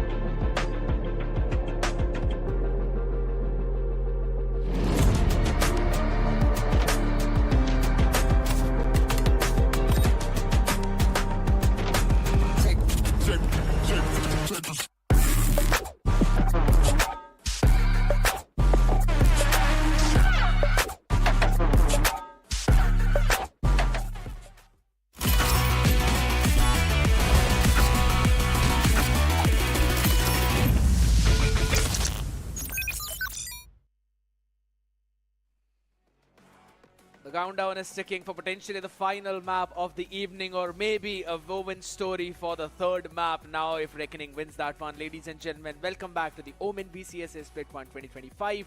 My name is Skadiet, and alongside me, Shadow, who's not in Shadow this time. Probably a light is shining brighter on her, and hopefully it shines brighter on Reckoning so that we see map 3. Otherwise, Global Esports Academy might steal this one series away 2-0. 2-0 happening in this one. I don't think that's really going to happen because my predictions are actually coming true. It's going to be a 2-1. It's going to go until the decider one because Lotus is the map pick for the players of Reckoning and they are really strong on Lotus. Weren't you the one who actually said that it's probably a 2-0 for Reckoning? Reckoning they lost onto the first map, so Yeah, it can't be a 2-0. but I remember you gave that prediction, if I'm not wrong, that I don't Reckoning remember. will win it. I don't remember that happening. Maybe it was just you. Wow. Forcing your words I through see. me. I see what's happening here. I see what's happening here. But yes, you know, on as we've got our differences here, but there's one thing that I will agree to you with you on, and that's over the fact that yes, next map is for Reckoning, and we have seen Reckoning to be pretty solid on that one. But on the other side, I wouldn't really take it away from Global Esports Academy, right? Because yes, their past few experiences on Lotus have not been great. S8 UL and Velocity, they thrashed them, but I still want to look a bit more far back when they played against Asterisk, or also back when they played against Revenant Esports, where they won in OT. So I think so we might probably, if we look at that story, Global Esports might have a chance of stealing this one away from Reckoning as well. It's a 50-50 chance, let's be honest. 50% chances are there from the side of Global Esports Academy to steal this victory in their favor. But since it's a map pick for the players of Reckoning and Global Esports Academy, they are going for the defense first. So the main thing is Global Esports Academy, they need to pull something really good in the very first half. If they do get a lead, if not lead, at least if they get 5 to 6 rounds in the first half, the chances of Global Esports Academy doing a 2-0 are really high there. Yeah, I think so, the same thing as well. Maybe we might see that, as again, looking at the rosters, the Viper, Omen, double smokes into the fade. Global Esports are still sticking with the same Fnatic composition, upgraded with just a Wise instead of a Killjoy, while Reckoning going in with the same main meta of the Breach Teho in almost every other map. And I think so this one, I really like the Breach Teho composition a bit more than the Omen Viper one, and I was having the same discussion with Spartus as well back when he cameoed on the English test too, and he mentioned the same thing, that the meta for the Viper Omen has basically passed for it's been gone for a while. So I think so it's about time that teams adjust to the new compositions as well, because eventually everyone, there's every other team, there's one player playing for the anti-lurk. So you don't really have a lot of chances or the timings onto one of your lurk players to eventually catch someone from the big backside.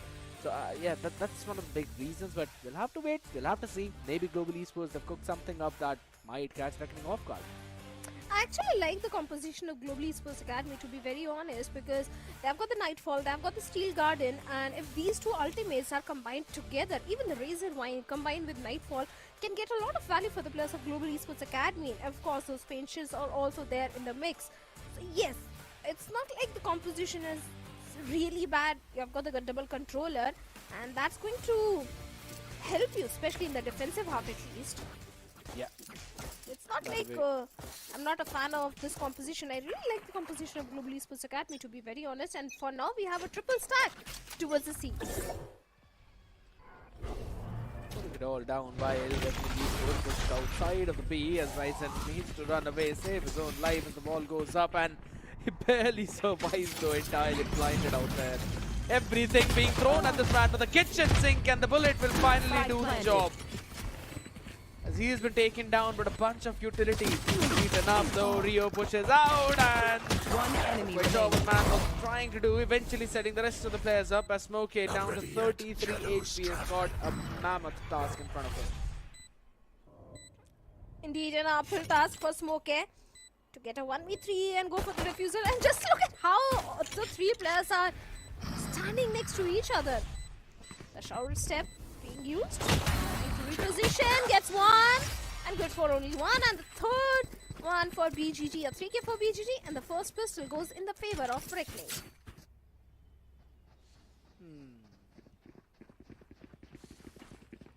Solid pistol round for them. Just moving all the way towards the B side, understanding there's one player who placed the connector, stealing that one space away as well, and then taking control of the heaven, which has now transitioned them into picking this outlaw. To be honest, the Marshal would have worked for this one, because Global Esports Academy are not even playing with half shields.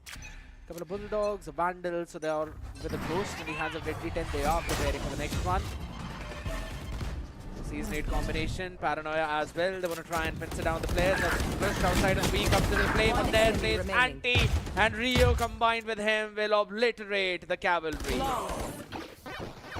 For a second, I thought this time the Outlaw is going to come into the action, but seems like BGG, that Outlaw didn't have to do anything. Rio's Bulldog was more than enough to deal with the entirety of Global Esports Academy. Indeed, a good anti-eco conversion, but now it's a bonus round for the players of Reckoning and a full buy for the players of Global Esports Academy. And this is indeed an important round for Global Esports Academy, because if they lose this one, it's going to be a 4-0 in the favor of Reckoning. And the ultimate progression is also looking decent for Reckoning now. Decent as of now, but how long? Rio halfway through his Rolling Thunder as well. Tricky hasn't even got a single AWP point for the past 2 rounds, so that dimensional drift is not coming online anytime soon. I don't like the idea of Reckoning moving towards the C side, because they haven't really tested out this Vice setup here. Just creating, or rather trying to create those question marks. There's the rubble re-clear over a minute mark. Monet, as he holds down the fort outside, to make sure there's no one going in for the flanks. The Paranoia, the pain shell is definitely there, keeping the entirety of Reckoning at bay. And now they have been forced to pivot all the way towards a B, where we have Ryzen. Yeah, Ryzen is there. NV2K gets 2 and Ryzen gets one more. NV2K with the 3K. All the trades are going in the favor of Global Esports Academy. It seems like this time Global Esports Academy's defense was completely flawless. As a flawless buy round has been converted by them. Not a single rifle drop. Definitely a big boost to their economy. Reckoning Esports trying to constantly go for those pivots. The fact that Global Esports Academy got rubble by saving a ton of utility is the main reason why Reckoning lost that previous round. So now they want to try and fight for this rubble. They want to take that control and at least force a few utils out of Global Esports Academy. And they are ready to answer, Shadow. Where are they? They are certainly. The fort line is there towards the rubble to get the rubble control for the players of Reckoning. Still have 2 anchors, and one of them being NV2K. Yes, Tricky picks him off instantly. Advantage still maintained by the players of Global Esports Academy, and Spoke also finds BGG. All the trades are going in the favor of Global Esports Academy. There should be an equalizer round for Global, unless and until Reckoning pulls off something really major in this one. So now Rio moving all the way towards the B. That was such a brave move from the side of Rio. Moving in open. Coming. Maybe towards the C side, because Monet has moved all the way deep inside the site. Maybe now being challenged by Monet. Already had a hit onto his face as he eventually tries to just scale up towards the C side while the rest of the players move in. Global Esports Academy, they're just holding down their squad, they're holding down waterfall. They can retake whenever they want, as UV will finally shut down Monet. 5v2 situation for Global Esports Academy. Everything is there, but that's not going to stop Kibo and UV to annihilate the remaining 2 players. An easy round conversion for the players of Global Esports Academy and an equalizer. And like I said, the first half is really important for Global Esports and Reckoning as well. If Reckoning really wants to push this series to the decider, they have to maintain the lead in the first half. seems like maintaining the lead is going to be a bit of a challenge because once again, Reckoning is now onto the save round. All they have got is just the pistols and 2 marshals in their hands. Yeah, and there's an outlaw in the hands of Envy. Who's 1 point away from the stopper, so this could help him out, but hold on a second. BGG puts Ryzen out of his misery as Envy answers back Gone here. with a bigger, better weaponry. There. One trade has been made, but like you said, that outlaw is enough to deal with the entire team of Reckoning because everyone is on to half shield. Even the shadow shots are more than enough. Thorns are live. Redundant. Alright, UV. Still able to deal with Deadly 10. Shadow, the addition of UV has basically brought in a very positive change for Global Esports. I agree. Hands down. This guy has been doing good. Once again, the snake bite on the back of it. 1v1 trade has been made. The front is still maintained by the players of Global Esports Academy now. It's only 2 marshals up against 2 rifles and an outlaw. Tricky is going for the plant. Easy plant though, but not an easy post plant because it's only Moner remaining as enemy. He finds Tricky. Moner gets 1. The paranoia completely dodged by Moner, but Smoke is someone he can't dodge at all. And the third round goes in the hands of Global Esports Academy, but it was a costly round, Scared. It was, but I don't quite feel that there'll be any kind of economical challenges out there because what around 6,000, 7,000 in their bank account, so they're going to be pretty happy. Reckoning as well on the other side. I also think the same thing, and at least they were able to take away those 3 rifles. A couple of ultimates now up and going. Steel Garden as well as the Showstopper. Same is available for Moner on the other side, though this one's going to get nasty. Probably a trap setup on the back of Paranoia. Ready with the Showstopper is Envy.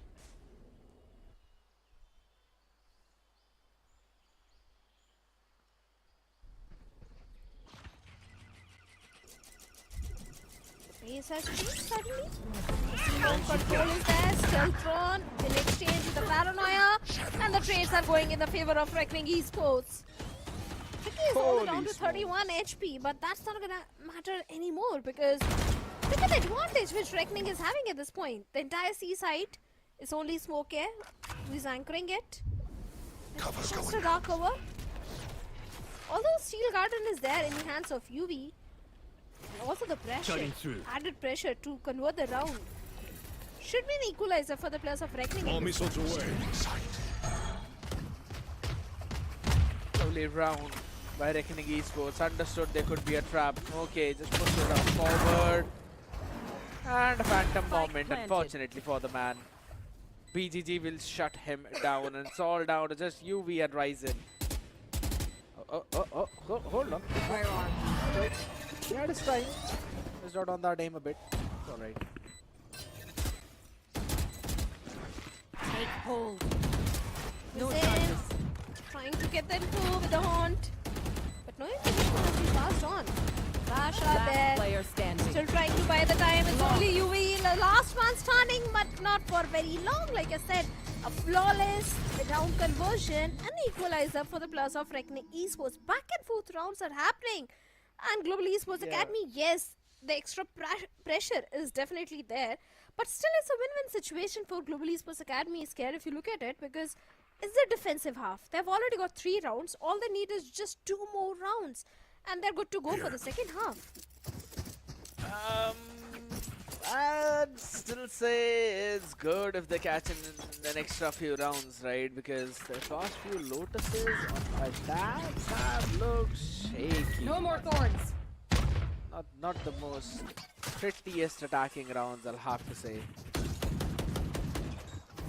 So maybe them trying to catch those extra few rounds might help them out. Now again, this is all the way just based on the VLT match and next one, which was SAQL, so get biased towards one.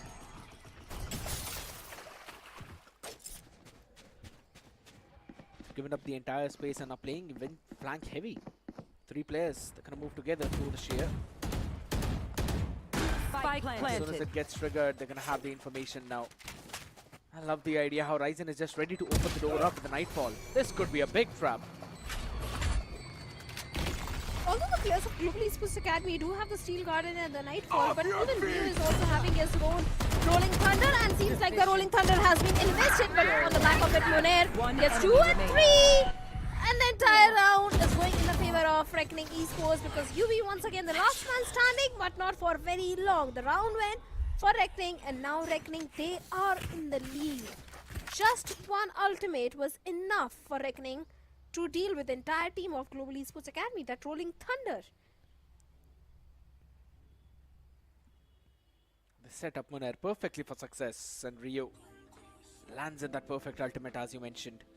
And on the back of it, Global Esports Academy just quickly calling the timeout. They were not prepared for this one. And then the readjustment of Munair as well. Take Kibo first and then focus on Smokey. That was the best part. Understanding that there's one man who was untouched by the Rolling Thunder, so you first have to take him down, then transition it the second one.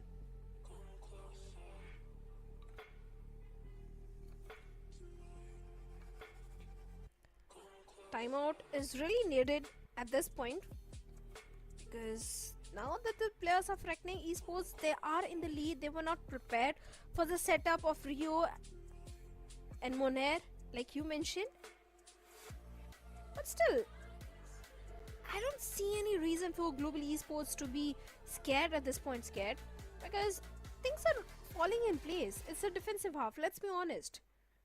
Yes, few extra rounds are not going to harm the players of Global Esports Academy, but they also have got a map win in their hands.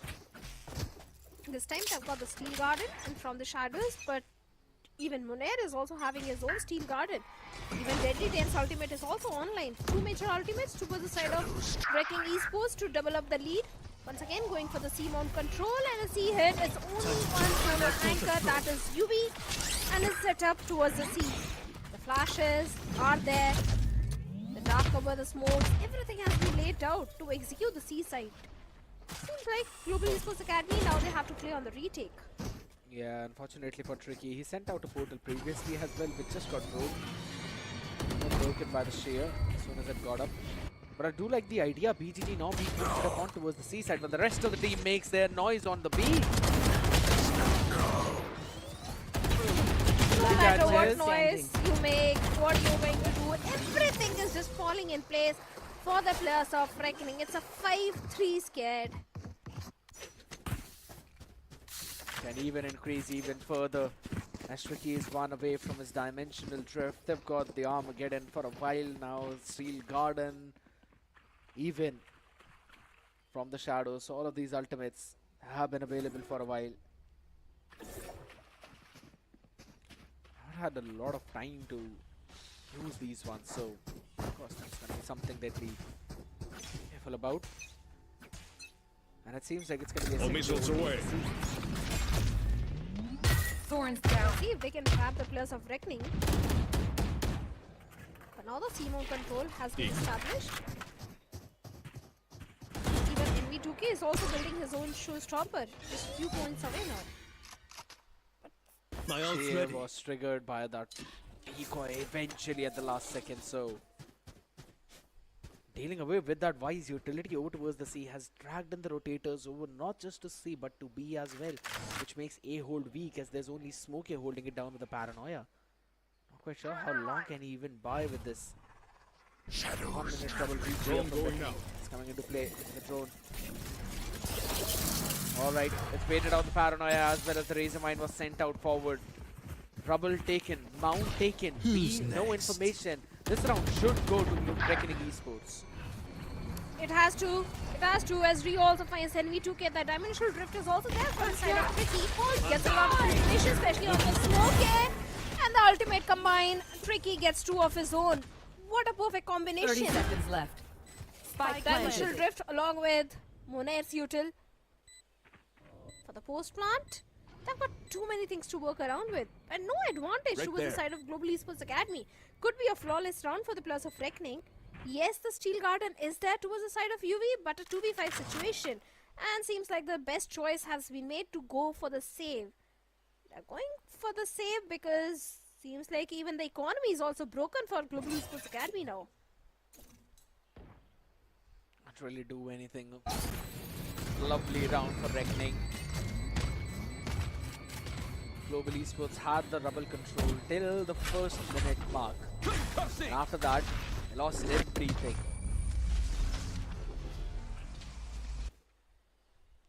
Of course. So the I demand what I'm owed. maybe the wise setup going towards the A, maybe a few things changing.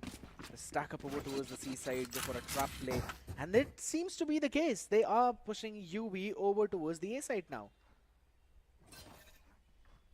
Let's see if this is really going to work in the favor of Global Esports Academy now. Because I haven't seen UV use that steel garden for a very long time. A stack up, triple stack up towards the C. Because All missiles time away. again Reckoning is going all the way towards C. Deadly 10 has got his ultimate also online. Drone going out. And with a guided salvo trying to create more space for the team. The stealth drone to get the information, the poison cloud is also there, the smokes are there, everything lined up perfectly to execute the C side. But it is still a stacked up side scared. I think are just testing the waters. They're not going to commit on to this one. Because look at Monair. Just taking space over towards the rubble. They opened up the B main space as well. Push it down to HP. Yes. Matter. They're just taking the space though, but Ryzen will put the man out of his misery. How they are going to move all the way towards the A side, that's the main question. Because somewhere Reckoning, they are stuck towards the B. Finally the pivot is coming all the way from the spawn. Even Rio down to 10 HP is pretty much stuck. The paranoia is there, connects perfectly onto Rio. Aftershock 30 to seconds delay left. things, to find some sort of opening. And also to distract the players of Global Esports Academy. And just look at the way Reckoning have moved all the way inside the A side, and now BGG will go for the back. And he's 1 point away from the showstopper. One pick and This is make how sure it he gets that. ends. Grenade is live. But UB gets a pick onto Deadly 10. Goes with the help of NV2K. The assist is going to be there. Monet also gets a pick. NV2K is going for the defuse, and seems like the defuse has been done. A 4th round for Global Esports Academy. The entirety of Reckoning Esports was stuck all the way towards the tree, and all the trades went in the favor of Global Esports Academy now. Bit of a mishap there. Placement of the Armageddon, not the perfect one. Eventually got a bit more confused out there to buy some space or to stop the diffuser. And also Rio a bit too late to the party. Thought that maybe he was playing for the late love, but it was not playing the game. Cover going out. This time Reckoning trying to execute the A side. The information is already there towards Global Esports Academy. Seems like 3 players are pushing the C mount, trying to go for the lurk play. It's all about the timing, because even the players of Reckoning Esports are also moving towards the C. And Rezen seems like he has been picked off, and now Reckoning going all the way towards the B. But still, there's a great opportunity for the players of Global Esports Academy to go for those lurk plays now. Stealing sight. Yeah, they're gonna play flank heavy. Paranoia right away to open the door as well, maybe just to create those question marks. Couple of players behind them, don't see anything. 1-for-1 trade, Tricky's been taken down, but look at the couple of players now trying to push them forward.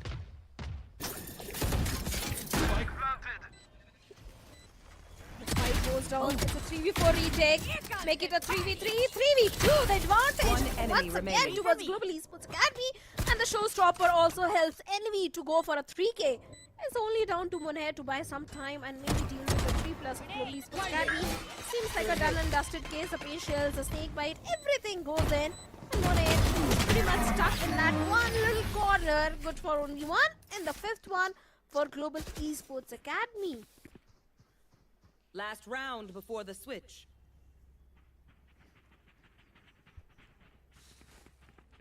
My question is, are we gonna see an attack operator? Have enough for that. because Tricky has shown that. Oh. Not in this one, but rather the previous one. One enemy remaining. For me. See that happen. Just because there were 4 consecutive rounds for Reckoning, they were able to quickly build up on this.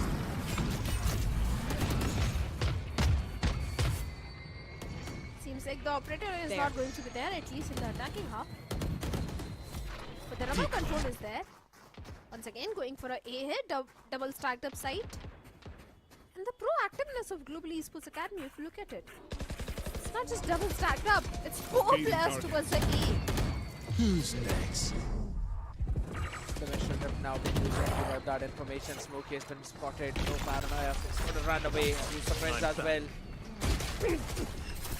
Oh, Evo shuts that dimensional drift, shuts down Tricky. Picks him off. Smokey also picks Deadly 10.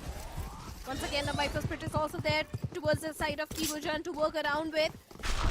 Great ultimate, which can be used by Global Esports Academy. Oh my god. The timing! And Smokey gets it. The TP was so fantastic, worked in the favor of Global Esports Academy. It's only down to Rio. He has got the spike. That's the only good thing 30 seconds left. in this entire situation. Shadow. And 26 seconds on the clock. He plants the spike, gets one, he's got the Rolling Thunder online. This round can be converted. And it's got the empty side. Kibo will hear it, yes, but I think so Rio might expect that.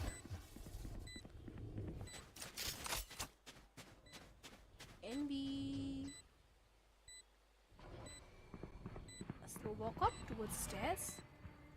If Rio isolates this fight, he has got the fault line to work around with. All he needs is just to pick one player. And the entire team of Global Esports Academy is not aware. Yeah, they've seen him. It was the map. It was just a shoulder that NB was able to spot, and both the players just got ready right away. Switching sides. And with that, we're able to secure in this half for them, at least equalizing the half on a 6-6.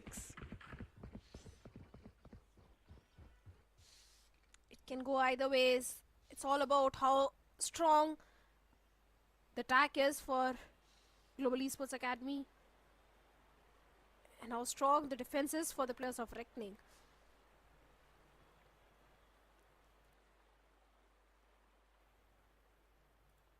But also, we have got something for everyone.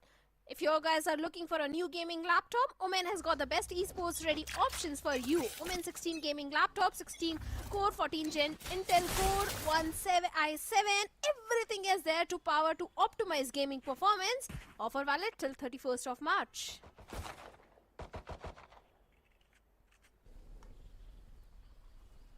And now coming back to the game, like I said, pistol is really going to be really important. Activated. Towards the defense, a double stacked up side towards the C. A Razor Wine is there from Monet to keep the entirety of Global Esports Academy at bay.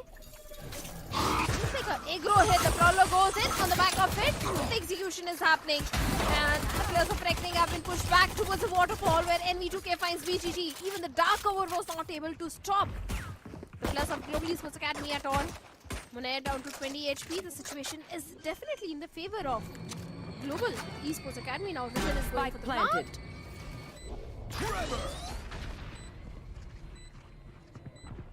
They're now just taking control over the waterfall, wrapping all the way around for the players who are at spawn. This is a big play by NV. One enemy remaining. Certainly is a 3K for NV2K. Whatever hope Reckoning had to convert this round, NV2K has demolished that. But wait a second, even Deadly 10 has got something up his sleeves. He gets one, the pain shells come in to buy some more time. But once again, Deadly 10 going for that swing. But it's not just one, but 3 players. A 4K for NV2K and the 7th one for Global Esports Academy now. And he's already 4 points into his showstopper. So just a few more picks in this one, maybe an off play. And he will have it ready for the bonus round. That could be detrimental for how this half is going to turn out. Global Esports Academy catching the pistol will now put Reckoning Esports on back foot. They can't really do anything. There. Deadly, the only man who's anywhere close to farm up his own ultimate as well. 3 points in the previous one. Stark over towards the sea. That's also where, oh, Global Esports, they're holding it. They are diligent and they know what might happen. They're prepared. They are prepared. The guidance salvo on the back of it. Moner gets smoke here with the classic. These classics are so brutal in close range.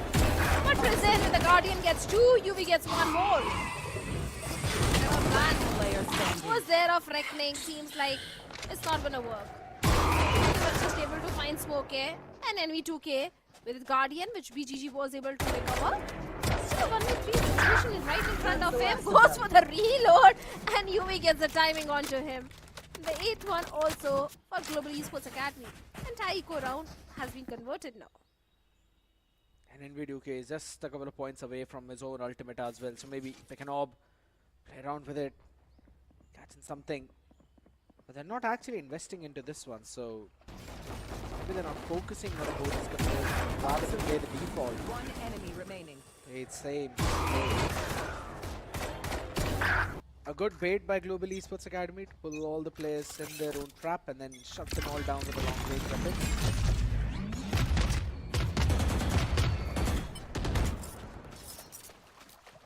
If Global Esports Academy somehow pulls off something that helps them convert the bonus round, this entire map is going into it. You know that.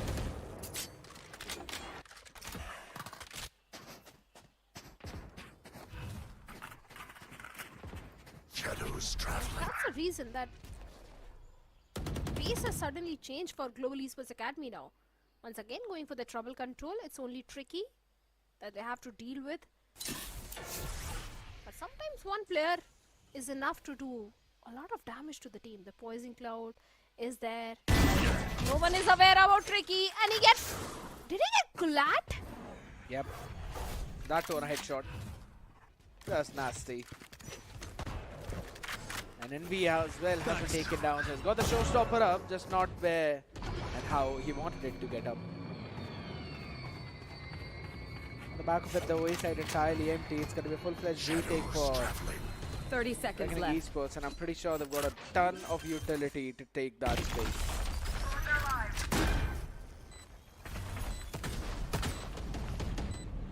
That Gulat was more than enough to deal with the team of Global Esports Academy. The showstopper not coming with them at all. And Deadly 10 deals with the fade also. You die. Trade game is definitely there. A 2v4 situation, still a doable round for the players of Global Esports Academy.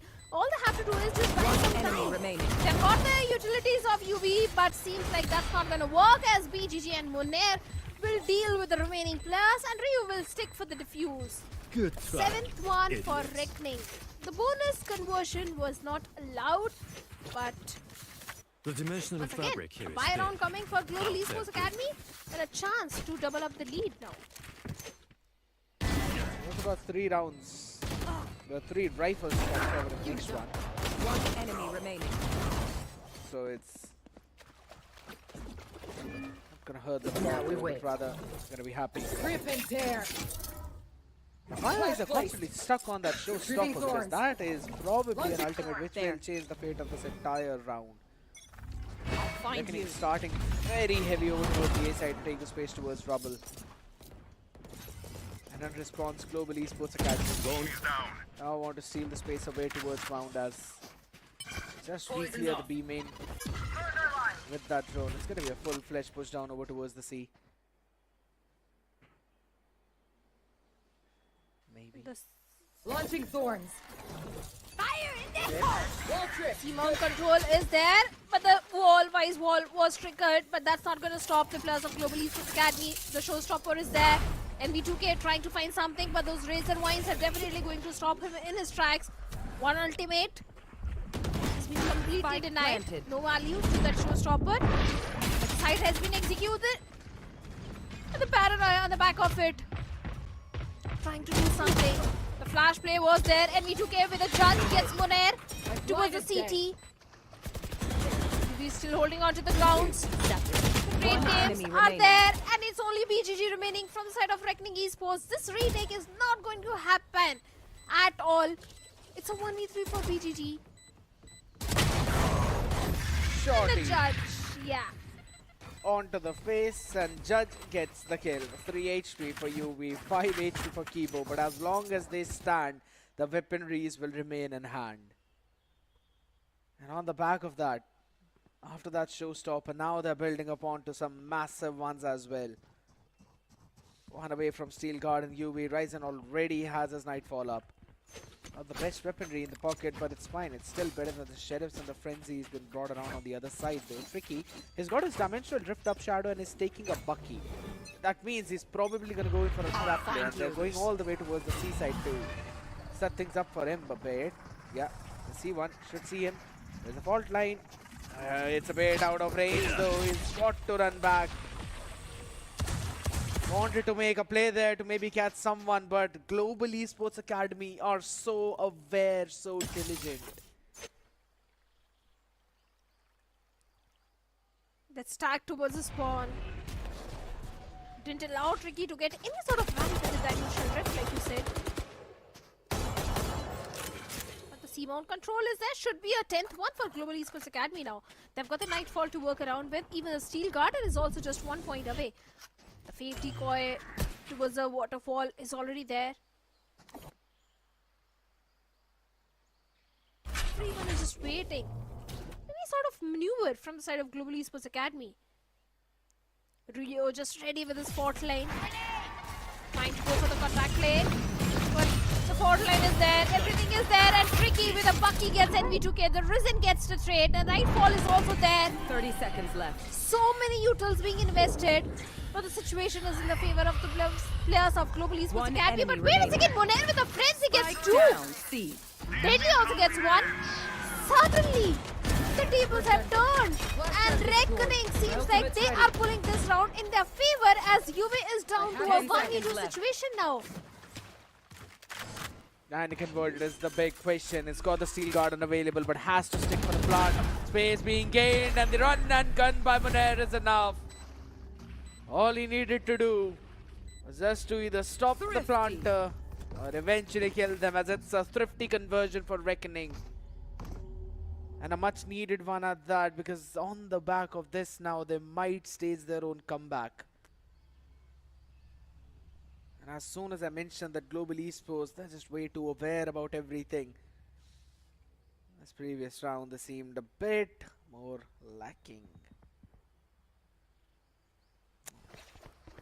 Unfortunate. I thought we were going to see a glass cannon operator by Tricky. I'm just concerned about the players of Global Esports Academy. Previous round is definitely going to hurt them a lot. That frenzy in the hands of Monair proved to be such a deadly weapon. Yep. But It's moving Monair on. after all. Yeah.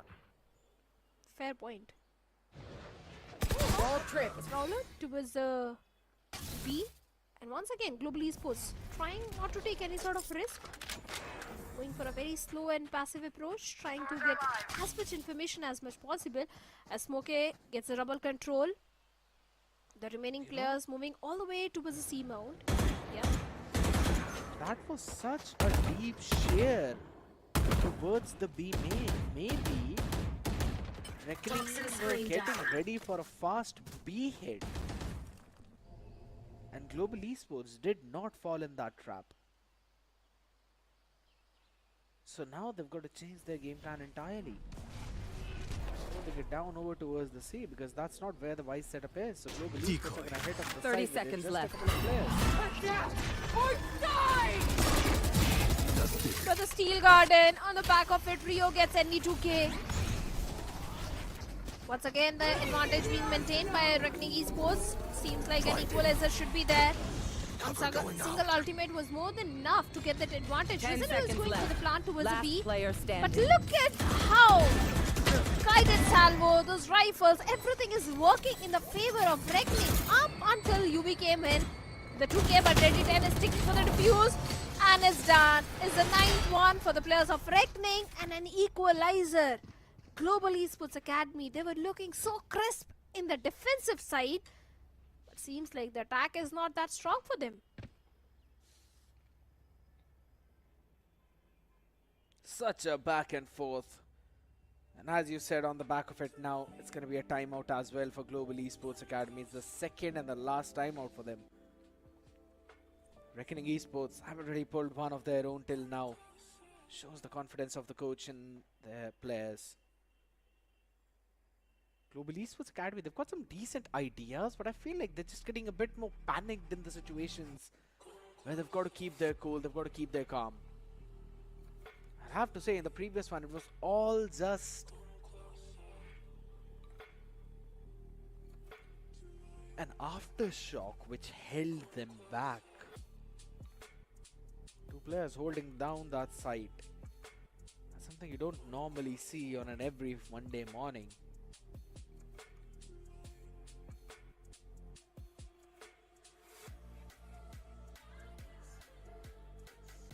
Now the pressure is there on Global Esports.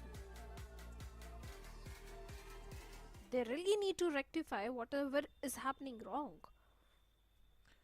Yep.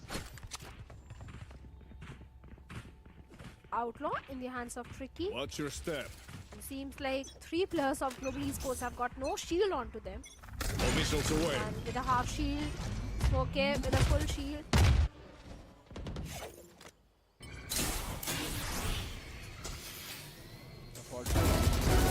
And that's going to be the first, maybe not just the second as well at the same time.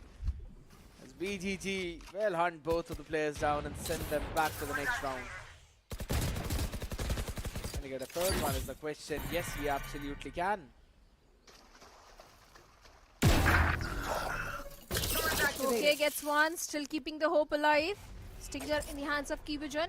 Even Smokey has got the paranoia to work around with if it connects perfectly. But wait a second, Rio has got his own rolling thunder. This one are really slim, but that arc cross to the back of it. Monair deals with the remaining 2 players of Global Esports Academy and Reckoning on to the double digit 10-9, and this time Reckoning, they are in the lead. It's all about timing, and the timing was absolutely perfect for Monair. And the way how he constantly changes where he places that arc rose is catching Global Esports Academy off guard. Since they're at the exact same place again, because why would you expect it to be at the same place 2 times in a row? Global Esports Academy want to play aggressive over towards the A. More time. Should eventually stop them, but no. Quickly double satchel TP and Rio. He was absolutely not aware about that, and Deadly 10 is lucky to be alive with 80 HP. A couple of shots, but the body is all it's gonna take by at least a battle. This is a decider round for the players of Global Esports Academy. If they lose this one, this map is going in the favor of Reckoning Esports. That's why such a cautious approach is being showcased by Global Esports Academy. But look at the position where BGG is. The crossfire is there between Monair and BGG and Global Esports Academy. They are falling apart. It's only 2 players remaining. A 2v3 situation. The numbers advantage is maintained. But that is the only advantage which Global Esports is having at this point. They still need to find the timing onto Deadly 10 or Tricky. Tricky with the operator. Trying for the retake. Can be the 10th one for Global Esports Academy. Such a crucial round. But finally the Nightfall investment is also there. Yes! And Smokey on the back of it finds Deadly 10. That's the desperation. Yes. Yeah, that's a big investment there. Tricky wants to hold on to his operator. And he'll probably do that too. Yeah, I'm pretty sure we might not see UV jumping in to take that. It's not got the creds there, but a very big investment of the Nightfall of the previous round. Yes, you've got the showstopper available almost right now, but something you would want to use in that situation when they had empty space available. But it's fine, it's better to get the round 100% in your favor than to just let it go. Another one, maybe another same story. missiles The away. thing is, Global Esports Academy was not in a position to take any sort of risk in that particular round. They had to get a win in that one. And that was the reason that Nightfall was invested in that particular round, in the previous round. At least now they are in the fighting chance. If they had lost that previous round, the fighting chance would have also been lost. Now, Indy just a point away from his own showstopper. And a slow walk up towards the A side, a triple stacked up side indeed. Cover going Rolling Thunder of Rio is something which Global Esports Academy needs to consider and dodge at any cost. My ult's ready.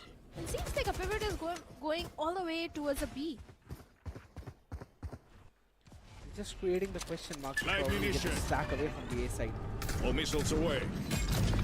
Forcing out those utilities on the other end. Almost used up. There we go.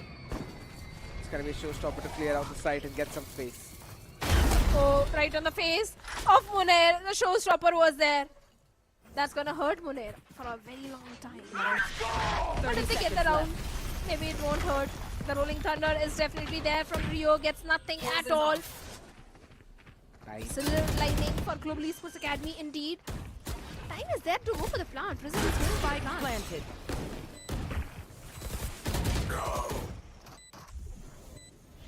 Kibo also gets BG.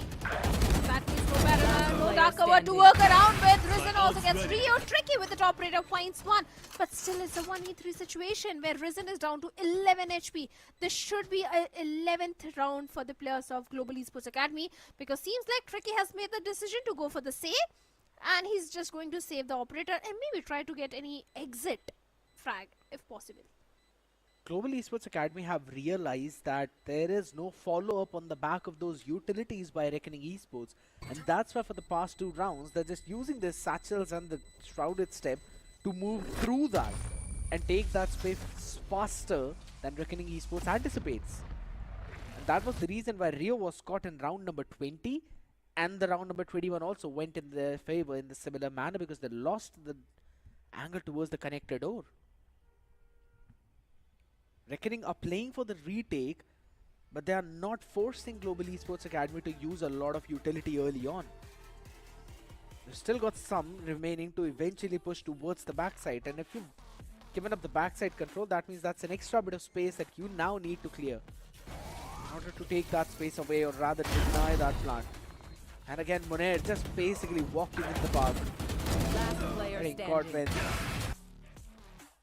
he knew that there was a showstopper on the other side. He probably wanted to catch a timing, but could not do that. Was on the other side, caught by that rocket right at point blank.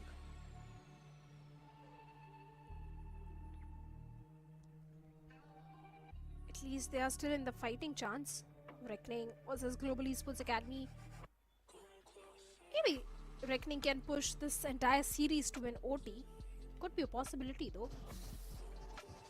But let's see if they are able to figure out something in this timeout, because they've got the dimensional drift to work around, and also the operator in the hands of Tricky, which he's trying to save from the previous 2 rounds. Once again, Global Esports Academy going for that A hit, and seems like Reckoning they're just prepared this time. Because it's not just 1 but 3 players all the way towards A. The rubber control has been denied. Here comes a pivot all the way towards the B. Wait a second, the B side has been left completely open. They're gonna play flank heavy while also maintaining control of the character. That's all. Blinding. Space eventually will be given as the Paranoia pushes back. Rio hold that angle. Deadly peeks in a bit beforehand. And Rio was ready to go for the trade, but it does not matter. Kipo holds down the flank. And BGG needs to win this 1v1 duel. Uses up the Paranoia as well to take that space, as Deadly now in the dimensional drift will give out all the information that's necessary to his team. I'm back.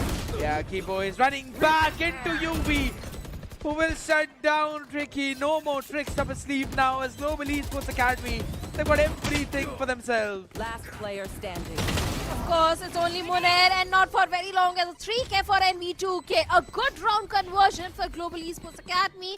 And now they are on the series point. Not just the match point, but the series point. All they need is just one more round.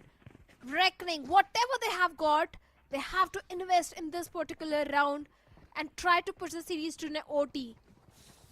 But they haven't got much to work around with. It's only the Steel Garden in the operator. They don't have enough credits to go for a full buy.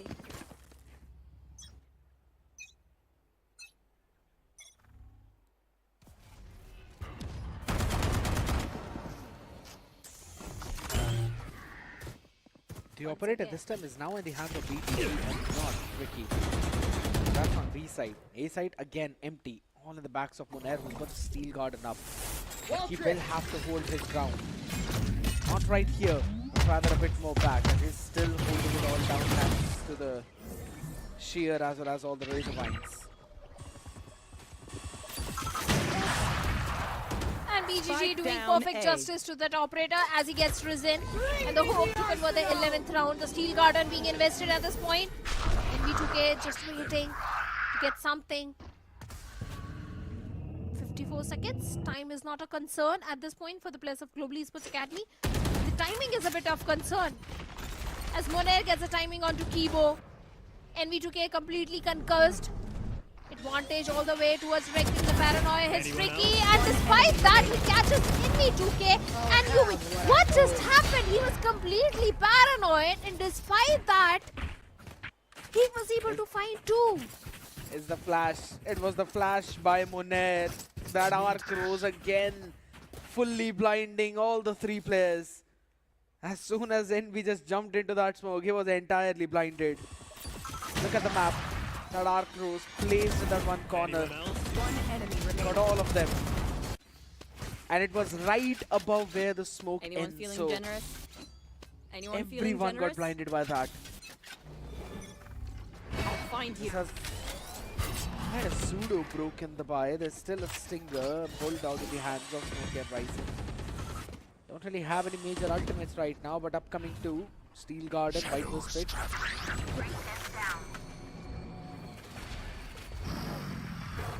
Is it just me or we haven't really seen Kibo use the Viper's Pit at all? No, he hasn't. In the game which has gone to 24th round? Yeah. Not even once. What? Concerned. This is the new cosmic device.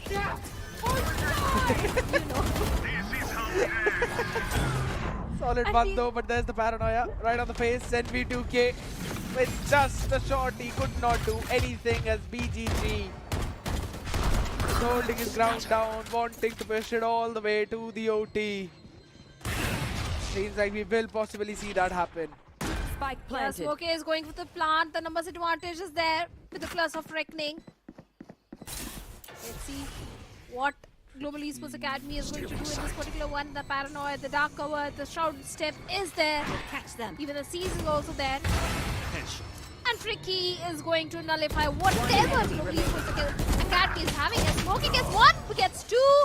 And that is it. BGG with a 4K and OT overtime is where Reckoning is going to push this map as Rio gets a defusal. Switching It's a sides. long day Overtime. in the office, and Reckoning have got no intention of lowering it down. Munair with 24 and 14, BGG 21 and 14. Even Tricky stepping up with 16 of his own.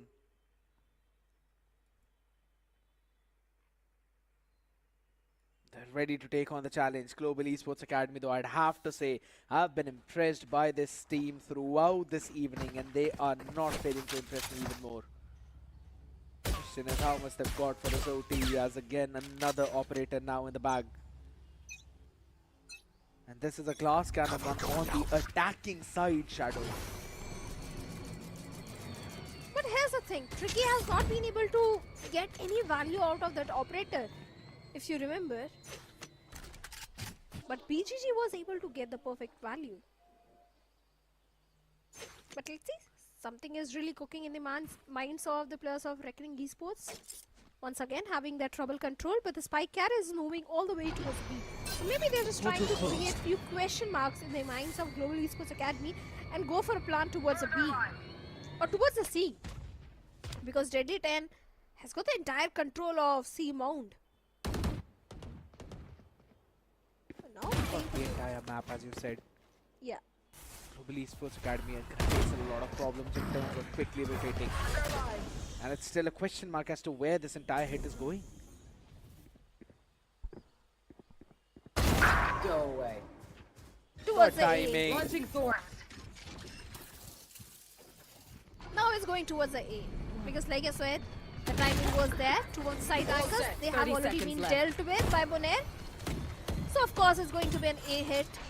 Now the information is there and Rio is going for the plant. There. Spike 3v5 free take for the players of Global Esports Academy. The haunt has been destroyed, so that means no information is there. The Prowler goes in, but nothing at all. No value. Trekking is dealing with every single utility of enemy Global remains. Esports That's Academy, great. and Trekking My and ultimate. Monet dealing with the players as well. As Kibo is the last man standing, not for very long. A flawless round in the attacking half for Reckoning Esports. Switching sides. Match point. This was where the struggle was. So I wouldn't exactly say a struggle, right? Because both the halves for both of these teams have been 6-6.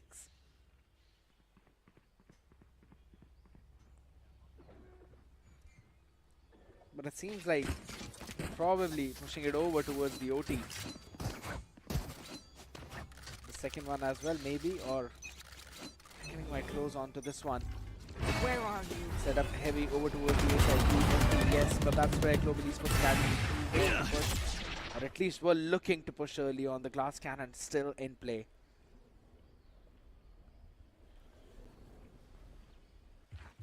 Slow walk up towards the rubber. The poison cloud is there. And a spam for Monair. When the luck is favoring you, a random spam is also going to cash a player.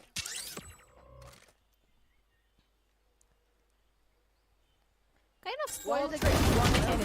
Academy now, as all the trades are going for Reckoning. The timing was there, a 4K and a map win for Reckoning. We are moving for a decider now. A well-earned one for Reckoning Esports. Pushing through the odds that were almost stacked up entirely against them. Still not giving up in the face of defeat. That's what Reckoning is.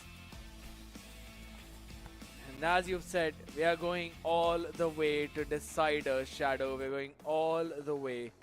That's what you love to see. And the next one is going to be Bind. And I don't know, if I'm not wrong, we haven't really seen a Bind from Reckoning Esports at all in this entire event. Right? So that's going to be the first Bind from their side. Today marks a very nice day where we are seeing so many first maps of a lot of these teams. Even Revenant Esports showcase their Haven. Now Reckoning are going to showcase their Bind and stealing away the map pick as well. Of it was their map pick, yes, that's fine, but still, you know, both these teams, they like to play on this one. And I think so, Reckoning Esports, this is second time when they've played in the OT on this map and they've won that OT. But you also know one fact that Global Esports Academy, on the contrary, has played this map of Bind thrice. And only once they were able to get a victory. That was also against the players of Asterisk. And the defeat was also a dominating victory for the opponent team. It was a 4-13 defeat against Velocity and SAT World Esports. So I can't say Bind is a really strong map for the players of Global Esports Academy. I see what you're trying to do there, Shadow. I see what you're trying to do. But I think so we can eventually answer that question for the public as well. Tell that later. But yes, as we have a quick look at the highlights, it was back and forth right from the first minute mark. Where you had no idea who's actually going to get that win, be it Reckoning or be it Global Esports Academy. But once the half ended at 6-6, that's when we thought maybe Global Esports Academy has done enough on their defense and maybe they can push it through their attack. One enemy remaining. The big maybe was there, and seems like Reckoning Esports were not that easy to go down in front of Global Esports Academy at all. Although they did try their level best, but seems like Reckoning was able to push the entire series to the OT and after that get a map win as well. And the chances of Reckoning being a 2-1 are really high because Vine is, I repeat, is not a strong map for the players of Global Esports Academy. Yeah, don't remind me of that. One enemy remains. Rather not just one, both of them. Wall trick, one enemy remains. Vine and Lotus have been the maps that have been played by Global Esports Academy the maximum number of times. Yeah. But again, that's the one that's going to happen. Next, for that, 16 first kills this time around, Reckoning just outdoing themselves as compared to what happened in the previous one where they had 12. And even the post plants, though, Global Esports Academy, they got the site more number of times. The amount of conversions still remain the same for both of these teams. And it showcases the fact that the retake sims were actually pretty decent for Reckoning Esports, but it was a really neck-to-neck game and could have gone anywhere. I really want to have a look at the MVP of the previous one, and it's going to be Munair yet again. If Reckoning wins the game, the MVP remains this guy. He's always on top in terms of those trades. He's a god in the entire roster of Reckoning Esports every single time. Even in the last round also, Munair was the guy who did a 4K. In fact, more than one 4K were there in the entire map of Lotus. 2.7 KDA, 342 ACS, 228 damage per round, 33.7% headshot percentage, and the first kills are going to be 4. So yes, he was doing the perfect justice. And from the side of Global Esports Academy, it has to be Envy with 7 first kills. He was really going huge. He was going bonkers. But then with a composition like the one that they've got, that's very old Fnatic composition, I'd have to say yes, he was doing a phenomenal job, because the only thing that they've technically got to set you up is just the utility of the Fade and probably the Paranoia. Apart from that, you've just got to move in through all of the barrages of guided salvos, fault lines, flashes from a couple of players. Omen as well on the other side for the Paranoia. To be honest, everyone was doing their own job pretty well except for Kibo. He was struggling a lot on the swiper. Yes, he's got 7 assists, but 5 in 15 is not something that we were expecting. Neither we were expecting the casters of the Hindi Desk to. But yes, 5-15? That's a bit too much. On the contrary, if you remember the performance of Global Esports Academy against the players of Revenant XSpark, and they did get a map win against Revenant XSpark on the map of Lotus, and Kibo was doing really good. In fact, he was the top fragger. He was somewhere 24 and 16 getting those first kills. Everything was there. But seems like Kibo was not feeling himself today on the map of Lotus. For a second, I thought it's going to be a 2-0 in the favor of Global Esports Academy, because Lotus, they had a win against Revenant XSpark. So I thought against Reckoning, it's going to be a walk in the park. It's going to be an easy job for them, but seems like that was not the case at all. Probably. I was expecting the same thing as well, but ladies and gentlemen, all the expectations are now going to be kept at bay as the next map of Vine and the Decider will happen, but after the short break.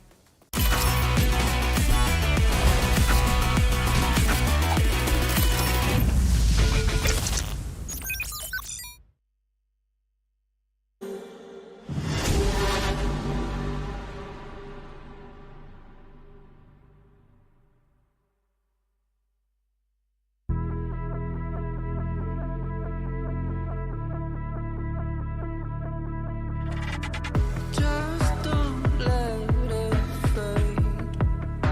Don't let go of your face. I think that you know. You hate that bitter taste. Falling again. All the lessons you learned. Eyes wide open. This is your moment. Turn away. Feel the pain. That's your fate. Celebrate. We gotta stay awake.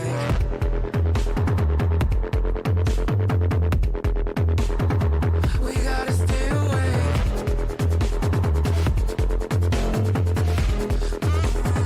We gotta stay awake.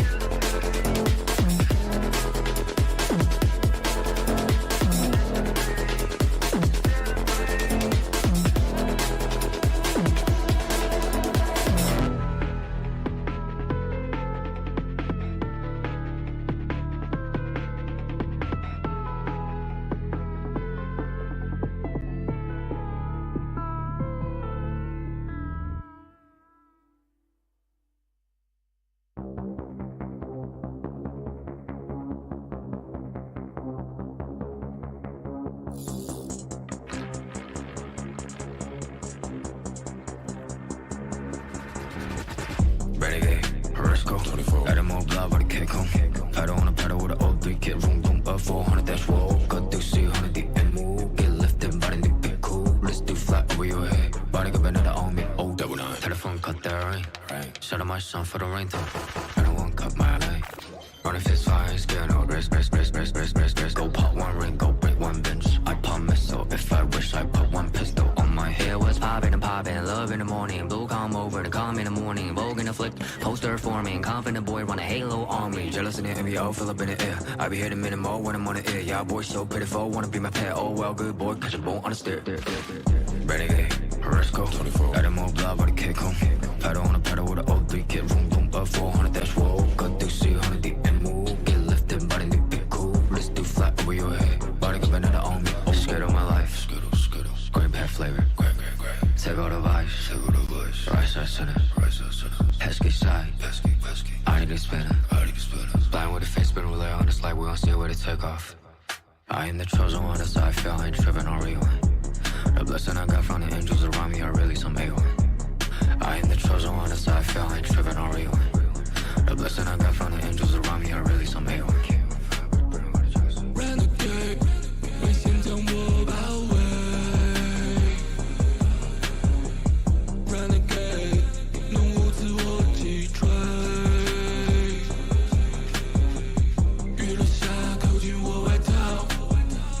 一辆车穿梭在轨道。你不想成为我目标。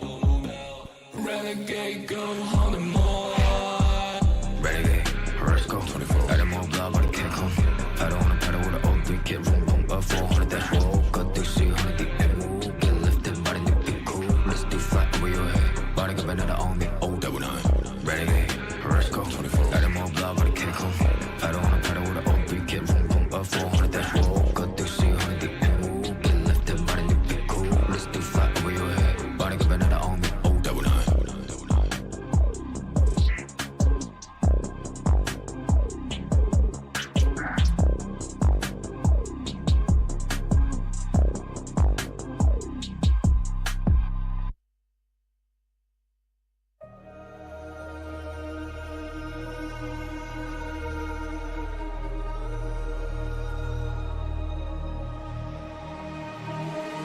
I'm out here in the cold night, running till I barely feel my feet. Wanna see it through my own eyes. There's no going back, and I'm not afraid anymore. Cause I know I'm gonna be the last one standing. Yeah, I'm not afraid anymore. Yeah, I don't wanna wait anymore. I'm ready to fall, I'm ready to rise up. I will do what it takes, I'll run blind straight into the flames. Watch me burn, alone in the shadows. I'll carry you home on my back. If it's you or me, then I'll take the shot. Still they say I'm the villain. I'll scream and nobody listens. Still they say I'm the villain. Too bad you can't take me down. See that I'm surrounded by predators. It's critical, they got me in my element. It's dirty how you trying to keep it elegant. Keep my eyes open wide when everyone around me is an enemy. See my life cross my eyes. I'm ready to fall, I'm ready to rise up. I will do what it takes. If it's you or me, then I'll take the shot. Still they say I'm the villain. I scream and nobody listens. Still they say I'm the villain. Too bad you can't take me down.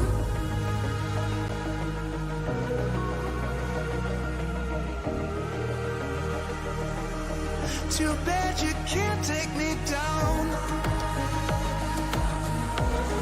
You can't take me down. I'm ready to fall, I'm ready to rise up. I will do what it takes, I'll run blind straight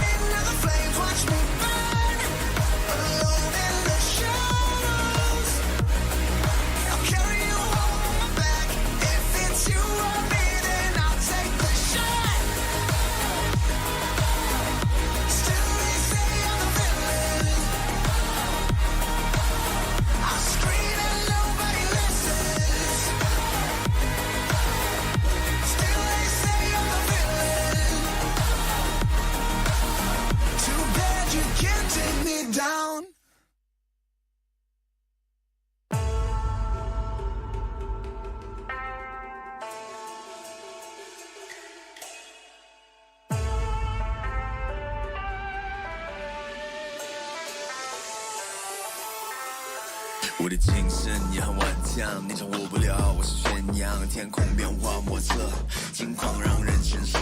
快是把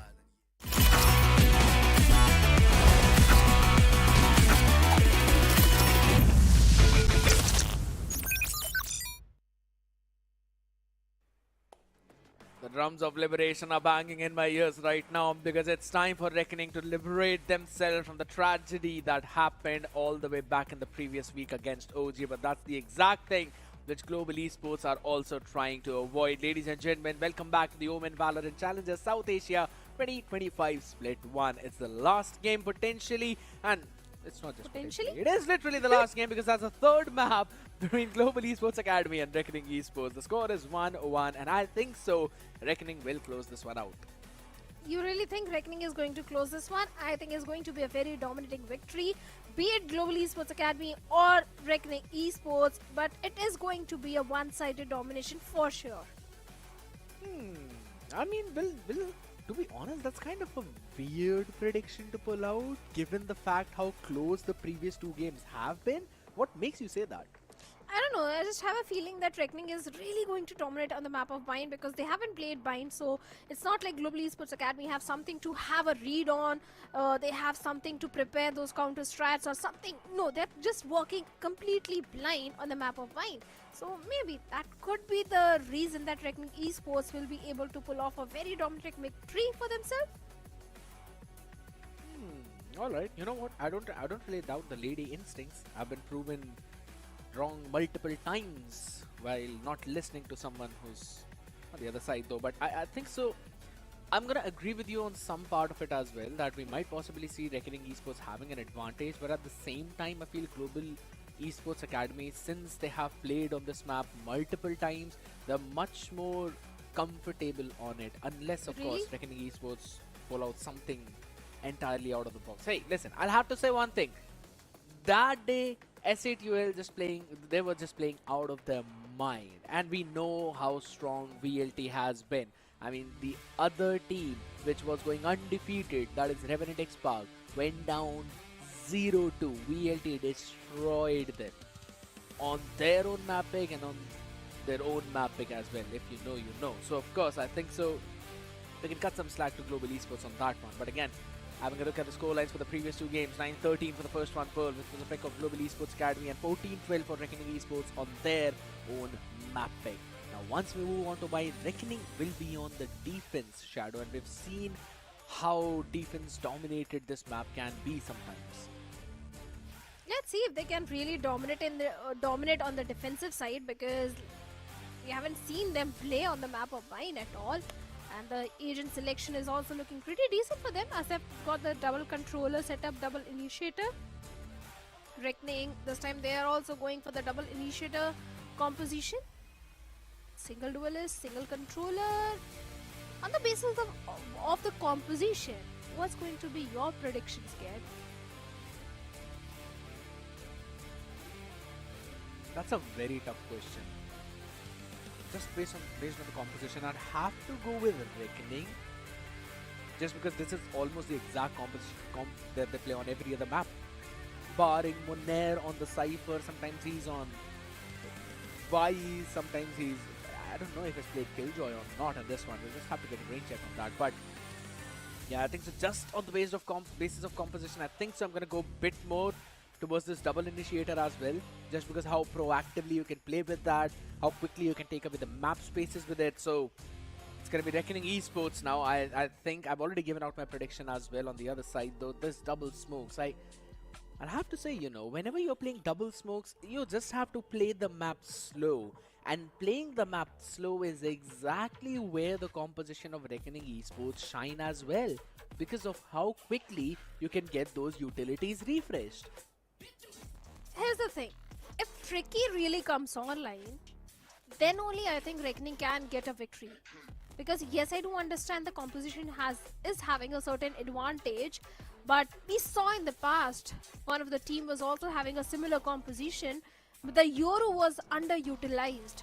He was not coming online, and eventually the team had to face a loss. I can't remember the team name, but for sure the same composition was there and the Yoru was not performing up to the mark. So yes, Tricky has to come online, and comparing the performance which happened on the map of Lotus, Tricky was not really feeling himself.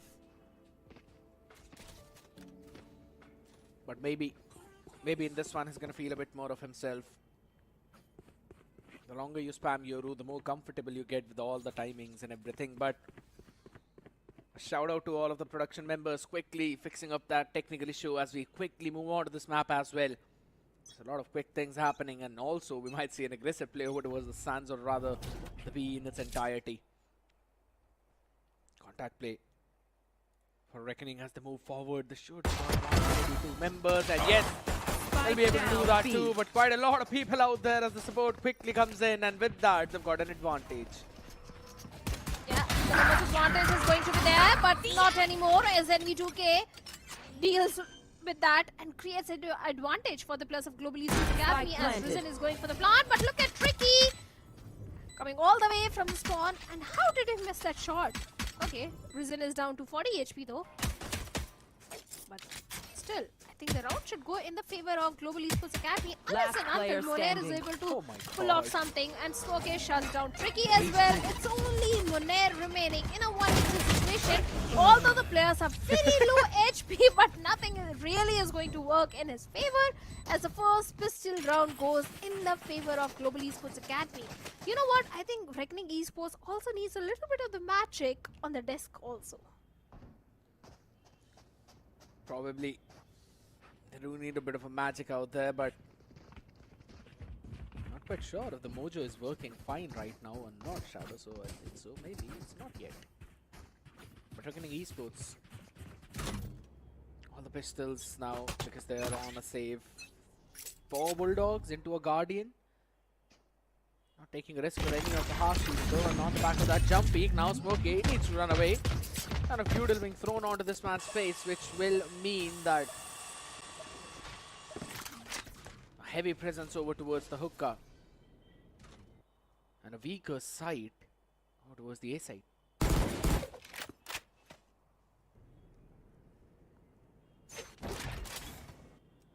Should be an easy round for the players of Global Esports Academy, this one. Because like I said, it's equal. It's 4 Bulldogs and a Guardian versus 5 Classics in the hands of Reckoning. Although a stacked up site is there towards the B, the fountain control was established, but seems like the pivot is coming all the way towards the A shot, because that is where Kibo is with the spike. And also UV towards the showers. And look at the proactiveness of Reckoning as well. 2 players moving all the way towards A side. Again a stacked up site.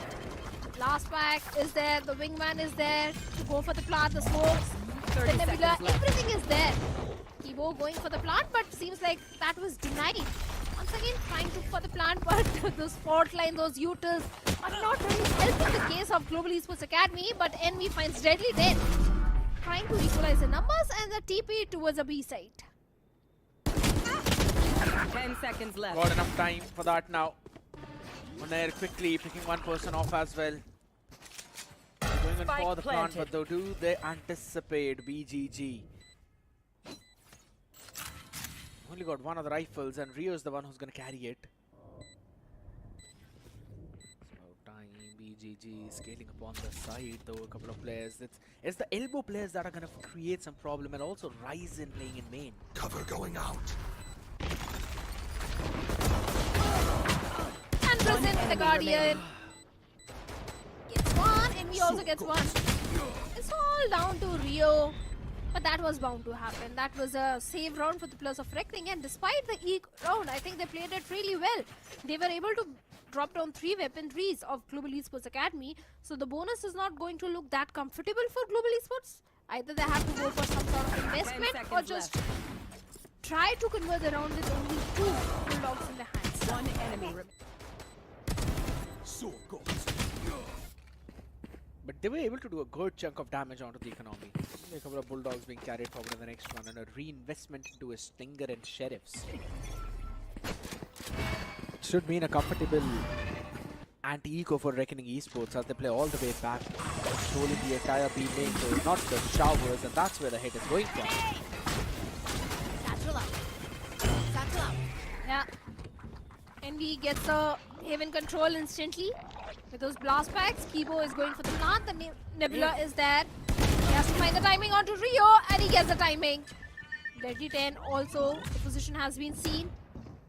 And the volleys are not going to help, but Deadly 10 with advantage shuts down NV2K. Haven control re-established, Plus of Reckoning, a 4v4 situation, and Tricky is sticking for the defuse. In fact, a ninja defuse. But that was completely denied. He has to find the timing, and he finds the timing onto Smoke, and also Deadly 10 towards the shower finds Ruzen, picks him off. Last player standing. And in the meanwhile, they're sticking for the defuse. Reckoning, they have pulled off this round in their favor. I was just about to say that it is better for UV to die than to stay alive in that situation, otherwise he's not gonna get a lot of creds. So picked another last second and was taken down, though decent damage being done, not enough. Both the teams are probably going to be okay with what happened in the previous round, but ladies and gentlemen, the mojo that Shadow was talking about, the magic that she was talking about, is now going to happen as we've got a Aladdin back on the desk. Thank you so much for having me once again. And the magic that we're talking about, Team Reckoning Esports, they did show some magic in the previous game, but they have to continue if they want to win this match. Look at this, Deadly. He did show some magic. He did pick two of the players down, but Smokey, he got shut down through the smokes. Then the trade was there, but once again the advantage is on the side of Team Reckoning Esports. Completely relying on their aim game. The smoke is there.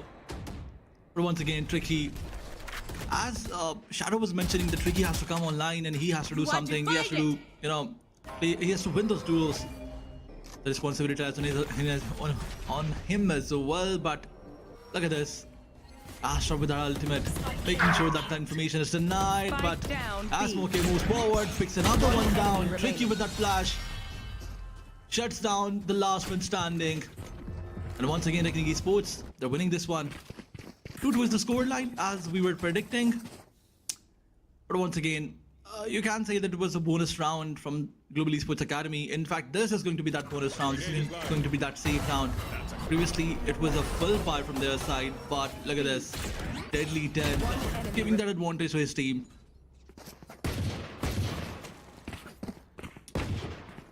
Oh, the All back in all, window. yeah, sorry. Yeah, I mean, it's alright, my man. On the back of it, though, here's again Reckoning now having the Armageddon available, while on the other side, kind of an eco round.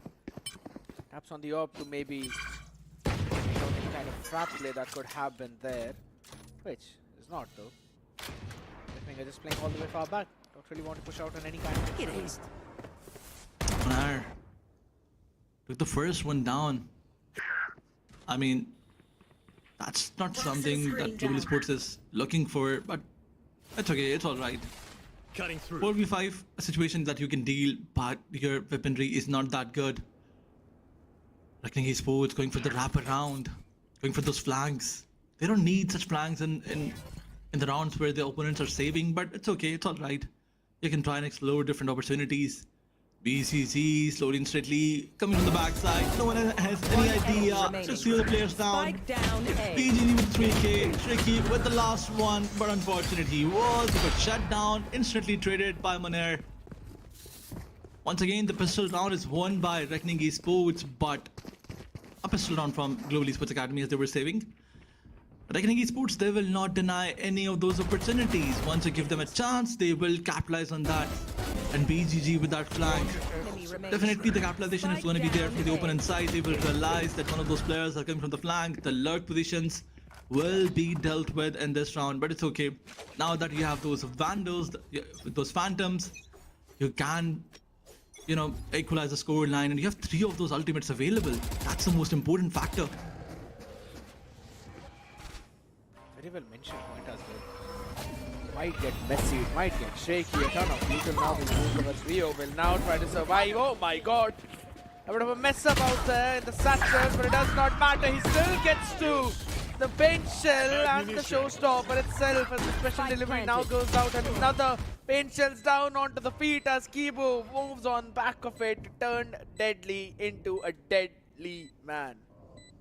Absolutely. Crazy side control. NV2K, not just with the paint shells, but with the ultimate as well. Giving that advantage to his team. Revenant Esports, the retake is definitely gonna be there. Manar, the last one standing, he is. Oh my god, not possible. Once again, Revenant Esports, the scoreline is even, but Global Esports Academy, I mean, the way they are playing on all those angles, the crossfire setup, that's very impressive. They're not over pushing, they're not making any mistake. Revenant Esports, they need to find those loopholes. Maybe this operator can help them find something, as it's going to be posted over towards the B block. That's here. also where This should do. the big cavalry of Global Esports are ready to go. Global Esports Academy, wary about it. Imagine a collateral.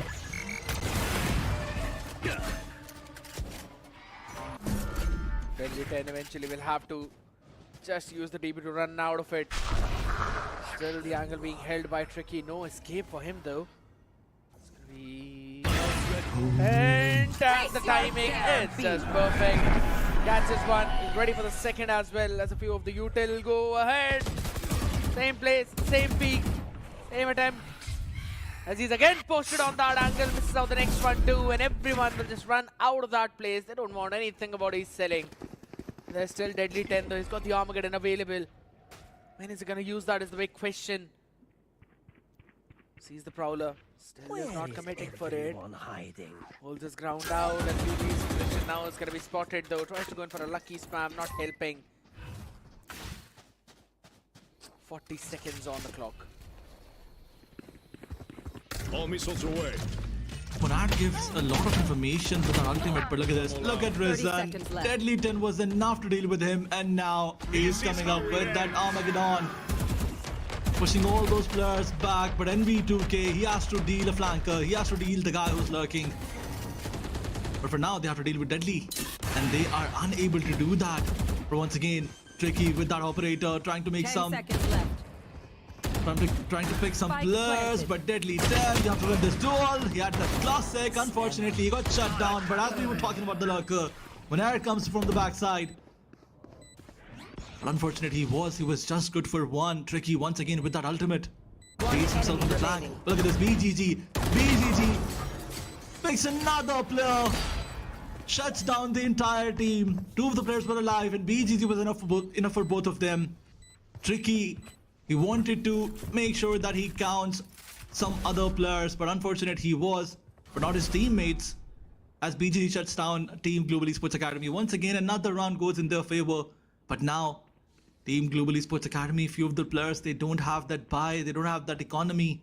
Look at Smokey and UV. They cannot buy weapons now. I'll have to say, Tricky has been looking a bit shaky on those op shots. He's going 1 and 4 in the previous round. Got warm up right now though. Global Esports Academy pushing on the brakes. Now they've got to figure out how to deal with those Cypher setups and maybe try and understand really what Reckoning Esports were doing, because the previous round, yes, as much as Reckoning Esports were able to close it out, it almost slipped out of their own hands, and Global Esports, when they had the chance, were struggling in terms of just holding it down against BGG, who isolated the fights really well.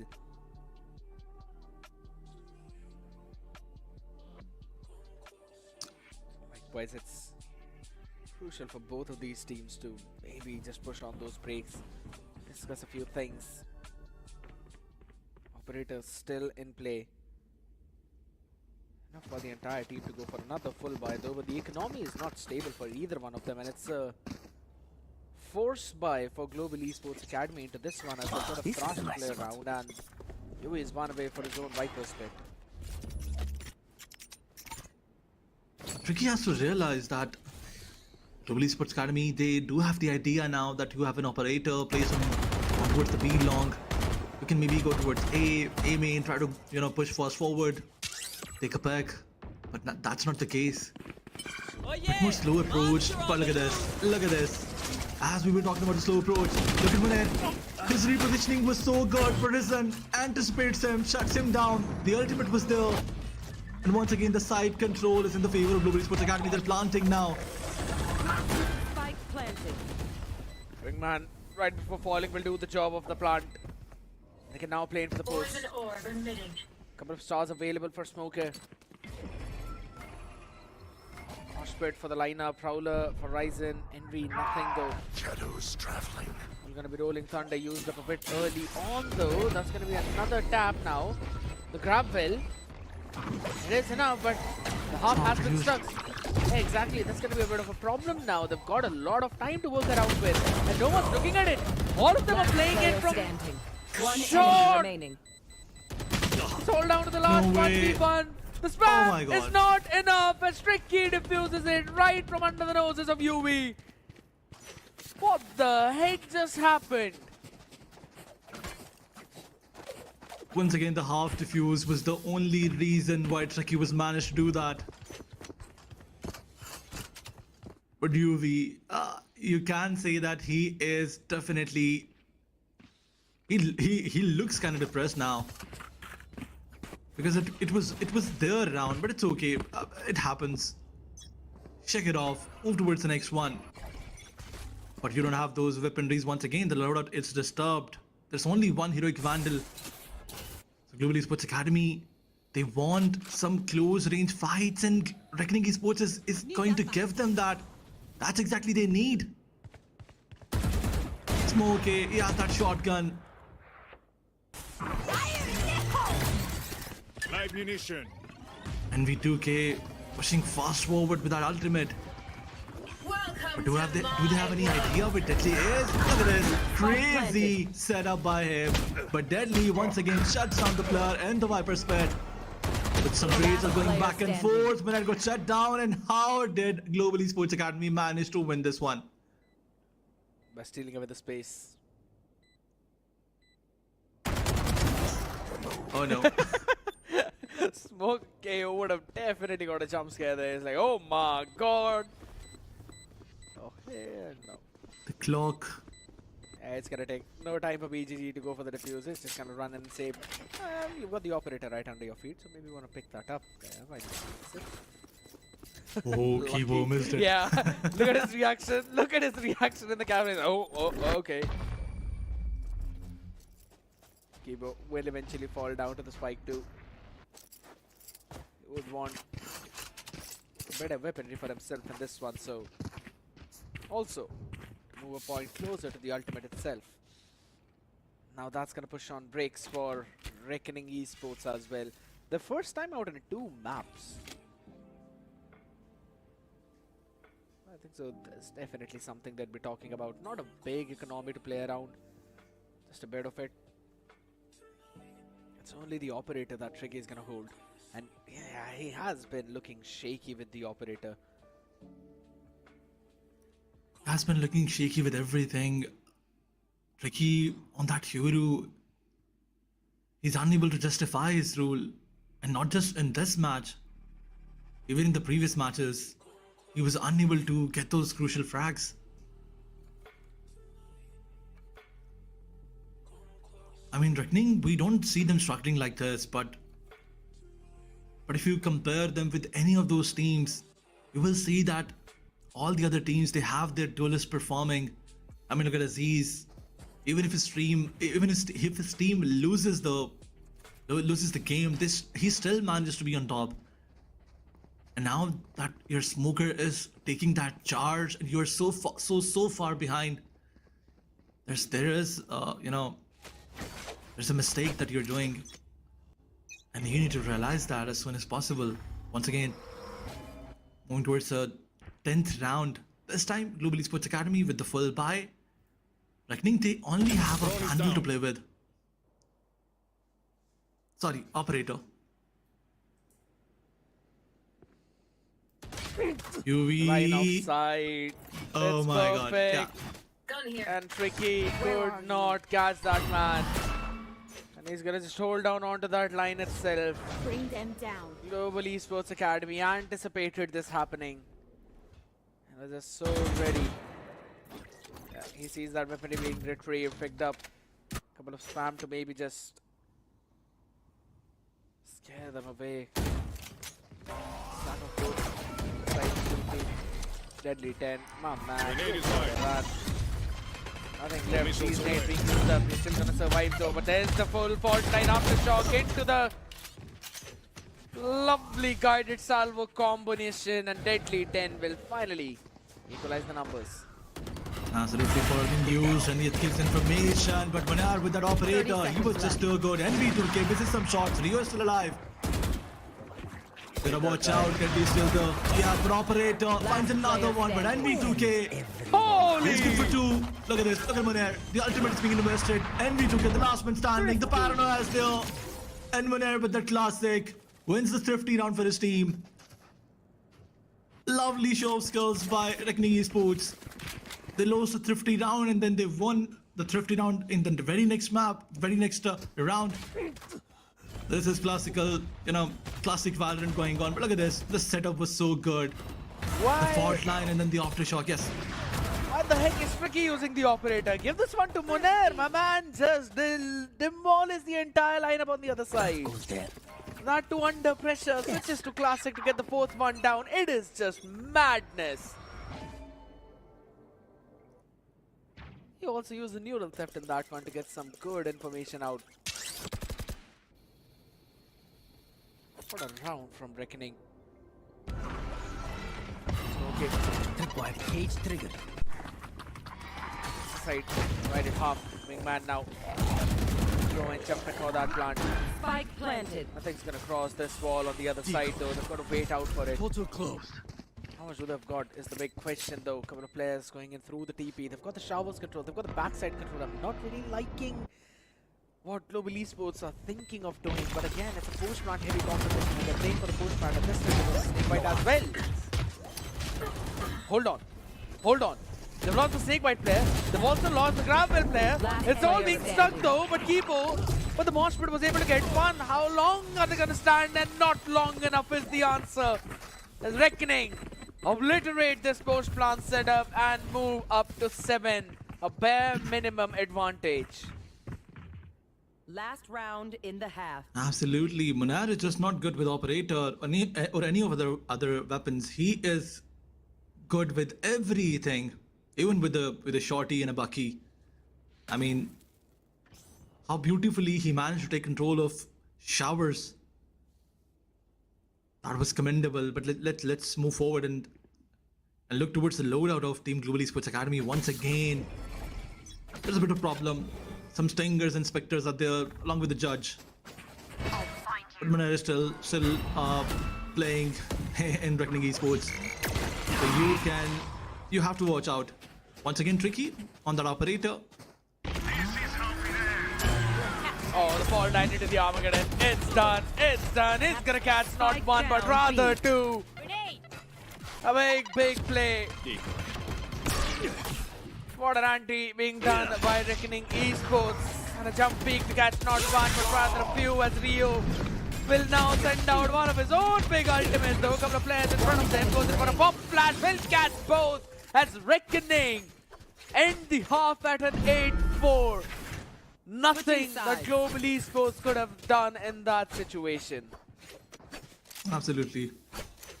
All that util dump was on target, on point.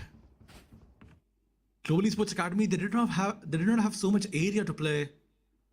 Belong was the only side from where they were pushing. All the 5 players were stacked together, and that gave an advantage to Revenant Esports. The Fortland was on point, and then the Armageddon. Deadly shuts down 2 of the players, and after that, even after that, when Rio found one with the operator, Deadly with that Vandal pushed fast forward, capitalized on that flash, and that fort line picked another player. So all in all, in one after another round, someone from Reckoning Esports steps up. Be it Maner, then Rio, Deadly, BGG. But tricky. Some mistakes are being made from his side. And most probably now that when they are on the attacking side, he will do something good. But look at this, back and forth rates are going. Tricky got shut down once again. He was the first player to get shut down. Reckoning Esports. They're exploring all the avenues. Global Esports Academy, do they have any idea? Smokey, he's gonna get surprised, and he is not gonna like the surprise. Maner with that flank. Sets it all up pretty well and takes the backside control as well. A lot of question marks out there. Now all they need to do is clear out the labs, which eventually is entirely clear. No one's there. Plants can go down. Players coming in through the TP will give almost all the information out as one pops in from heaven.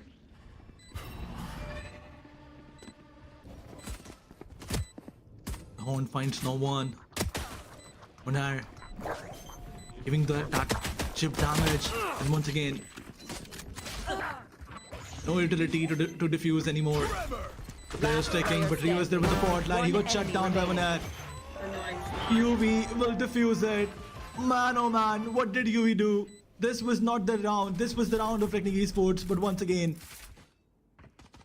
Team Global Esports Academy, they're doing the impossible. They're winning a pistol round when Reckoning Esports was definitely, they were better in terms of weaponry. And they needed this one as well because down 4-8, you need that pistol round to potentially stage a comeback and decrease that lead directly into half. This hasn't the story of Global Esports. If I'm not wrong, 4 out of all the pistols that we've seen till now. Pistol rounds is eventually something that they've improved a lot upon, and it says a lot about you. Yep. The players still goes out, wants to still take the fight and will deal the damage. On the back of it, the other side, it's gonna be a bit of a spam out there. Okay, still one enemy remaining. We're getting a pick with the ghost through the wall back.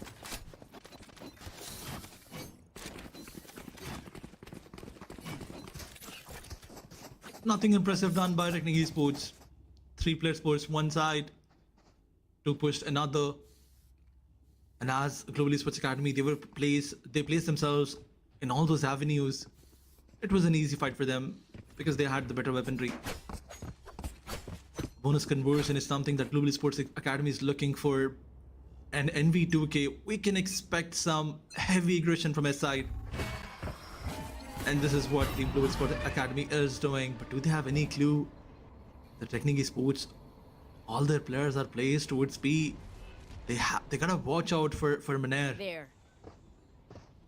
But he did give a lot of information. A trap wire is set up.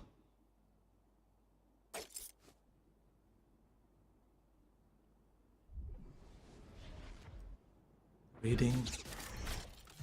Clock is ticking. They have so much time. But they will not expect that 4 of the players are coming from the backside. They need to break the trap wire as soon as possible. Cover going out.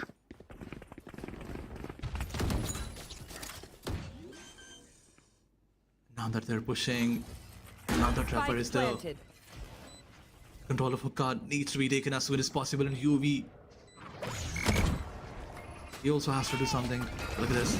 Reckoning Esports using all that heavy util. The Marsh pit is there. NV2K, he found Maner. BGG, he has to be desperate as soon as possible. The paranoia being used by him. He blinds 2 of the players. Once again, the coach, it gets slowed down. BGG found 1, he got shut down. The trades are there back and forth. 3v2 the situation is. Global Esports Academy, they are in that advantage spot. And once again, Deadly left behind. But Ryzen, he is so good with that Guardian. 3k from him.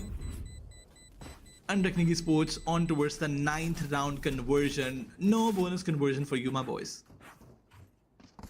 Nice attempt out there though, but as you said, No. it is a bonus conversion. It is a bonus conversion. I'm sorry. It is a big one though. Every single time we see an 8-4, I just feel that it's either going to go directly into a big game of 13-6, 13-7, or it's going to be an 8-8, and that's why Reckoning is taking their second time out as well. Some big mistakes being made out of them, not holding down the post plant. That's going to hurt them a lot because now there's a rolling thunder on the other side, and it's also going to basically snowball into a lot more ultimates out there. Something that is actually going to hinder any kind of progress in the next few rounds. And we know that Global Esports Academy, one thing that they're pretty good at is maintaining that ult economy. Regardless if they're able to capitalize on it or not, they know how to get those ultimates online. And we were seeing the signs of that right away on the first map itself of Pearl, where they were constantly focusing on those orbs, and it did not matter if they were on attack or defense. So they've got the idea of the macro. It's the micros that they need a bit more brushing up, and they are doing that really well in this one. Yep. Once again, Global Esports Academy, if you look towards the ultimates, they have one ready, which can be enough for a retake. Once again, UV moving fast forward, placing that cloud to deny any of those informations out there. Risen, he is too crispy. He was so good with the Guardian the previous round. The main reason why his team converted that bonus. Once again, Risen, he got a lot of damage. Takes on the camera of Cypher. He does not like to, be in all those pictures. Camera shy he is. But tricky with that Marshall. He was unable to do anything with that operator. But can he do something with that Marshall? Let's see. Let's wait and watch out. And on the other side, BGG going for that wrap around. But who is he trying to wrap around? Deadly?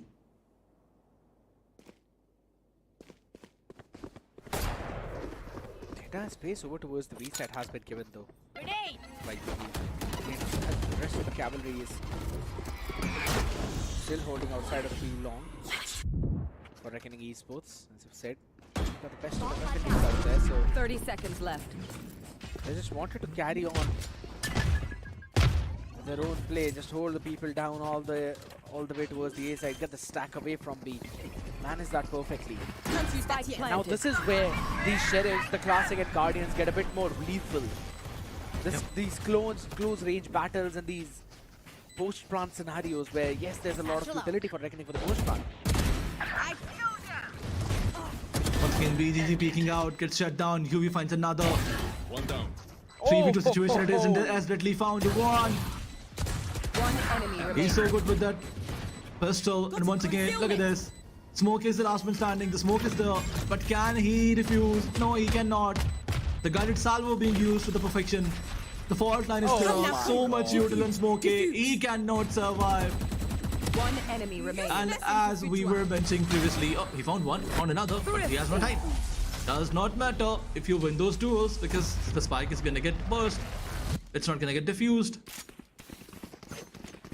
So, as we were mentioning previously, Reckoning Esports, if they lose a thrifty round, they manage to convert the very next one, and that's exactly what they did. One enemy remaining.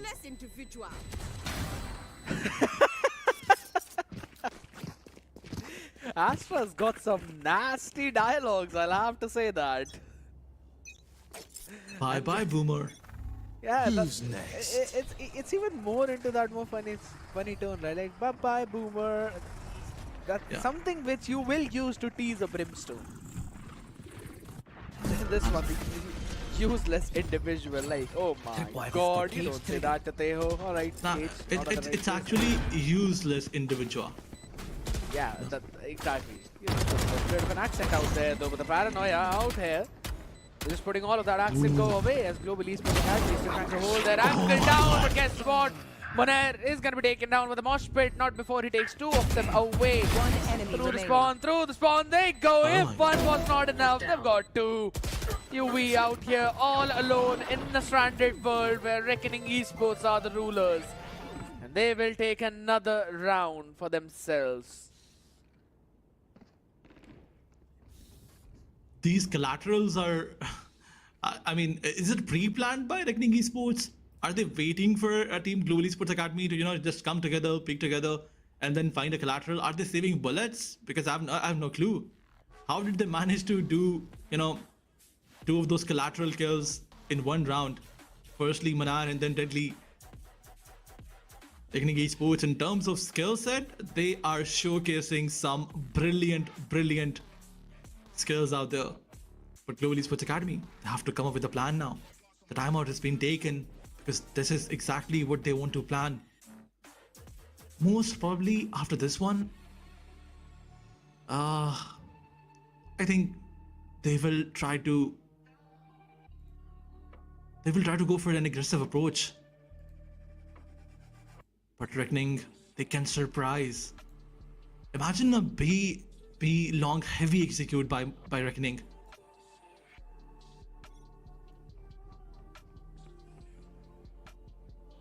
No, they're not gonna do that. The silence is the answer. Yeah. Sometimes the silence is the best answer. And that silence is going to be broken now because look at the amount of ultimates available for both of them. Just a few away from the full house. Royal flush indeed. Cosmic Divide, Thrash, Viper Spit, a Showstopper. I've been waiting to see a Viper Pit, not just on this map, but rather from the map of Lotus itself. Drone going out. The reason why Reckoning is playing a bit slow after this timeout, it's because most of the teams, they try to go, all in, or just they try to check if they can gamble on something, they can push one avenue. And that's exactly what Team Reckoning Esports did not want to, face. They waited, and now that they have information, Global Esports Academy is not pushing, they're not doing anything out of the box, nothing unorthodox. Slowly and steadily, they're trying to take that control. The repositioning is good, but UV and Smokey got shut down. Look at this. Some back and forth rage once again. Rio found Risen. No room for Global Esports Academy to do. Okay. BGG. Not just shutting down the opponent, but you can say he shuts down everybody. Even me. It's also their hopes as well at the same time.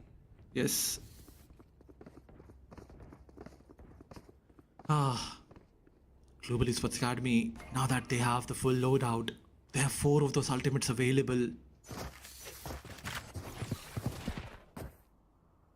Can they manage to stop Reckoning Esports? But Reckoning Esports, they have that Rolling Thunder. I'll find you. Bring them down. Mark 1.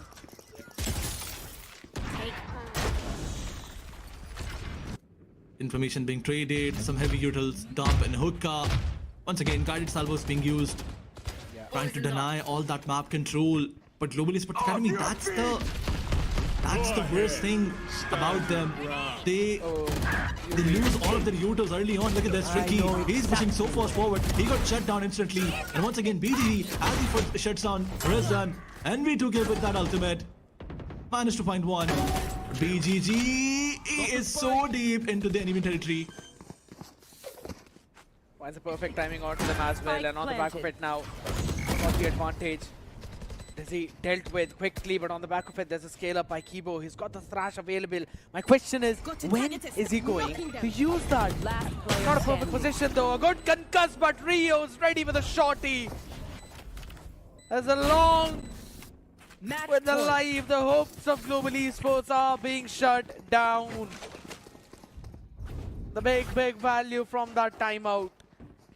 It's paying off, and now Global Esports Academy have got no money for this round. UV finally picks up a judge with the full shield, so maybe we're gonna see that Viper Spit being used up right now. But it's a big blunder, and for some reason, Aradhan, I feel that this might be the last round. I mean, as you were predicting, UV with that Viper's Pet trying to commit, trying to close the entry on B long, but that's not the place where Team Global Esports Academy. I think they shouldn't be doing this, but it's okay. The drone was used, the information was traded, Wow. and he got shut down so easily. I mean, the most important factor, the most important thing, the Viper's Pet, it was dealt with so easily. I mean, Reckoning Esports, they Right there. they just eliminated that player in the first few seconds. Yep. Global Esports Academy, the mistakes are being made and the capitalization from Reckoning is just too good. Once again, the B control is there. NV2K is gonna surprise, but he did get surprised instantly. Yeah, because eventually the man was just playing behind that Spike planted. tube and Reckoning Esports just casually walked up front. They knew they could take that space and they were glad to do that now. They've got a ton of utility to just delay any kind of possible retake. 3 players, there's a stinger in hand, a couple of guardians now, and they are not going to be allowed to move forward. Massacred into hookah, being blown apart into smoke rings, and it's all down to Ryzen with a stinger in hand and a dream and a bunch of utility on his face as he just gets spammed Attackers win. through the wall, and Reckoning Esports close out the series with a 2-1. That's the kind of performance we were looking for. That's the classical Reckoning Esports that we have watched in the entire VCSA. They did struggle in the first map, but after that, back-to-back map win from their side. On the map of Pearl, it was 9-13, and we were expecting that Reckoning Esports, it's probably one of their bad days. But once again, as they try to make a comeback on the map of Lotus, Bind was definitely the map where they won it with a 7-12 scoreline.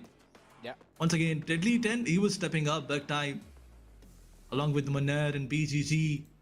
In the first map, we did see that Moner and BGG, these two players were kind of struggling. But when they, tried to regain their mental, trying to, regain their consciousness, Global Esports Academy, they could not get any of those wins. Yeah, that's the big thing about it, right? Those adjustments is what we always talk about. They just tried to play it a bit more slow, and they took control of the extremities. Whenever we talk about the map of Wine, extremity control is always the name of the game. And in every other round, we were constantly seeing Reckoning Esports either are taking a B-long or are taking control of the showers. And sometimes they're also ready for certain kind of trap plays that were set up by Global Esports Academy.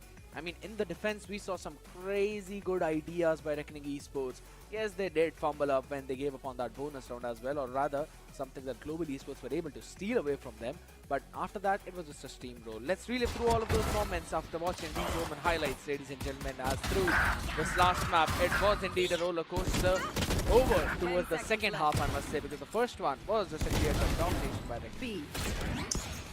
Absolutely. In the first half, Reckoning was more relying on their gun skills, but in the second one, they did try to use all those, ultimates and utilities, and not just a util dump, but every utility was timed perfectly. PGG in the first half, he was just brilliant. His lurk game was so strong.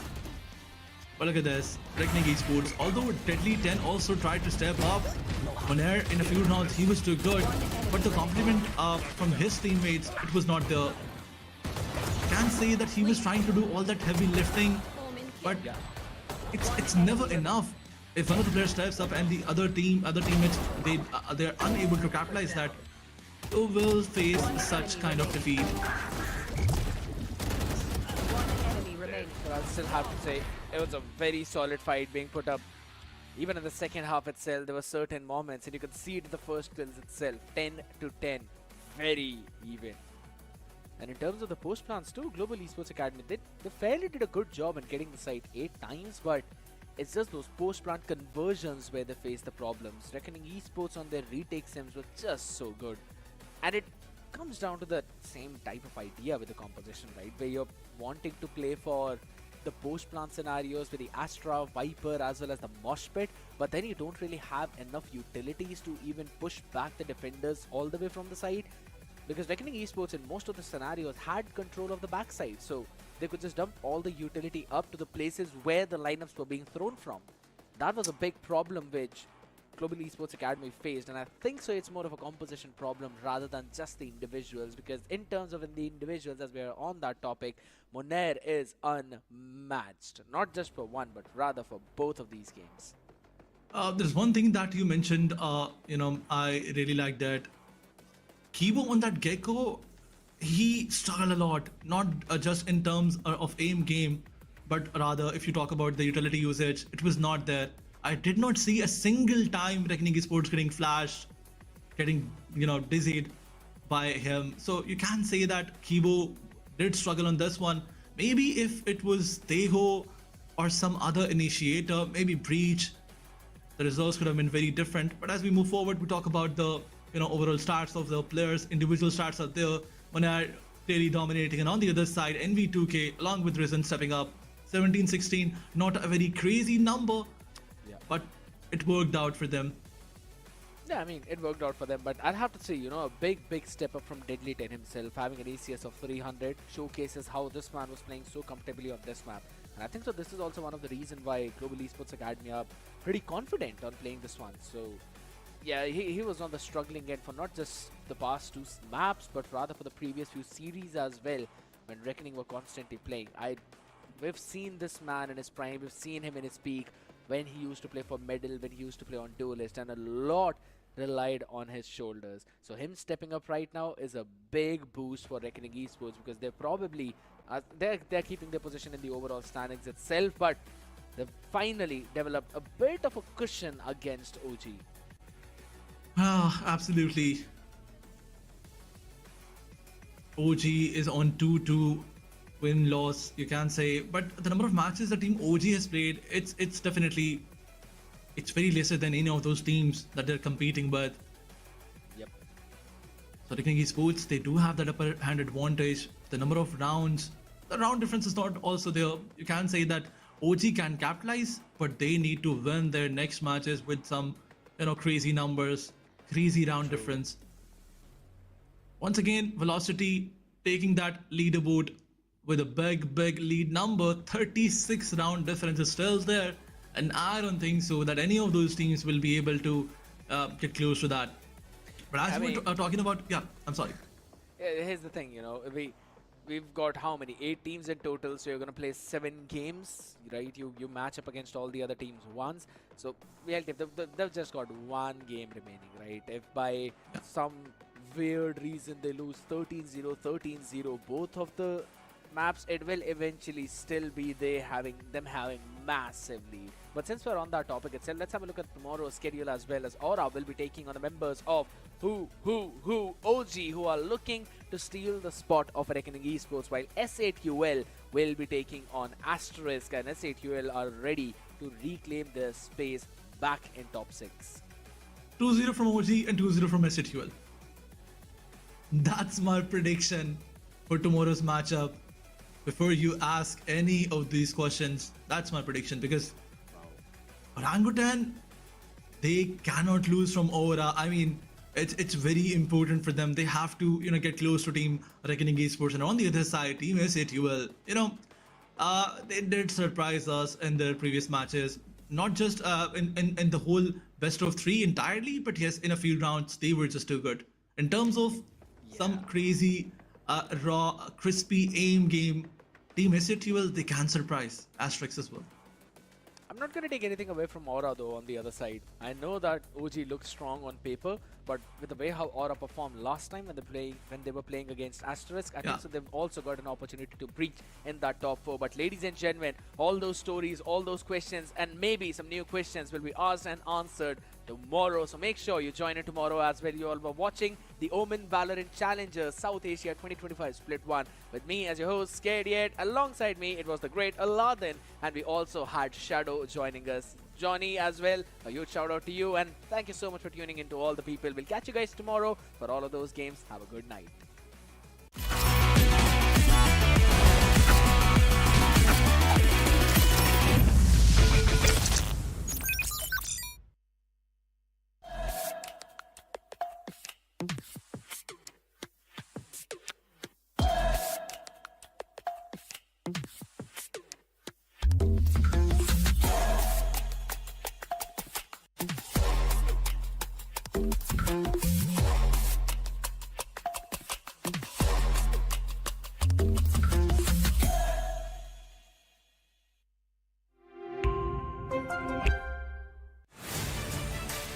Live your life the way you want.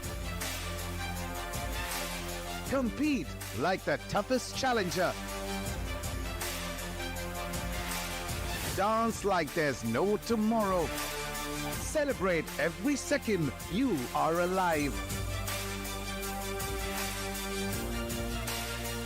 Life has no rule books, but we can give you a stage.